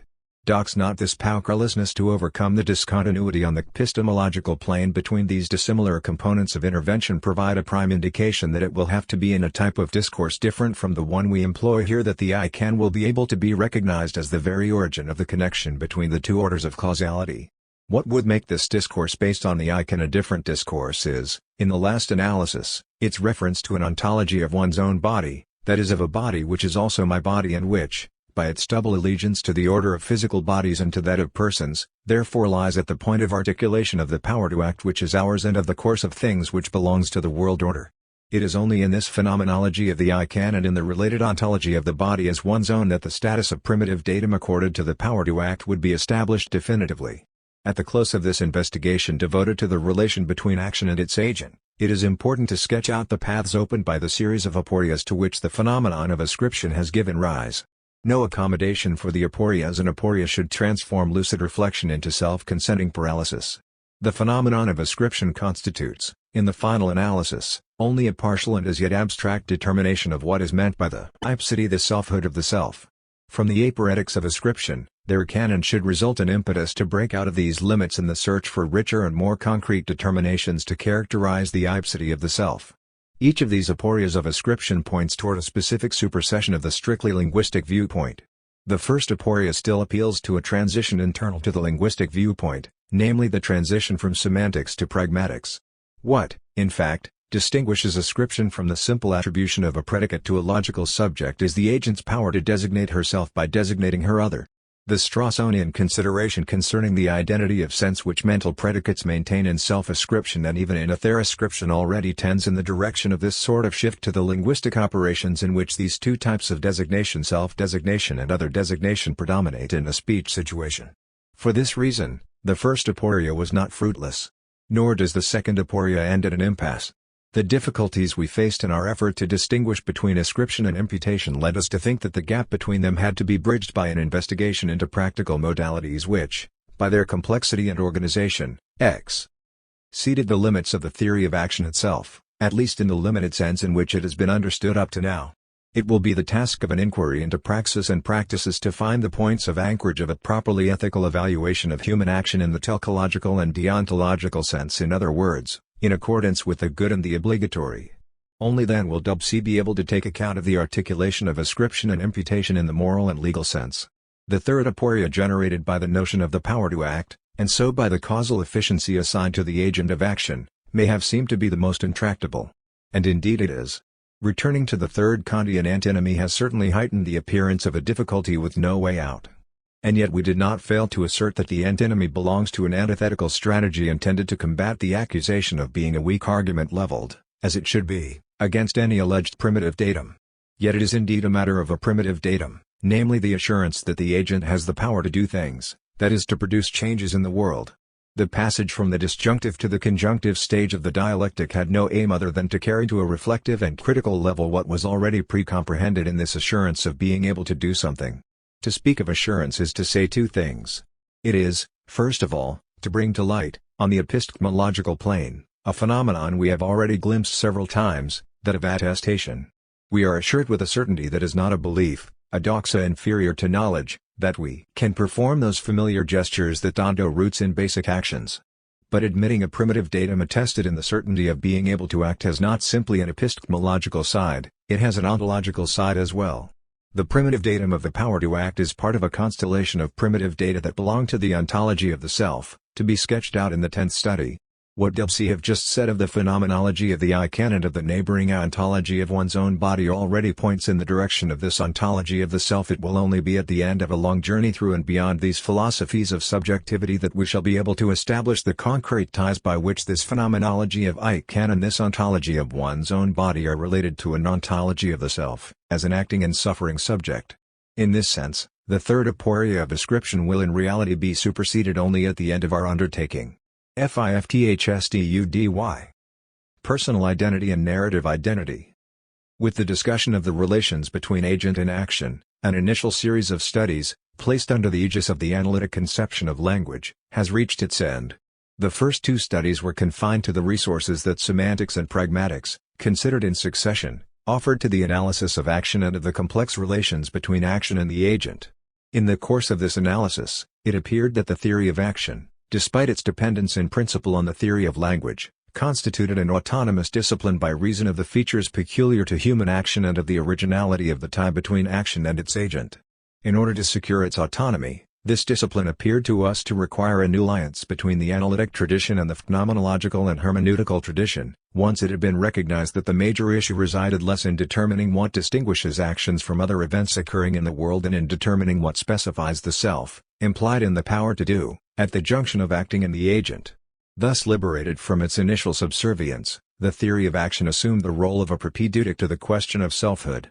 In return, the question of the self, taking over the lead from that of action, gives rise to considerable reshufflings on the plane of human action itself. Looking back, the greatest lacuna in our earlier studies most obviously concerns the temporal dimension of the self as well as of action as such. Neither the definition of the person from the perspective of identifying reference nor that of the agent in the framework of the semantics of action, considered nonetheless an enrichment of the first approach, has taken into account the fact that the person of whom we are speaking and the agent on whom the action depends have a history, art their own history. The approach to the self along the second line of the philosophy of language, that of utterance, has also failed to give rise to any particular reflection concerning the changes that affect a subject capable of designating itself and signifying the world. What has been omitted in this way is not just one important dimension among others but an entire problematic, namely that of personal identity, which can be articulated only in the temporal dimension of human existence. In order to fill this major lacuna I propose to reconstruct here a theory of narrative, no longer considered from the perspective of its relation to the constitution of human time, as I did in Time and Narrative, but from that of its contribution to the constitution of the self. The extremely lively contemporary debates on the question of narrative identity in the field of Anglo-American philosophy seem to me to offer an excellent opportunity to confront head-on the distinction between sameness and selfhood, continually presupposed in the earlier studies but never treated thematically. I hope to show that it is within the framework of narrative theory that the concrete dialectic of selfhood and sameness, and not simply the nominal distinction between the two terms employed up until now, attains its fullest development. Once the notion of narrative identity has been confronted with and has, I believe, emerged victorious from the puzzles and the paradoxes of personal identity, it will be possible to develop, in a less polemical and more constructive way, the thesis announced early on in the introduction to this work, namely that narrative theory finds one of its major justifications in the role it plays as a middle ground between the descriptive viewpoint on action, to which we have confined ourselves until now, and the prescriptive viewpoint which will prevail in the studies that follow. A triad has thus imposed itself on my analysis: describe, narrate, prescribe, each moment of the triad implying a specific relation between the constitution of action and the constitution of the self. Now narrative theory would not be able to perform this mediation, that is, to be more than one segment interposed in the sequence of separate studies, if it could not be shown, on the one hand, that the practical field covered by narrative theory is greater than that covered by the semantics and pragmatics of action sentences, and, on the other hand, that the actions organized into a narrative present features that can be developed thematically only within the framework of ethics. In other words, narrative theory can genuinely mediate between description and prescription only if the broadening of the practical field and the anticipation of ethical considerations are implied in the very structure of the act of narrating. For the moment, let it suffice to say that in many narratives the self seeks its identity on the scale of an entire life, between the brief actions, to which our earlier analyses were confined, conforming to the constraint of the grammar of action. Of language, that of utterance, has also failed to give rise to any particular reflection concerning the changes that affect a subject capable of designating itself and signifying the world. What has been omitted in this way is not just one important dimension among others, but an entire problematic, namely that of personal identity, which can be articulated only in the temporal dimension of human existence. In order to fill this major lacuna, I propose to reconstruct here a theory of narrative, no longer considered from the perspective of its relation to the constitution of human time, as I did in Time and Narrative, but from that of its contribution to the constitution of the self. The extremely lively contemporary debates on the question of narrative identity in the field of Anglo-American philosophy seem to me to offer an excellent opportunity to confront head-on the distinction between sameness and selfhood, continually presupposed in the earlier studies but never treated thematically. I hope to show that it is within the framework of narrative theory that the concrete dialectic of selfhood and sameness, and not simply the nominal distinction between the two terms employed up until now, attains its fullest development. Once the notion of narrative identity has been confronted with and has, I believe, emerged victorious from the puzzles and the paradoxes of personal identity, it will be possible to develop, in a less polemical and more constructive way, the thesis announced early on in the introduction to this work, namely that narrative theory finds one of its major justifications in the role it plays as a middle ground between the descriptive viewpoint on action, to which we have confined ourselves until now, and the prescriptive viewpoint which will prevail in the studies that follow. A triad has thus imposed itself on my analysis: describe, narrate, prescribe, each moment of the triad implying a specific relation between the constitution of action and the constitution of the self. Now narrative theory would not be able to perform this mediation, that is, to be more than one segment interposed in the sequence of separate studies, if it could not be shown, on the one hand, that the practical field covered by narrative theory is greater than that covered by the semantics and pragmatics of action sentences, and, on the other hand, that the actions organized into a narrative present features that can be developed thematically only within the framework of ethics. In other words, narrative theory can genuinely mediate between description and prescription only if the broadening of the practical field and the anticipation of ethical considerations are implied in the very structure of the act of narrating. For the moment, let it suffice to say that in many narratives the self seeks its identity on the scale of an entire life, between the brief actions, to which our earlier analyses were confined, conforming to the constraint of the grammar of action, corresponds the operation of substitution without semantic loss, solva veritate. These two components of identity are irreducible to one another, as are in Kant the categories of quantity and quality. But they are not thereby foreign to one another. It is precisely to the extent that time is implied in the series of occurrences of the same thing that the re-identification of the same can provoke hesitation, doubt, or contestation. The extreme resemblance between two or more occurrences can then be invoked as an indirect criterion to reinforce the presumption of numerical identity. This is what happens when we speak of the physical identity of a person.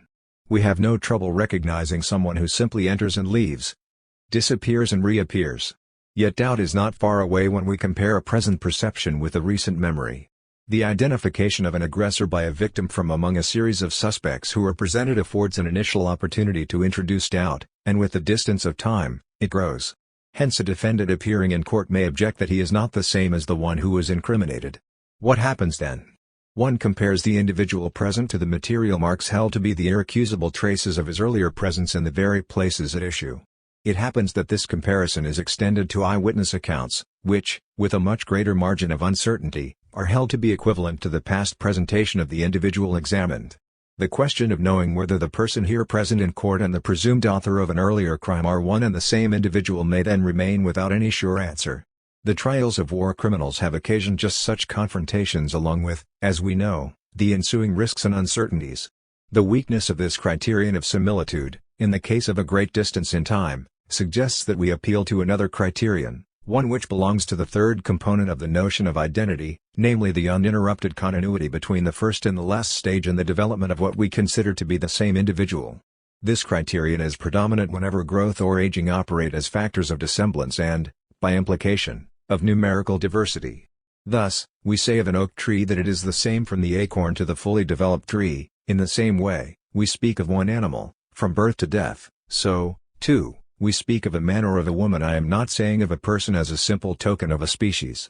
The demonstration of this continuity functions as a supplementary or a substitutive criterion to similitude. The demonstration rests upon the ordered series of small changes which, taken one by one, threaten resemblance without destroying it.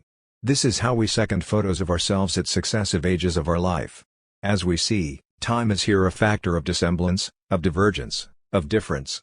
This is why the threat it represents for identity is not entirely dissipated unless we can posit, at the base of similitude and of the uninterrupted continuity, a principle of permanence in time. This will be, for example, the invariable structure of a tool, all of whose parts will gradually have been replaced. This is also the case, of supreme interest to us, of the permanence of the genetic code of a biologic individual. What remains here is the organization of a combinatory system. The idea of structure, opposed to that of event, replies to this criterion of identity, the strongest one that can be applied. It confirms the relational character of identity, which does not appear in the ancient formulation of substance but which Kant re-establishes by classifying substance among the categories of relation, as the condition of the possibility of conceiving of change as happening to something which does not change, at least not in the moment of attributing the accident to the substance. Permanence in time thus becomes the transcendental of numerical identity. The entire problematic of personal identity will revolve around this search for a relational invariant, giving it the strong signification of permanence in time.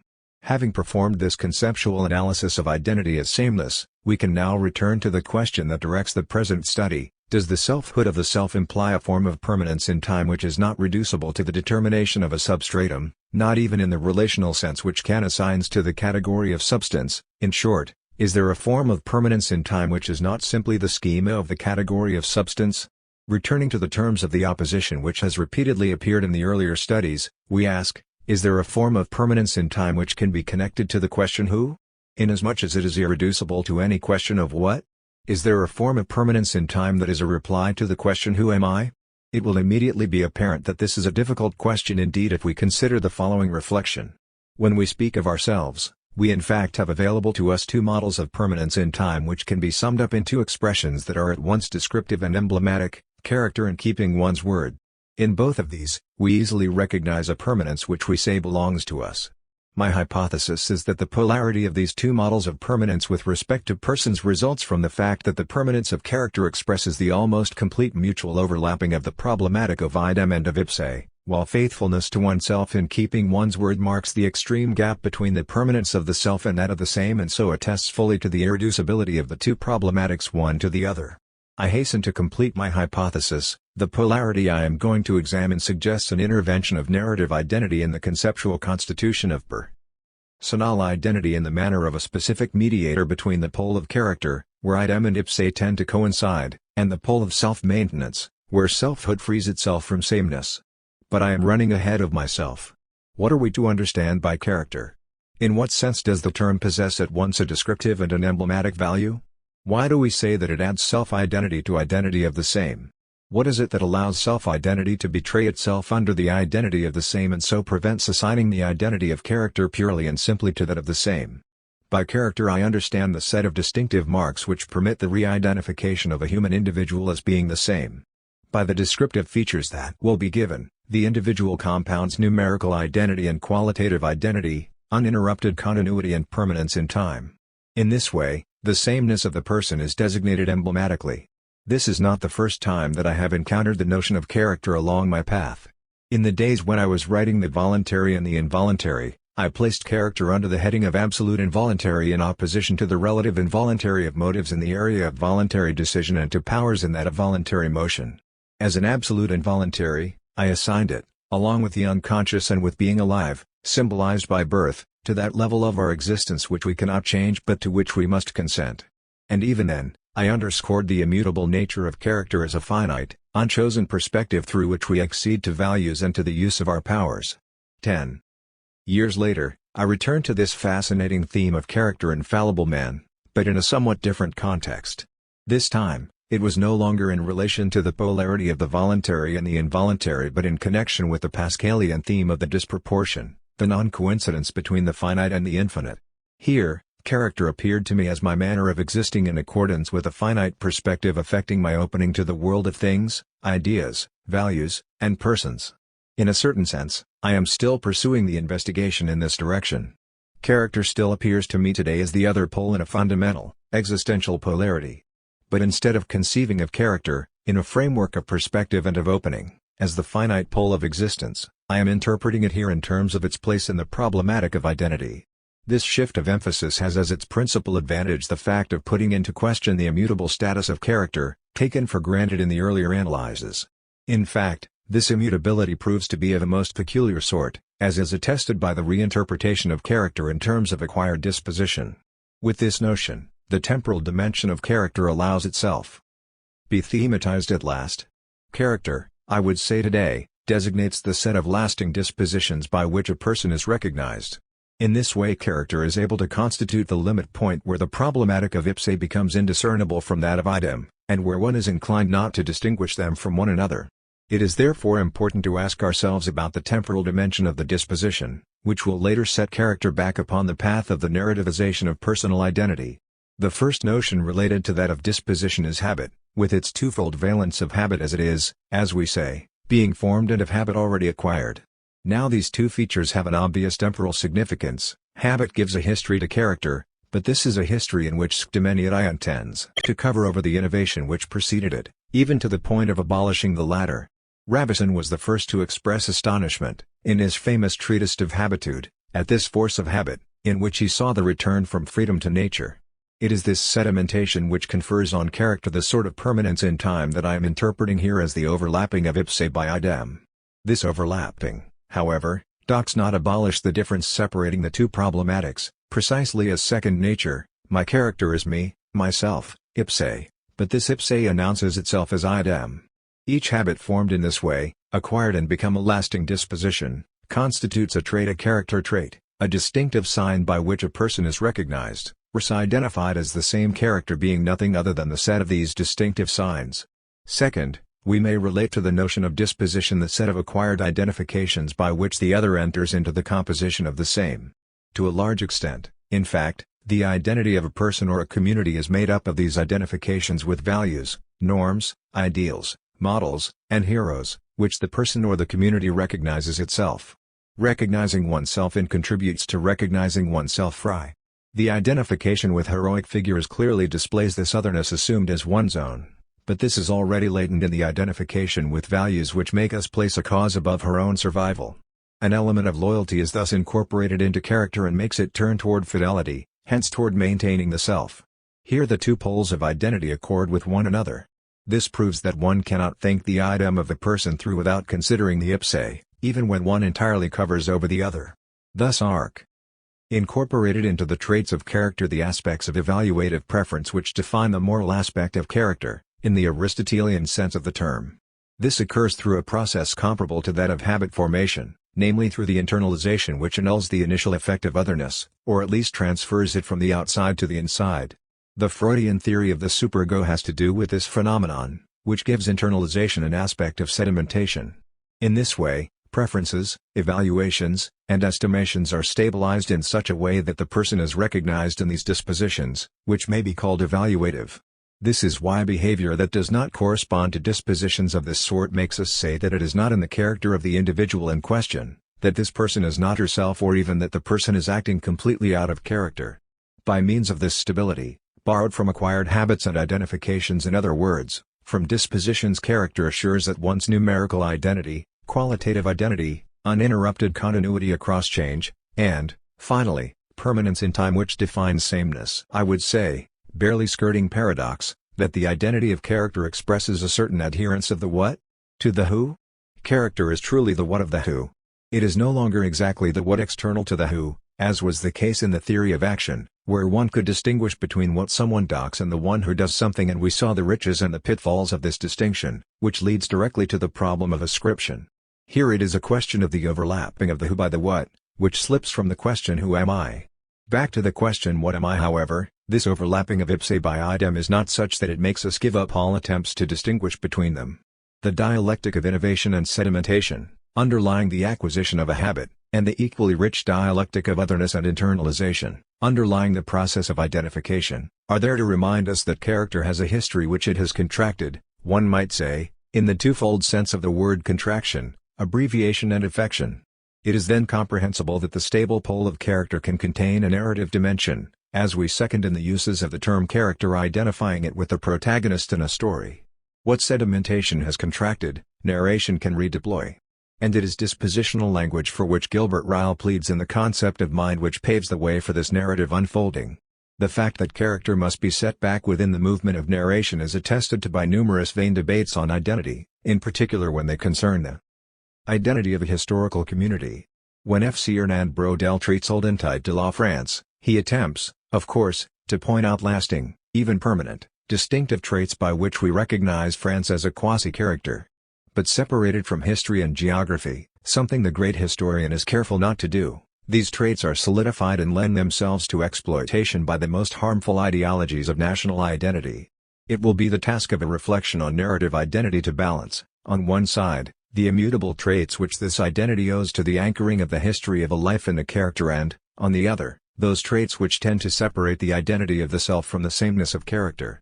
Before setting out on this path, it is important to make the argument in favor of the distinction between the identity of the self and the identity of the same on the basis of the use we make of the notion of identity in the contexts in which the two sorts of identity cease to overlap, and even dissociate entirely from one another, bearing in a sense the selfhood of the self, severed from its base and sameness. There is, in fact, another model of permanence in time besides that of character. It is that of keeping one's word in faithfulness to the word that has been given. I see in this keeping the emblematic figure of an identity which is the polar opposite of that depicted by the emblematic figure of character. Keeping one's word expresses a self-constancy which cannot be inscribed, as character was, within the dimension of something in general but solely within the dimension of who. Here, too, common usage is a good guide. The perseverance of character is one thing, the perseverance of faithfulness to a word that has been given is something else again.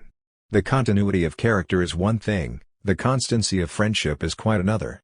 In this regard, Heidegger is right to distinguish the permanence of substance from self-subsistence, Selbstständigkeit, which Martineau has aptly translated in French as maintien de soi rather than as constance à soi, as I did in Time and Narrative. This major distinction remains, even if it is not certain that anticipatory resoluteness in the face of death exhausts the sense of self-constancy. This attitude thus expresses a certain existential investment of the transcendentals of existence which Heidegger terms existentialia, among which we find selfhood. Other attitudes situated at the same juncture of the existential and the existential, as all the Heideggerian analyses revolving around being toward death, reveal just as much about the fundamental conjunction between the problematic of permanence in time and that of the self, and as much as the self does not coincide with the same. In this respect, keeping one's promise, as was mentioned above, does indeed appear to stand as a challenge to time, a denial of change. Even if my desire were to change, even if I were to change my opinion or my inclination, I will hold firm. It is not necessary, for the promise to be meaningful, to place keeping one's word within a horizon of being toward death. The properly ethical justification of the promise suffices of itself. a justification which can be derived from the obligation to safeguard the institution of language and to respond to the trust that the other places in my faithfulness.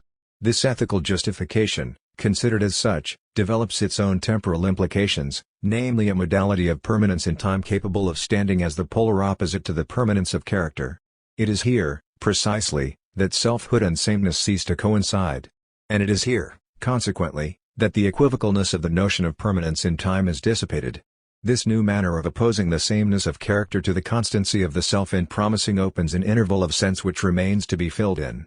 This interval is opened by the polarity, in temporal terms, between two models of permanence in time, the perseverance of character and the constancy of the self in promising. It is therefore in the sphere of temporality that the mediation is to be sought. Now it is this milieu that, in my opinion, the notion of narrative identity comes to occupy.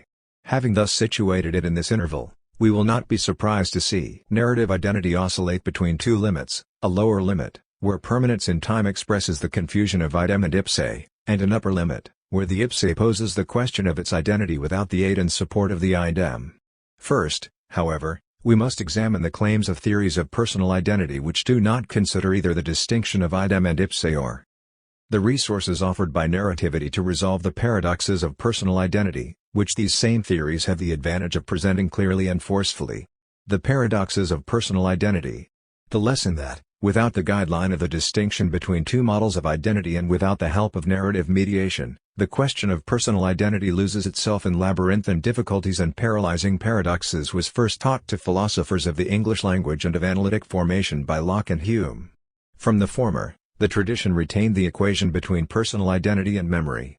But one must realize at what price of inconsistency in the argument and of unlikelihood in the order of consequences this equation was paid. Lack of consequence in the argument. First, at the beginning of the famous chapter of the essay concerning human understanding d.ed., titled Identity and Diversity, Locke introduces a concept of identity which seems to escape our alternatives of sameness and selfhood. After having said that identity results from a comparison, Locke introduces the singular idea of the identity of a thing with itself, of sameness with itself. It is indeed by comparing a thing with itself in different times that we form the ideas of identity and diversity. When therefore we demand whether anything be the same or no, it refers always to something that existed such a time in such a place, which it was certain at that instant, was the same with itself p. This definition seems to join together the characters of sameness by virtue of the operation of comparison and those of selfhood by virtue of what was instantaneous coincidence, maintained through time, of a thing with itself. But what follows in the analysis decomposes the two valences of identity.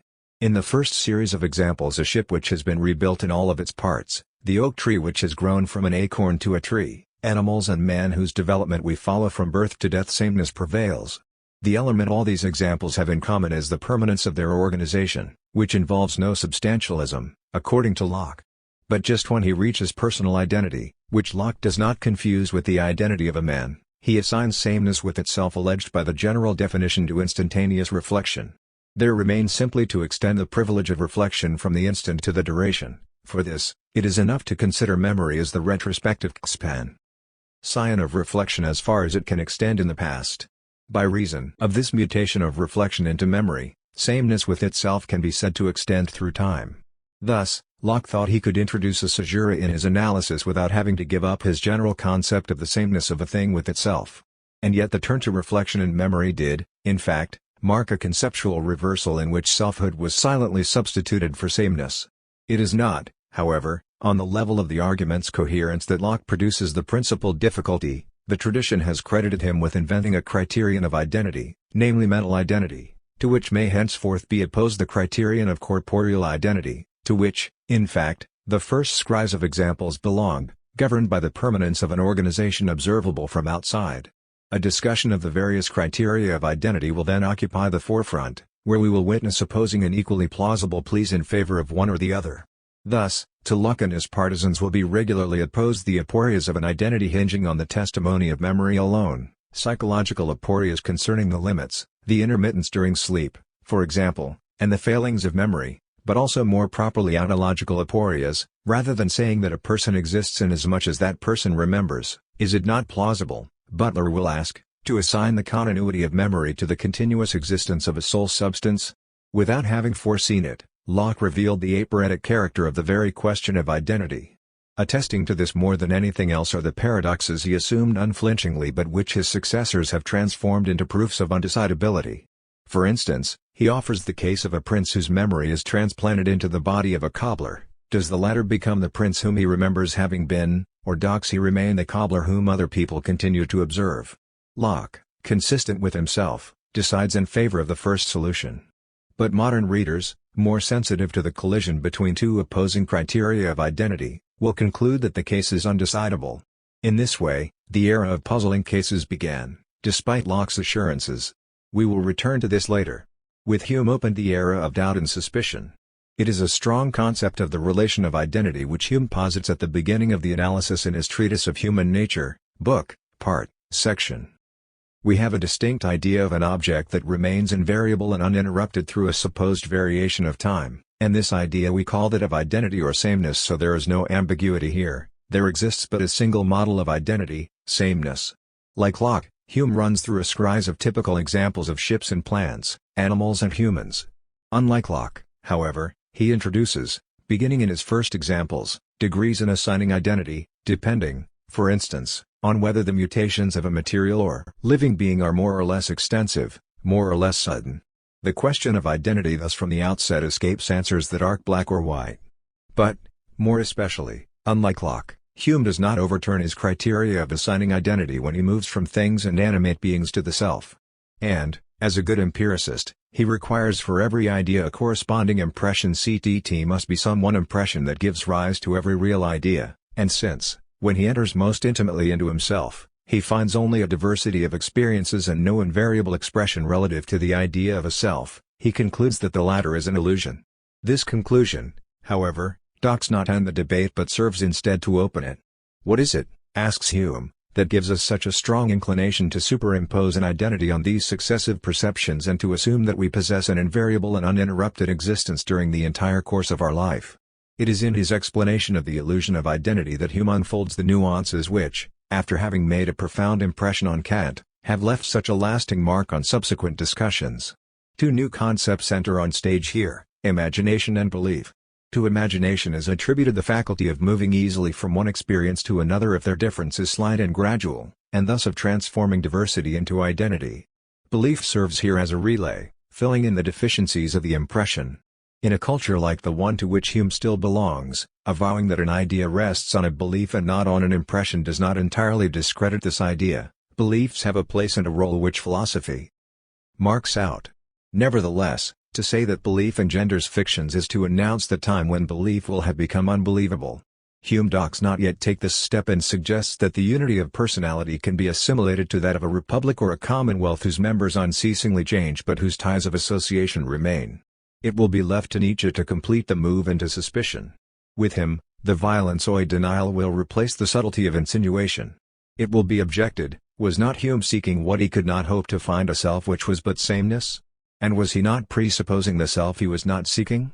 Let us read his main argument. For my part, when I enter most intimately into what I call myself, I always stumble on some particular perception or other, of heat or cold, light or shade, love or hatred, pain or pleasure. I can never catch myself at any time without a perception, and can never observe anything but the perception. Here, then, is someone who claims to be unable to find anything but a datum stripped of selfhood, someone who penetrates within himself, seeks and declares to have found nothing. At least, observes schism in person and object. Someone is stumbling, observing a perception. With the question who?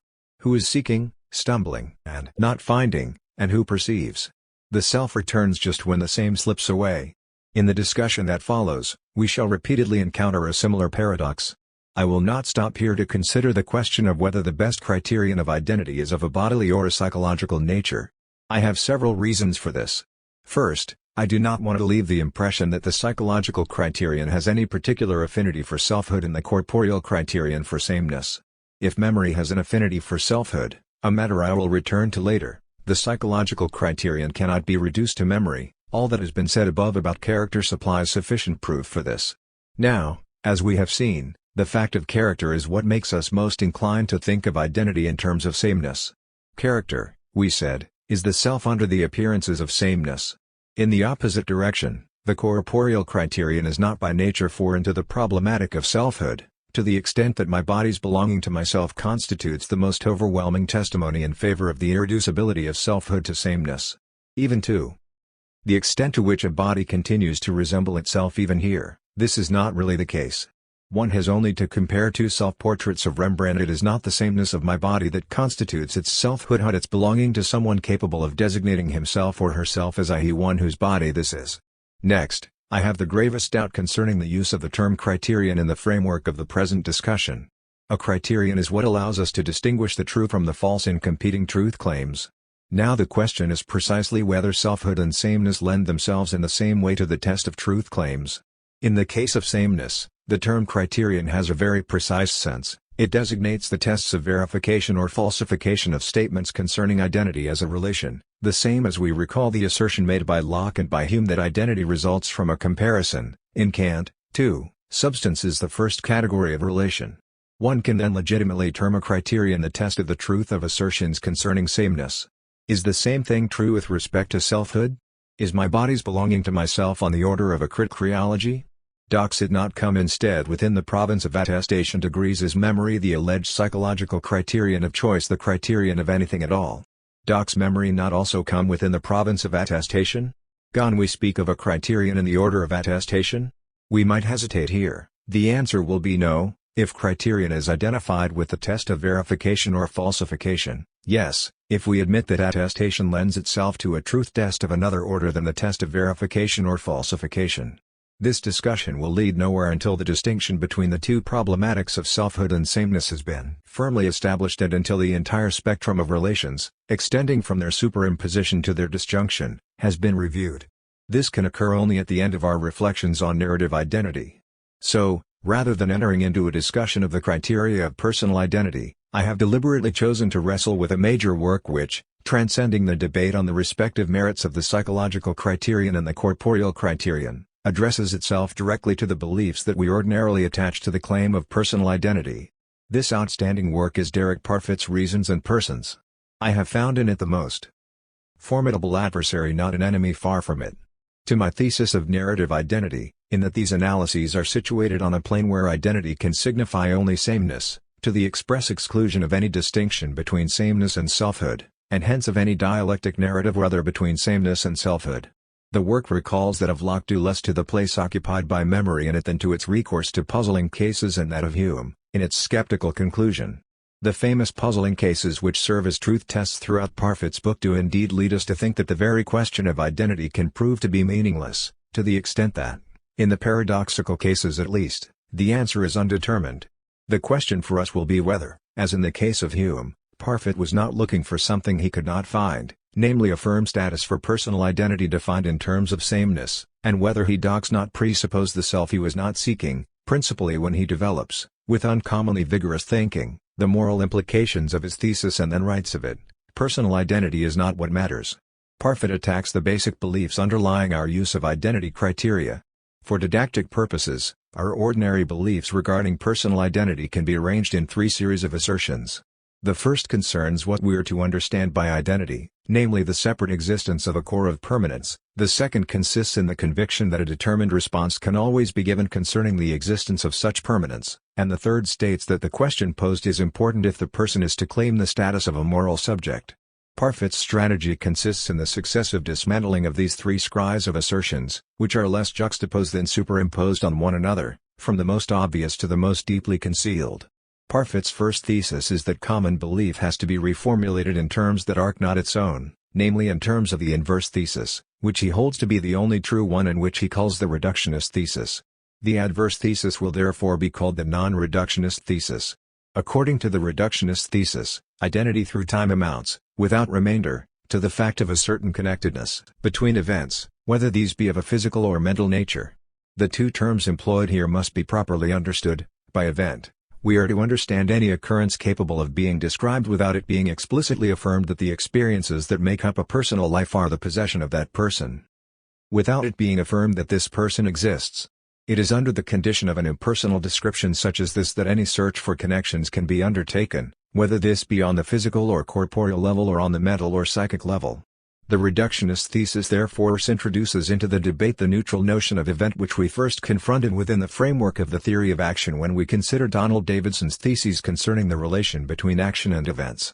As in Davidson, the category of event appears to be primitive, that is, not dependent on the category of substantial entity, unlike the notion of state, which, it seems, has to be the state of some entity. Once the notion of event is taken in this broad sense, including mental events and physical events, the reductionist thesis can then be formulated: a person's existence just consists in the existence of a brain and body, and the occurrence of a series of interrelated physical and mental events. What does the reductionist thesis exclude? Or precisely, that we are separately existing entities p. In relation to simple mental or psychological continuity, the person constitutes a separate further fact. Separate, in what sense? In the sense that the person is distinct from his brain and his experiences. For Parfit, the notion of spiritual substance, with which he identifies the pure Cartesian ego, is doubtless only one of the versions of the non-reductionist thesis, but it is the best known one, even if a materialist version is equally conceivable. Essential to it is the idea that identity consists in an additional fact in relation to physical and/or mental continuity. I call this the further fact viewabid. Before proceeding any further, it is important to underscore the point that it is the reductionist thesis which establishes the terms of reference in which the adverse thesis is then formulated, namely the vocabulary of events, of facts, described in an impersonal manner. In relation to this basic vocabulary, the adverse thesis is defined both by what it denies reductionism and by what it adds the further fact. In this way, the central phenomenon which the theory reduces is, in my opinion, eluded, namely that someone possesses her body and her experience. The choice of the event as the term of reference expresses better, accomplishes this evasion better, this elision of mindless. And it is in the vocabulary of the event, resulting from just such an elision, that the existence of the person appears as a further fact. The thesis said to be non-reductionist is thus made parasitic on the reductionist thesis, set up as the basic unit. Now, the entire question is to know whether mindness belongs to the range of facts, to the epistemology of observable entities, and, finally, to the ontology of events. We are thus carried back once again to the distinction between two problematics of identity, that of ipse and that of idem. It is because he neglects this possible dichotomy that Parfit has no other recourse than to consider as superfluous, in the precise sense of the word, the phenomenon of mindness in relation to the factual character of the event. The failure to recognize this produces as its corollary the false appearance that the thesis called non-reductionist finds its most remarkable illustration in the spiritual dualism to which Cartesianism is itself all too rapidly assimilated. As far as I am concerned, what the reductionist thesis reduces is not only, nor even primarily, the mindness of experience but, more fundamentally, that of my own body. The impersonal character of the event marks above all the neutralization of one's own body. Thereafter, the true difference between the non-reductionist thesis and the reductionist thesis in no way coincides with the so-called dualism between spiritual substance and corporeal substance, but between my own possession and impersonal description. To the extent that the body is my own constitutes one of the components of mindness, the most radical confrontation must place face to FACC two perspectives on the body as mine, and the body as one body among others. The reductionist thesis in this sense marks the reduction of one's own body to the body as impersonal body. This neutralization, in all the thought experiments that will now appear, will facilitate focusing on the brain. The entire discourse on the body. The brain, indeed, differs from many other parts of the body, and from the body as a whole in terms of an integral experience, inasmuch as it is stripped of any phenomenological status and thus of the trait of belonging to me, of being my possession. I have the experience of my relation to my members as organs of movement my hands, of perception my eyes, of emotion the heart, or of expression my voice. I have no such experience of my brain. In truth, the expression my brain has no meaning, at least not directly. Absolutely speaking, there is a brain in my skull, but I do not feel it. It is only through the global detour by way of my body, inasmuch as my body is also a body and as the brain is contained in this body, that I can say, you my brain. The unsettling nature of this expression is reinforced by the fact that the brain does not fall under the category of objects perceived at a distance from one's own body. Its proximity in my head gives it the strange character of non-experienced interiority. Mental phenomena pose a comparable problem. In this respect, the most critical moment in the entire enterprise can be held to occur in the attempt to dissociate the psychological criterion from the trait of belonging to me, a pertinence mien. If, Parfit judges, the Cartesian cogito obviously cannot be stripped of the trait of being in the first person, The same thing is not true of identity defined by mental or physical continuity. One must therefore be able to define mnemonic continuity without any reference to mine, yours, his, or hers. If one could, one would genuinely be rid of the trait of belonging to me, in short, of one's own. One could do this if one were able to create a replica of the memory of someone in the brain of someone else. This, of course, involves manipulations of the brain, but later we will see the place that such manipulations and other similar operations hold in the imaginary experiences constructed by Parfit. Memory can then be held to be equivalent to a cerebral trace. We will speak in this sense of memory traces. There is then nothing in the way of building a replica of these traces. On this basis, we can define a broad concept of quasi-memory, of which ordinary memory would be a subclass, namely that of the quasi-memories of our own past experiences p. But can what is one's own be a particular case of the impersonal? In fact, all of this was granted when we agreed to substitute for one's own memory the notion of mnemonic trace, which indeed belongs to the problematic of neutral events. This initial slippage authorizes treating the specific connection between past experience and present experience in terms of causal dependence. The case of memory is only the most striking case in the order of psychic continuity. What is at issue is the ascription of thought to a thinker. Can one substitute, without any semantic loss, the thinking is that, or thought is occurring for I think? Self-ascription and other ascription, to return to Strawson's vocabulary, seem untranslatable into the terms of impersonal description. The second belief Parfit attacks is the belief that the question of identity is always determinable, hence that all apparent cases of indeterminacy can be decided by yes or by no. In truth, this belief is found to underlie the preceding one. It is because we take apparent cases to be determinable that we seek the stable formula of identity. In this respect, the invention of puzzling cases with the help of science fiction, where the indecidability of the question of identity is attested to, exercises such a decisive strategic function that Parfit begins the third part of his book, which deals with personal identity, by presenting the most troubling of these puzzling cases. Thus from the very beginning, the author insinuates the vacuity of a question which would give rise to such indetermination in the response. I have nevertheless preferred to begin by presenting the reductionist thesis because it does, in fact, govern the construction and selection of the puzzling cases. In a sense, the question of identity has always stimulated an interest in paradoxical cases. Religious and theological beliefs about the transmigration of souls, immortality, and the resurrection of the flesh have not failed to intrigue the most speculative of minds. We find testimony to this in St. Paul's response to the Corinthians in Cor. ff. We saw above in what way Locke makes use of a troubling imaginary case, not, to be sure, to undermine belief, but in order to put to the test of paradox his own thesis on the equation between personal identity and memory. It was his successors who transformed Locke's paradox into a puzzling case. The literature of personal identity is full of inventions of this sort, transplanting, bisecting brains, duplicating the cerebral hemispheres, and so on, to say nothing of the cases offered by clinical observations of split personalities, cases familiar to the general public. I too will be led to assign a considerable place to the equivalent of Parfit's puzzling cases within the framework of a narrative conception of personal identity. The confrontation between the two sorts of puzzling cases will even be one of the strong points of the argument on behalf of my own thesis. Let us confine ourselves for the moment to the following observation. This striking continuity in the recourse of imagination to cases capable of paralyzing reflection allows us to second that the question of identity constitutes a privileged place of aporias. Perhaps we must conclude, not that the question is an empty one, but that it can remain a question without an answer. This is precisely what is at stake in this singular strategy. It is important to underscore vigorously that Parfit's selection of puzzling cases is governed by the reductionist hypothesis that has just been discussed. Take, for instance, the fictional experience of teletransportation, which opens the third section of Reasons and Persons in grand style. The author proposes two versions of it. In both cases, an exact copy is made of my brain. This copy is transmitted by radio to a receiver placed on another planet, where a replicator reconstitutes an exact replica of me on the basis of this information, identical in the sense of exactly similar as to the organization and sequence of states of affairs and events. In the first case, my brain and my body are destroyed during my space voyage. The question is whether I survived in my replica or whether I died. The case is undecidable. With respect to numerical identity, my replica is other than I. With respect to qualitative identity, it is indistinguishable from me, hence substitutable.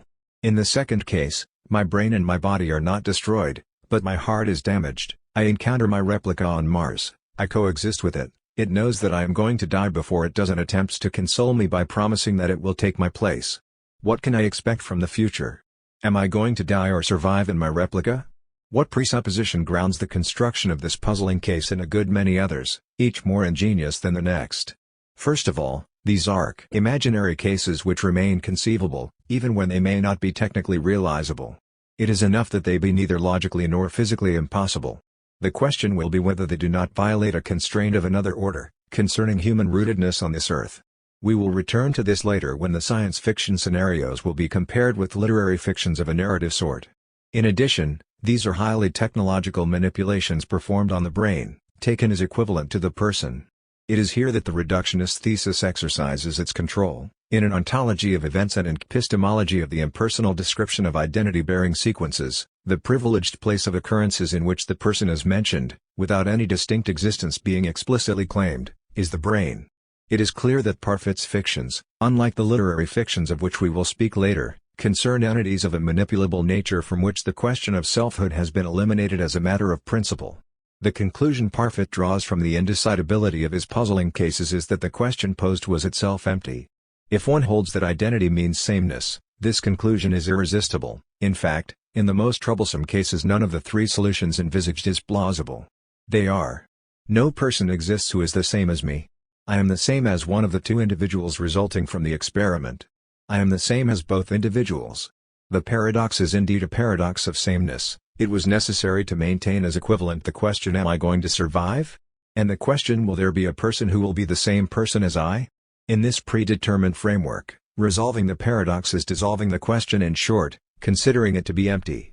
If, through a sort of debatable extrapolation, Parfit grants the puzzling cases such a major role, it is because they dissociate the components that in everyday life we take as indissociable and whose connectedness we even take to be non-contingent, namely the overlapping between psychological and possibly corporeal connectedness, which can, if need be, involve an impersonal description, and the feeling of belonging of memories, in particular to someone capable of designating himself or herself as their owner.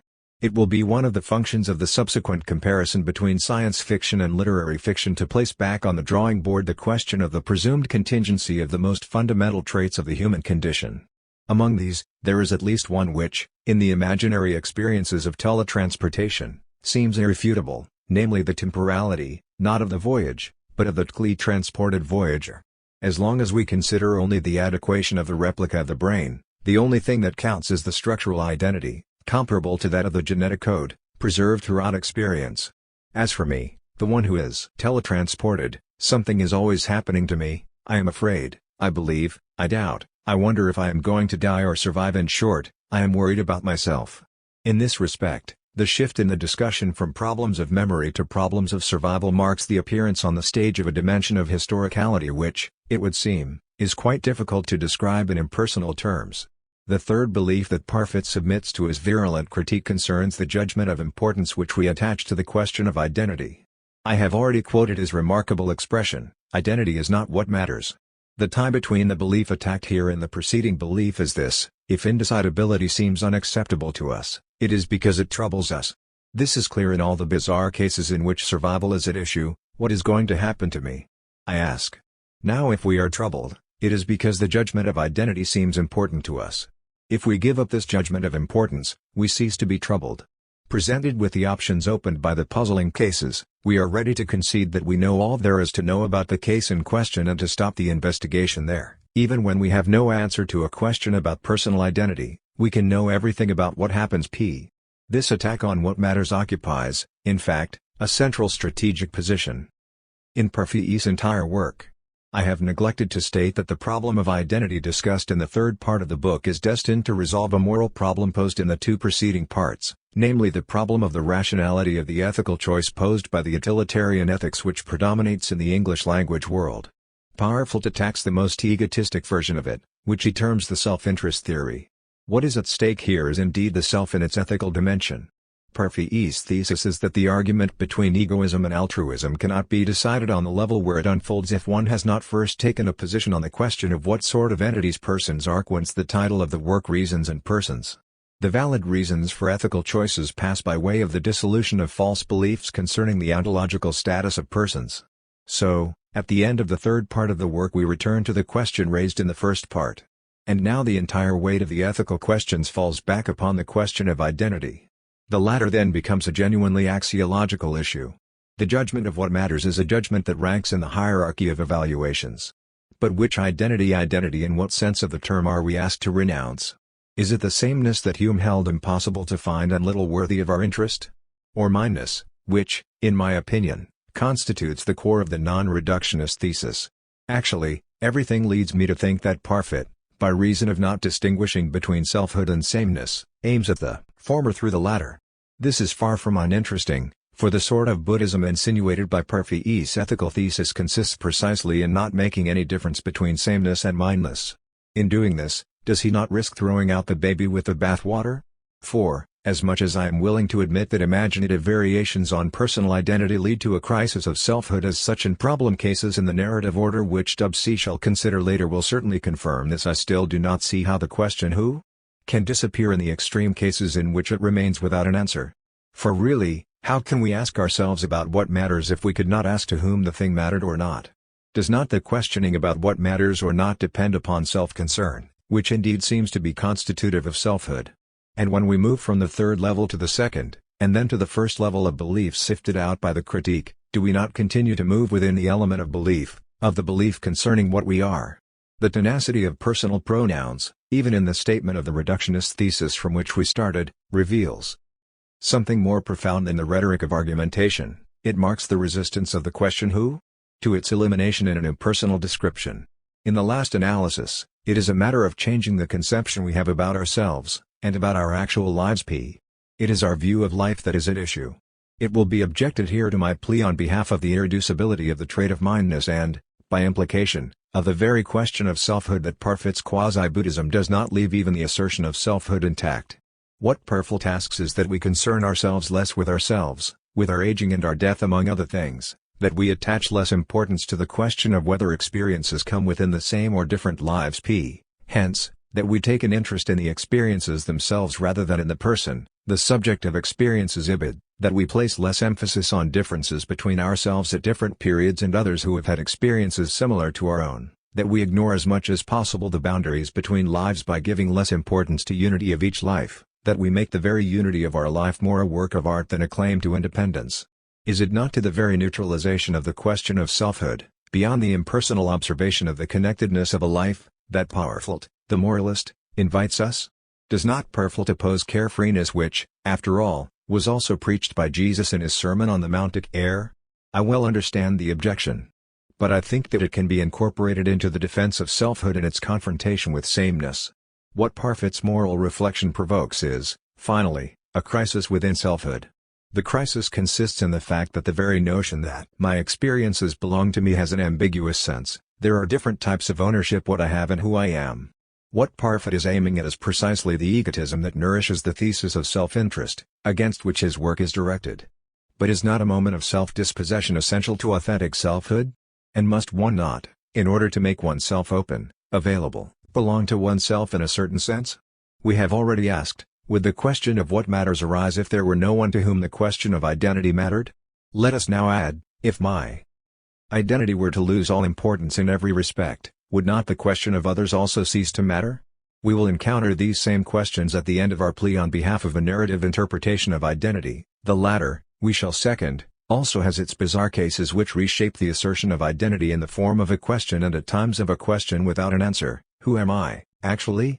It is here that narrative theory, called upon to wrestle with Parfit's questions, will be invited, in its turn, to explore its common boundary with ethical theory. The self and narrative identity. The present study is closely linked to the preceding one. Its tone, however, is different. Up to now, narrative identity has been treated only polemically and, overall, in a more defensive than constructive manner. Two positive tasks remain to be accomplished. The first task is to carry to a higher level the dialectic of sameness and selfhood implicitly contained in the notion of narrative identity. The second is to complete this investigation of the narrate itself by exploring the mediations that narrative theory can perform between action theory and moral theory. This second task will itself have two sides to it. Returning to our triad describing, narrating, prescribing, we shall ask first what extension of the practical field is called for by the narrative function, if the action described is to match the action narrated. We shall then examine in what way narrative, which is never ethically neutral, proves to be the first laboratory of moral judgment. The reciprocal constitution of action and of the self will be pursued on both sides of narrative theory, in the practical as well as the ethical sphere. Narrative identity and the dialectic of selfhood and sameness. The genuine nature of narrative identity discloses itself, in my opinion, only in the dialectic of selfhood and sameness. In this sense, this dialectic represents the major contribution of narrative theory to the constitution of the self.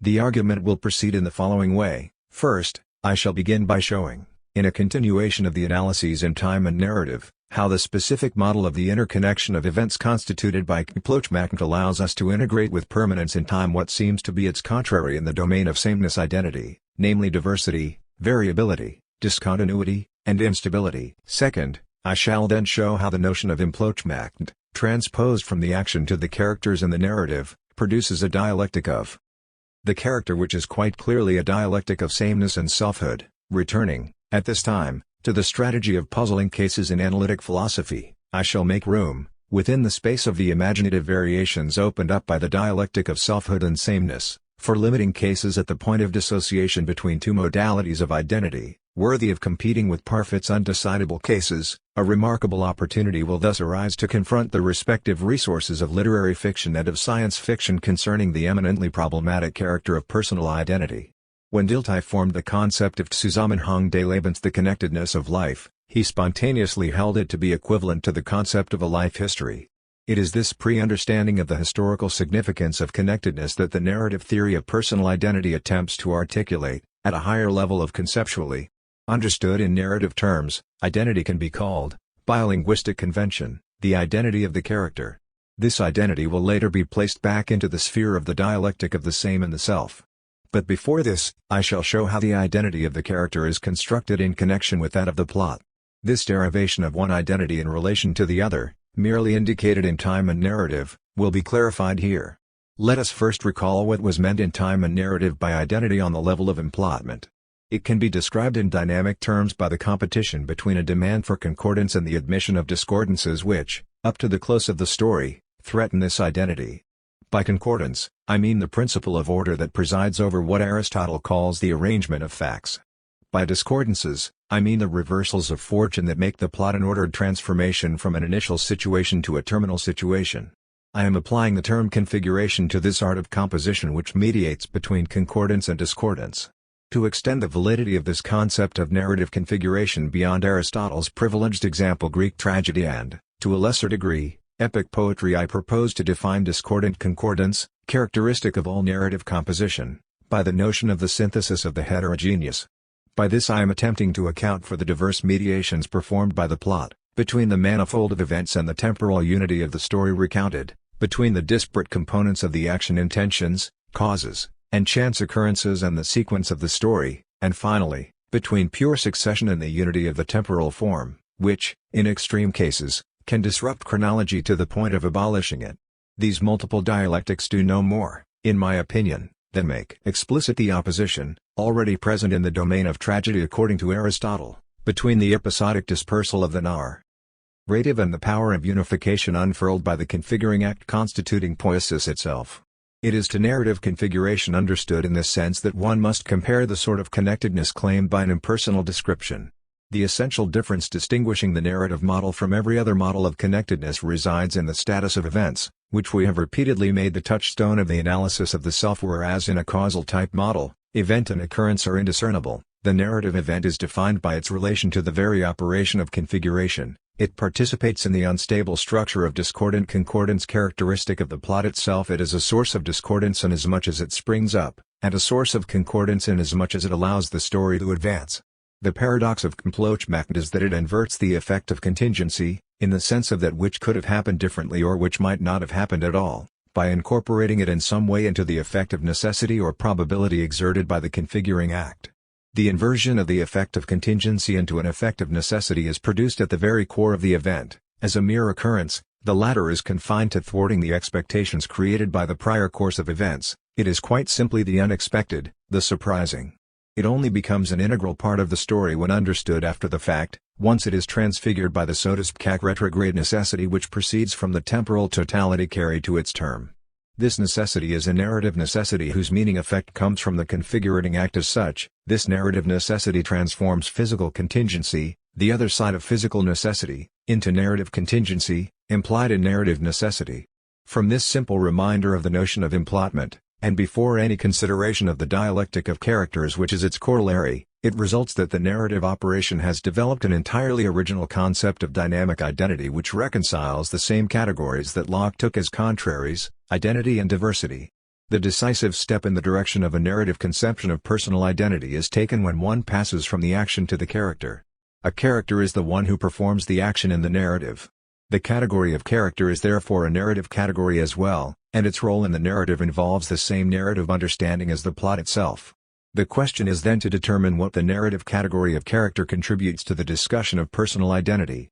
The thesis supported here will be that the identity of the character is comprehensible through the transfer to the character of the operation of implotment, first applied to the action recounted. Characters, we will say, are themselves plots.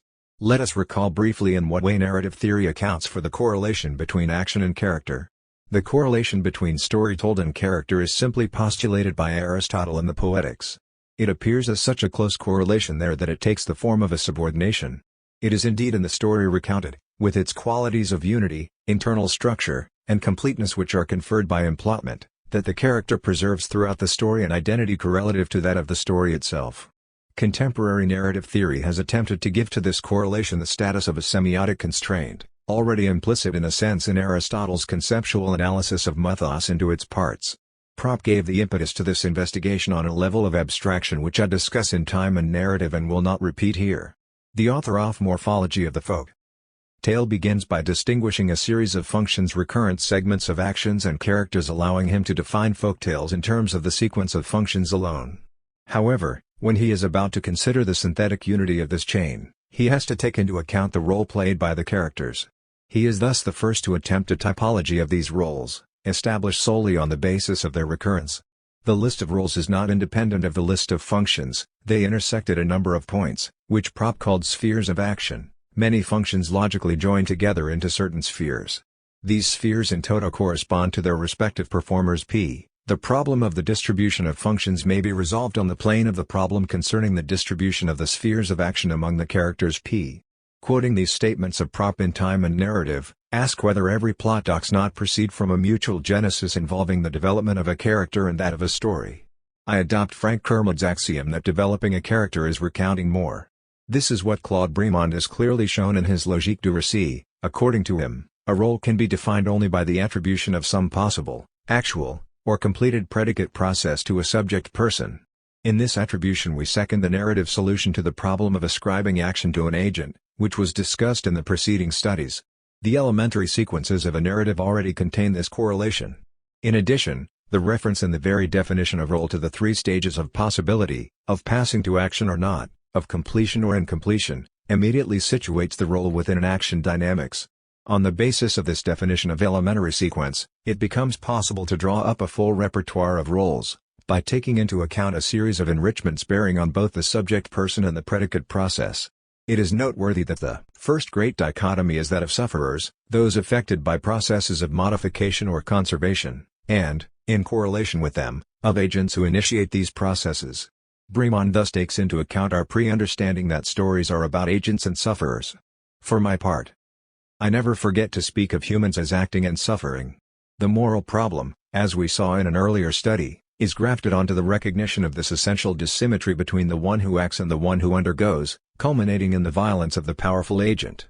Being affected by a course of narrated events is the organizing principle governing an entire series of roles of sufferers, depending on whether the action exerts an influence or whether its effect is to make matters better or worse, to protect or to frustrate. A remarkable enrichment of the notion of role concerns its introduction into the field of evaluations through the actions which have just been enumerated, then into the field of retributions, where the sufferer appears as the beneficiary of esteem or as the victim of disesteem, depending on whether the agent proves to be someone who distributes rewards or punishments. Bremond rightly observes that it is only on these levels that agents and sufferers are raised to the rank of persons and of initiators of action. In this way, Through the rules related to the domain of rewards and punishments, the close connection between the theory of action and ethical theory which we evoked above is witnessed on the plane of the narrative. It is with Grimes's actantial model that the correlation between plot and character is carried to its most radical position, prior to all sensible figuration. For this reason, one does not speak here of character but of octant, in order to subordinate the anthropomorphic representation of the agent to the position of the operator of actions along the narrative course. The radicalization occurs along two different lines, on the side of the actant and on that of the narrative course. Along the first line, to the actual list of characters found in Russian folktales, according to Prop, Grimes substitutes a model based upon three categories: desire, the principle of the quest of a real object, a person, or a value; communication, the principle of all relations between the sender and a receiver; and action, properly speaking, the principle of all oppositions between helpers and opponents. This provides a model that, unlike Prop's, starts with possible relations between actants and then moves in the direction of a rich combinatory of actions, whether these are called contracts, tests, quests, or struggles. Along the second line, that of narrative courses, I would like to emphasize the place occupied on a plane intermediary between that of deep structures and the figurative plane by a series of notions which have a place only in a narrative conception of the connectedness of life: first, that of a narrative program, then that of a polemical relation between two programs, from which results the opposition between subject and anti-subject. We find again here what was pre-comprehended on the plane of simple narrative intelligence, namely that action is interaction and that interaction is competition among projects which themselves are by turn opposing and convergent. Let us also add to this all the translations or transfers of objects' values which narrative is the exchange. Finally, one would have to take into account the topology underlying the change of place, initial and terminal places of transfer, on the basis of which one can then speak of a sequence of performances. If we reconnect the two lines of analysis which I have just broadly outlined referring to time and narrative, we see the mutual reinforcement of a semiotics of the actant and a semiotics of narrative courses, to the point at which the narrative appears as the path of the character and vice versa. In concluding with this theme of the necessary correlation between plot and character, I would like to underscore one category which Grimes's work on Maupassant stressed, although it was present in the earliest actantial model, namely the category of sender. The pair sender-receiver is an extension of that of mandate and prop, or of inaugural contract in Grimes, the contract by reason of which the hero receives the competence to act. The senders, who may be individual, social, or even cosmic entities, as we see in the short story Two Friends, stem from what in Maupassant Grimes terms a proto-actantial status P. And it has not been unavailing to recall in what way the narrative structure joins together the two processes of emplotment, that of action and that of the character. This conjunction is the true response to the aporias of ascription referred to as early as the first study. It continues to be true that, from a paradigmatic viewpoint, the questions who, what, why, and so on can denote separate terms in the conceptual network of action. But from a syntagmatic viewpoint, the responses to these questions form a chain that is none other than the story chain. Telling a story is saying who did what and how, by spreading out in time the connection between these various viewpoints. It is also true that one can describe separately the mental predicates considered outside of their attribution to a person, which is the very condition for any description of the mental. It is in the narrative, however, that attribution is re-established. In the same way, the articulation between plot and character permits us to conduct together an inquiry that is infinite on the level of the search for motives, and an inquiry that is, in principle, finite on the level of attribution to someone. The two inquiries are interwoven in the twofold process of identification, involving plot and character. Even the fearsome aporia of ascription has a replica in the dialectic of character and plot. Confronted with the third, Kantian antinomy, ascription appears to be torn between the thesis, which posits the idea of beginning a causal series, and the antithesis, which opposes to the former the idea of a sequence without beginning or interruption. The narrative resolves the antinomy in its own way, on the one hand, by granting to the character an initiative, that is, the power to begin a series of events, without this beginning thereby constituting an absolute beginning, a beginning of time, and on the other hand, by assigning to the narrative as such the power of determining the beginning, the middle, and the end of an action. By making the initiative belonging to the character coincide in this way with the beginning of the action, the narrative satisfies the thesis without violating the antithesis. Under its multiple aspects, it constitutes the poetic reply provided by the notion of narrative identity to the aporias of ascription. I am purposefully returning to the term poetic reply that was used in time and narrative to express the relation between the aporias of time and the narrative function. I said then that the narrative function did not provide a speculative response to these aporias but made them productive on another order of language. In the same way, the dialectic of character and plot makes the aporias of ascription productive, and narrative identity can be said to provide a poetic reply to them. From this correlation between action and character in a narrative there results a dialectic internal to the character which is the exact corollary of the dialectic of concordance and discordance developed by the employment of action. The dialectic consists in the fact that, following the line of concordance, the character draws his or her singularity from the unity of a life considered a temporal totality which is itself singular and distinguished from all others. Following the line of discordance, this temporal totality is threatened by the disruptive effect of the unforeseeable events that punctuated encounters, accidents, etc. Because of the concordant-discordant synthesis, the contingency of the event contributes to the necessity, retroactive so to speak, of the history of the life, to which is equated the identity of the character. Thus chance is transmuted into fate. And the identity of the character and plot, so to speak, can be understood only in terms of this dialectic. The thesis of identity which Parfit calls non-reductionist receives more than an assist from this dialectic, something more like a complete overhaul. The person, understood as a character in a story, is not an entity distinct from his or her experiences. Quite the opposite, the person shares the condition of dynamic identity peculiar to the story recounted. The narrative constructs the identity of the character, what can be called his or her narrative identity, in constructing that of the story told. It is the identity of the story that makes the identity of the character. This dialectic of discordant concordance belonging to the character must now be inscribed within the dialectic of sameness and of selfhood.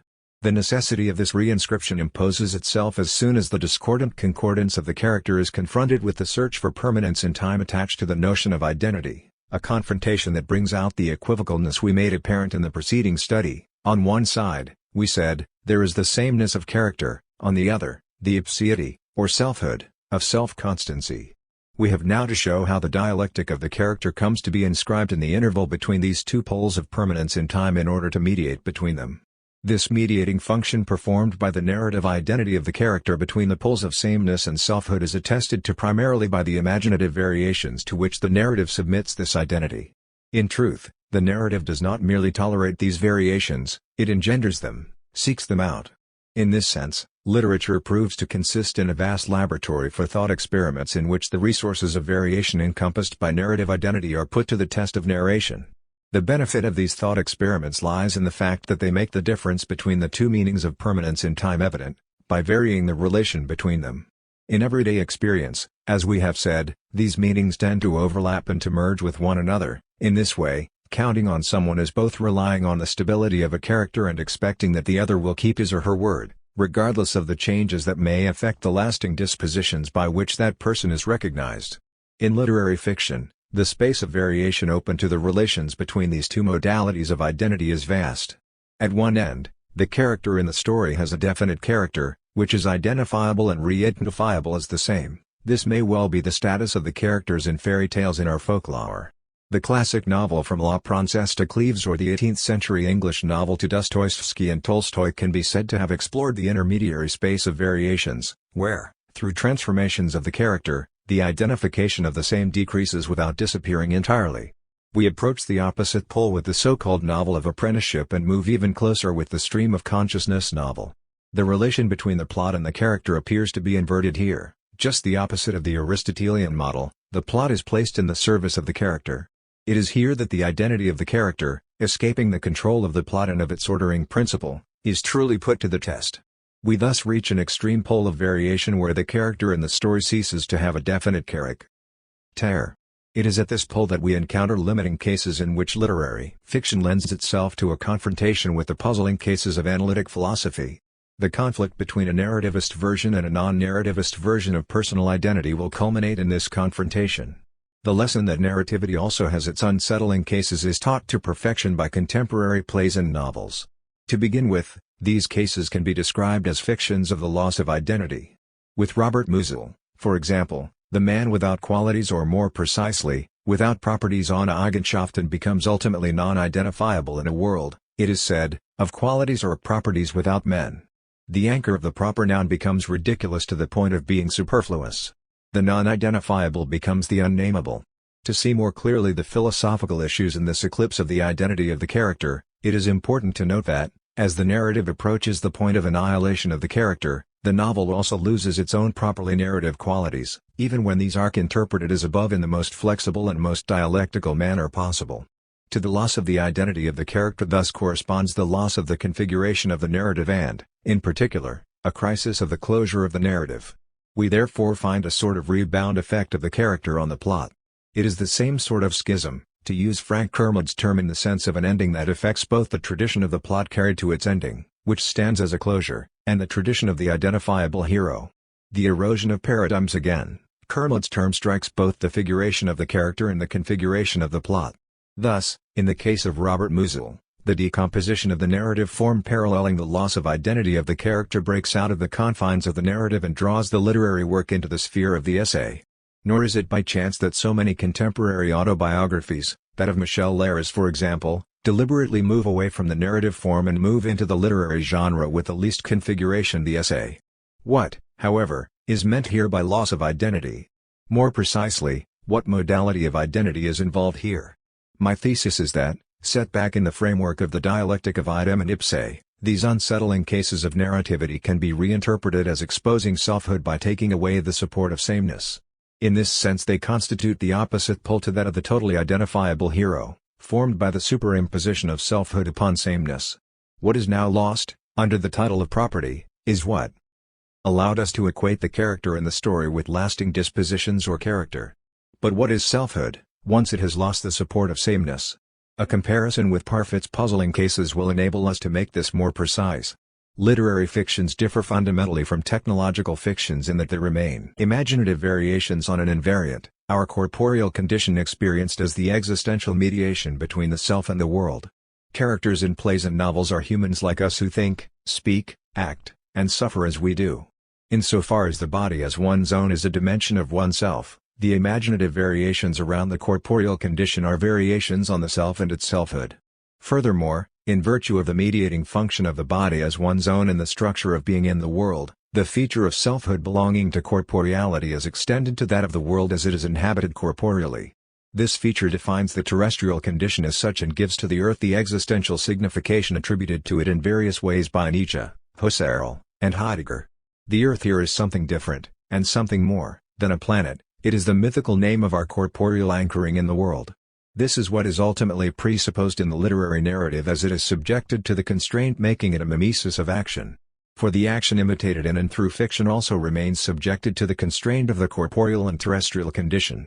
What the puzzling cases render radically contingent is this corporeal and terrestrial condition which the hermeneutics of existence, underlying the notion of acting and suffering, takes to be insurmountable. What performs this inversion of meaning by which the existential invariant becomes a variable in a new imaginary montage? This is done by technology, better, beyond available technology. This is the realm of conceivable technology, in short, the technological dream. In this dream, the brain is taken to be the substitutable equivalent of the person. The brain is the point of application of advanced technology. In experiments of bisection, transplantation, reduplication, and teletransportation, the brain represents the human being as the object of manipulations. This technological dream, illustrated by cerebral manipulations, is of a piece with the impersonal treatment of identity on the conceptual level. In this sense, one may say that the imaginative variations of science fiction are variations with regard to sameness, while those of literary fiction concern selfhood, or more precisely, selfhood in its dialectical relation to sameness. The real difficulty, then, does not lie within either of the fields of imaginative variations but, if one may say so, between them. Are we capable of conceiving of, I do not say of realizing variations such that the corporeal and terrestrial condition itself becomes a mere variable, a contingent variable, if the teletransported individual does not transport with himself some residual traits of this condition, without which he could no longer be said to act or to suffer, even if it were only the question of knowing if and how he is going to survive? Perhaps this second-order difficulty cannot be decided one way or the other on the level of the imaginary. It perhaps requires the aid of the ethical level, which we shall come to in the final section of this study, when we confront narrative identity, oscillating between sameness and selfhood, and ethical identity, which requires a person accountable for his or her acts. It is in relation to this capacity for imputation that cerebral manipulations can be said to undermine personal identity and so to violate the right of the person to his or her physical integrity. However, in order that the capacity for imputation, whose significance is purely moral and legal, not be arbitrarily assigned to persons, must not the existential invariant of corporeality and worldliness, around which revolve all the imaginative variations of literary fiction, be itself taken as indispensable on an ontological plane? Is not what is violated by the imaginary manipulations of the brain something more than a rule, more than a law? Is it not the existential condition of the possibility for rules or laws as such, that is, finally, for precepts addressed to persons as acting and suffering? In other words, is not what is inviolable the difference between the self and the same, even on the plane of corporeality? I will leave in suspension what I have just called a second-order difficulty. For if an imaginary system which respects the corporeal and terrestrial condition as an invariant has more in common with the moral principle of imputation, would not any attempt to censure that other imaginary, the one which renders this very invariant contingent, be in its turn immoral from another point of view for the reason that it would prohibit dreaming? It will perhaps one day be necessary to forbid actually doing what today science fiction is limited to dreaming about. But have not dreams always transgressed into the realm of the forbidden? So let us dream along with Parfit. But let us simply express the wish that the manipulative surgeons in these dreams never have the means or, more especially, the right to perform what is perfectly permissible to imagine. Between description and prescription, narration there remains, in the second section of this inquiry, the need to justify the assertion advanced already in the introduction and repeated at the beginning of the fifth study, namely that narrative theory occupies a central position in the course of our investigation as a whole between the theory of action and ethical theory. In what sense, then, is it legitimate to see in the theory of plot and of character a meaningful transition between the ascription of action to an agent who has the capacity to act and its imputation to an agent who has the obligation to act? The question, it is clear, has two aspects to it. With regard to the first one, which concerns the preceding logico-practical studies, it is important to show to what extent the connection revealed by narrative theory between plot and character, in addition to the new light it sheds on the difficulties attaching to the relation between the action and its agent, calls for a considerable extension of the field of practice, if the action described is to match the action recounted. With regard to the second aspect, oriented toward the moral studies that will follow, the question instead revolves around the supports and anticipations that narrative theory offers to ethical questioning. The relation between plot and character sheds new light on the relation between action and its agent only at the expense of an extension of the field of practice beyond the action segments that logical grammar confines most readily to action sentences, and even beyond the action chains, whose sole interest consists in the mode of logical connection stemming from a theory of praxis. It is noteworthy that Aristotle, to whom we owe the definition of tragedy as the imitation of action, understands by action a connection systasis, synthesis of incidents, of facts, of a sort susceptible to conforming to narrative configuration. He specifies, the most important of the 6 parts of tragedy is the combination of the incidents of the story. Tragedy is essentially an imitation mimesis not of persons but of action and life biore, of happiness and misery. All human happiness or misery takes the form of an action. The en telos for which we live is a certain kind of activity praxis is why not a quality ou poiotes. Character gives us qualities, but it is in our actions what we do that we are happy or the reverse. There is no better way of saying that any revision in the relation between action and agent requires along with it a revision in the very concept of action, if it is to be carried to the level of narrative configuration on the scale of an entire life. By revision we are to understand much more than a lengthening of the connections between action segments as they are shaped by the grammar of action sentences. A hierarchy of units of praxis must be made to appear, each unit on its own level containing a specific principle of organization, integrating a variety of logical connections. The first composite units are those deserving the name of practices. In French, the form of the verb to practice pratiquer, in expressions such as to practice a sport, practice medicine, and so forth, is more common than the substantive form practice used in English. The most familiar examples are professions, the arts, and games. We may have an initial idea of what these practices are by starting from the description of basic actions in the analytic theory of action. We recall that Dando defined a basic action by extracting from ordinary actions the relation in order to do something. What remain are basic actions, namely those actions that we know how to perform and that we do indeed perform without first having to do something else in order to be able to do what we do. These are, broadly speaking, gestures, postures, elementary corporeal actions that, to be sure, we learn to coordinate and to master but the basics of which we do not really learn. In contrast, all the rest of the practical field is constructed on the relation x in order to do t. To do x one must first do x. It might then be objected that the concept of practice is superfluous. To have the concept of action match that of practice, is it not enough, on the one hand, to lengthen the chains of means and ends, as E. Anscombe does in the famous example in intention discussed above, and, on the other hand, to coordinate with one another the segments of physical causality and intentional segments, formalized into practical syllogisms, in a composite model, like the one proposed, for instance, by G. von Wright in Explanation and Understanding. One would then obtain long action chains in which the passage from the systemic point of view to the teleological point of view would be assured at each point in the chain by the fact that the agent is capable of considering the effects of causation for the circumstances of decision-making, while, in return, the intended or unintended results of intentional actions would become new states of affairs entailing new causal series. This intermingling of finality and causation, of intentionality and systemic connections, is certainly constitutive of these long actions known as practices. What is lacking, however, is the unity of configuration that sets apart a profession, an art, or a game in these long action chains. A second kind of connection helps to define practices as second-order units. These are no longer linear relations like the ones we have just examined but nesting relations. The vocabulary attaching to our repertoire of powers wonderfully expresses these relations involving subordination more than coordination. The work of a farmer, for instance, includes subordinate actions, such as plowing, planting, harvesting, and so on in descending order, until one reaches basic actions such as pulling or pushing. Now this series of nesting relations, hence relations of subordination of partial actions to a global action, is joined with the relations of coordination between systemic and teleological segments only to the extent that both sorts of connection are unified under the laws of meaning that make the work of farming a practice. The same thing can be said with respect to other practices.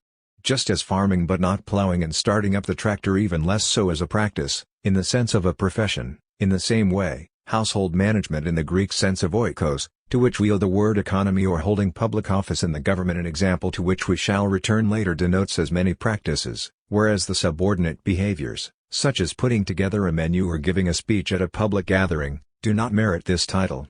Likewise painting is a practice, both a profession and an art, but not applying a spot of color to a canvas. One final example will put us on the path of A. Sure, we learn to coordinate and to master, but the basics of which C do not really learn. In contrast, all the rest of the practical field is constructed on the relation X. In order to do T, to do X one must first do X. It might then be objected that the concept of practice is superfluous.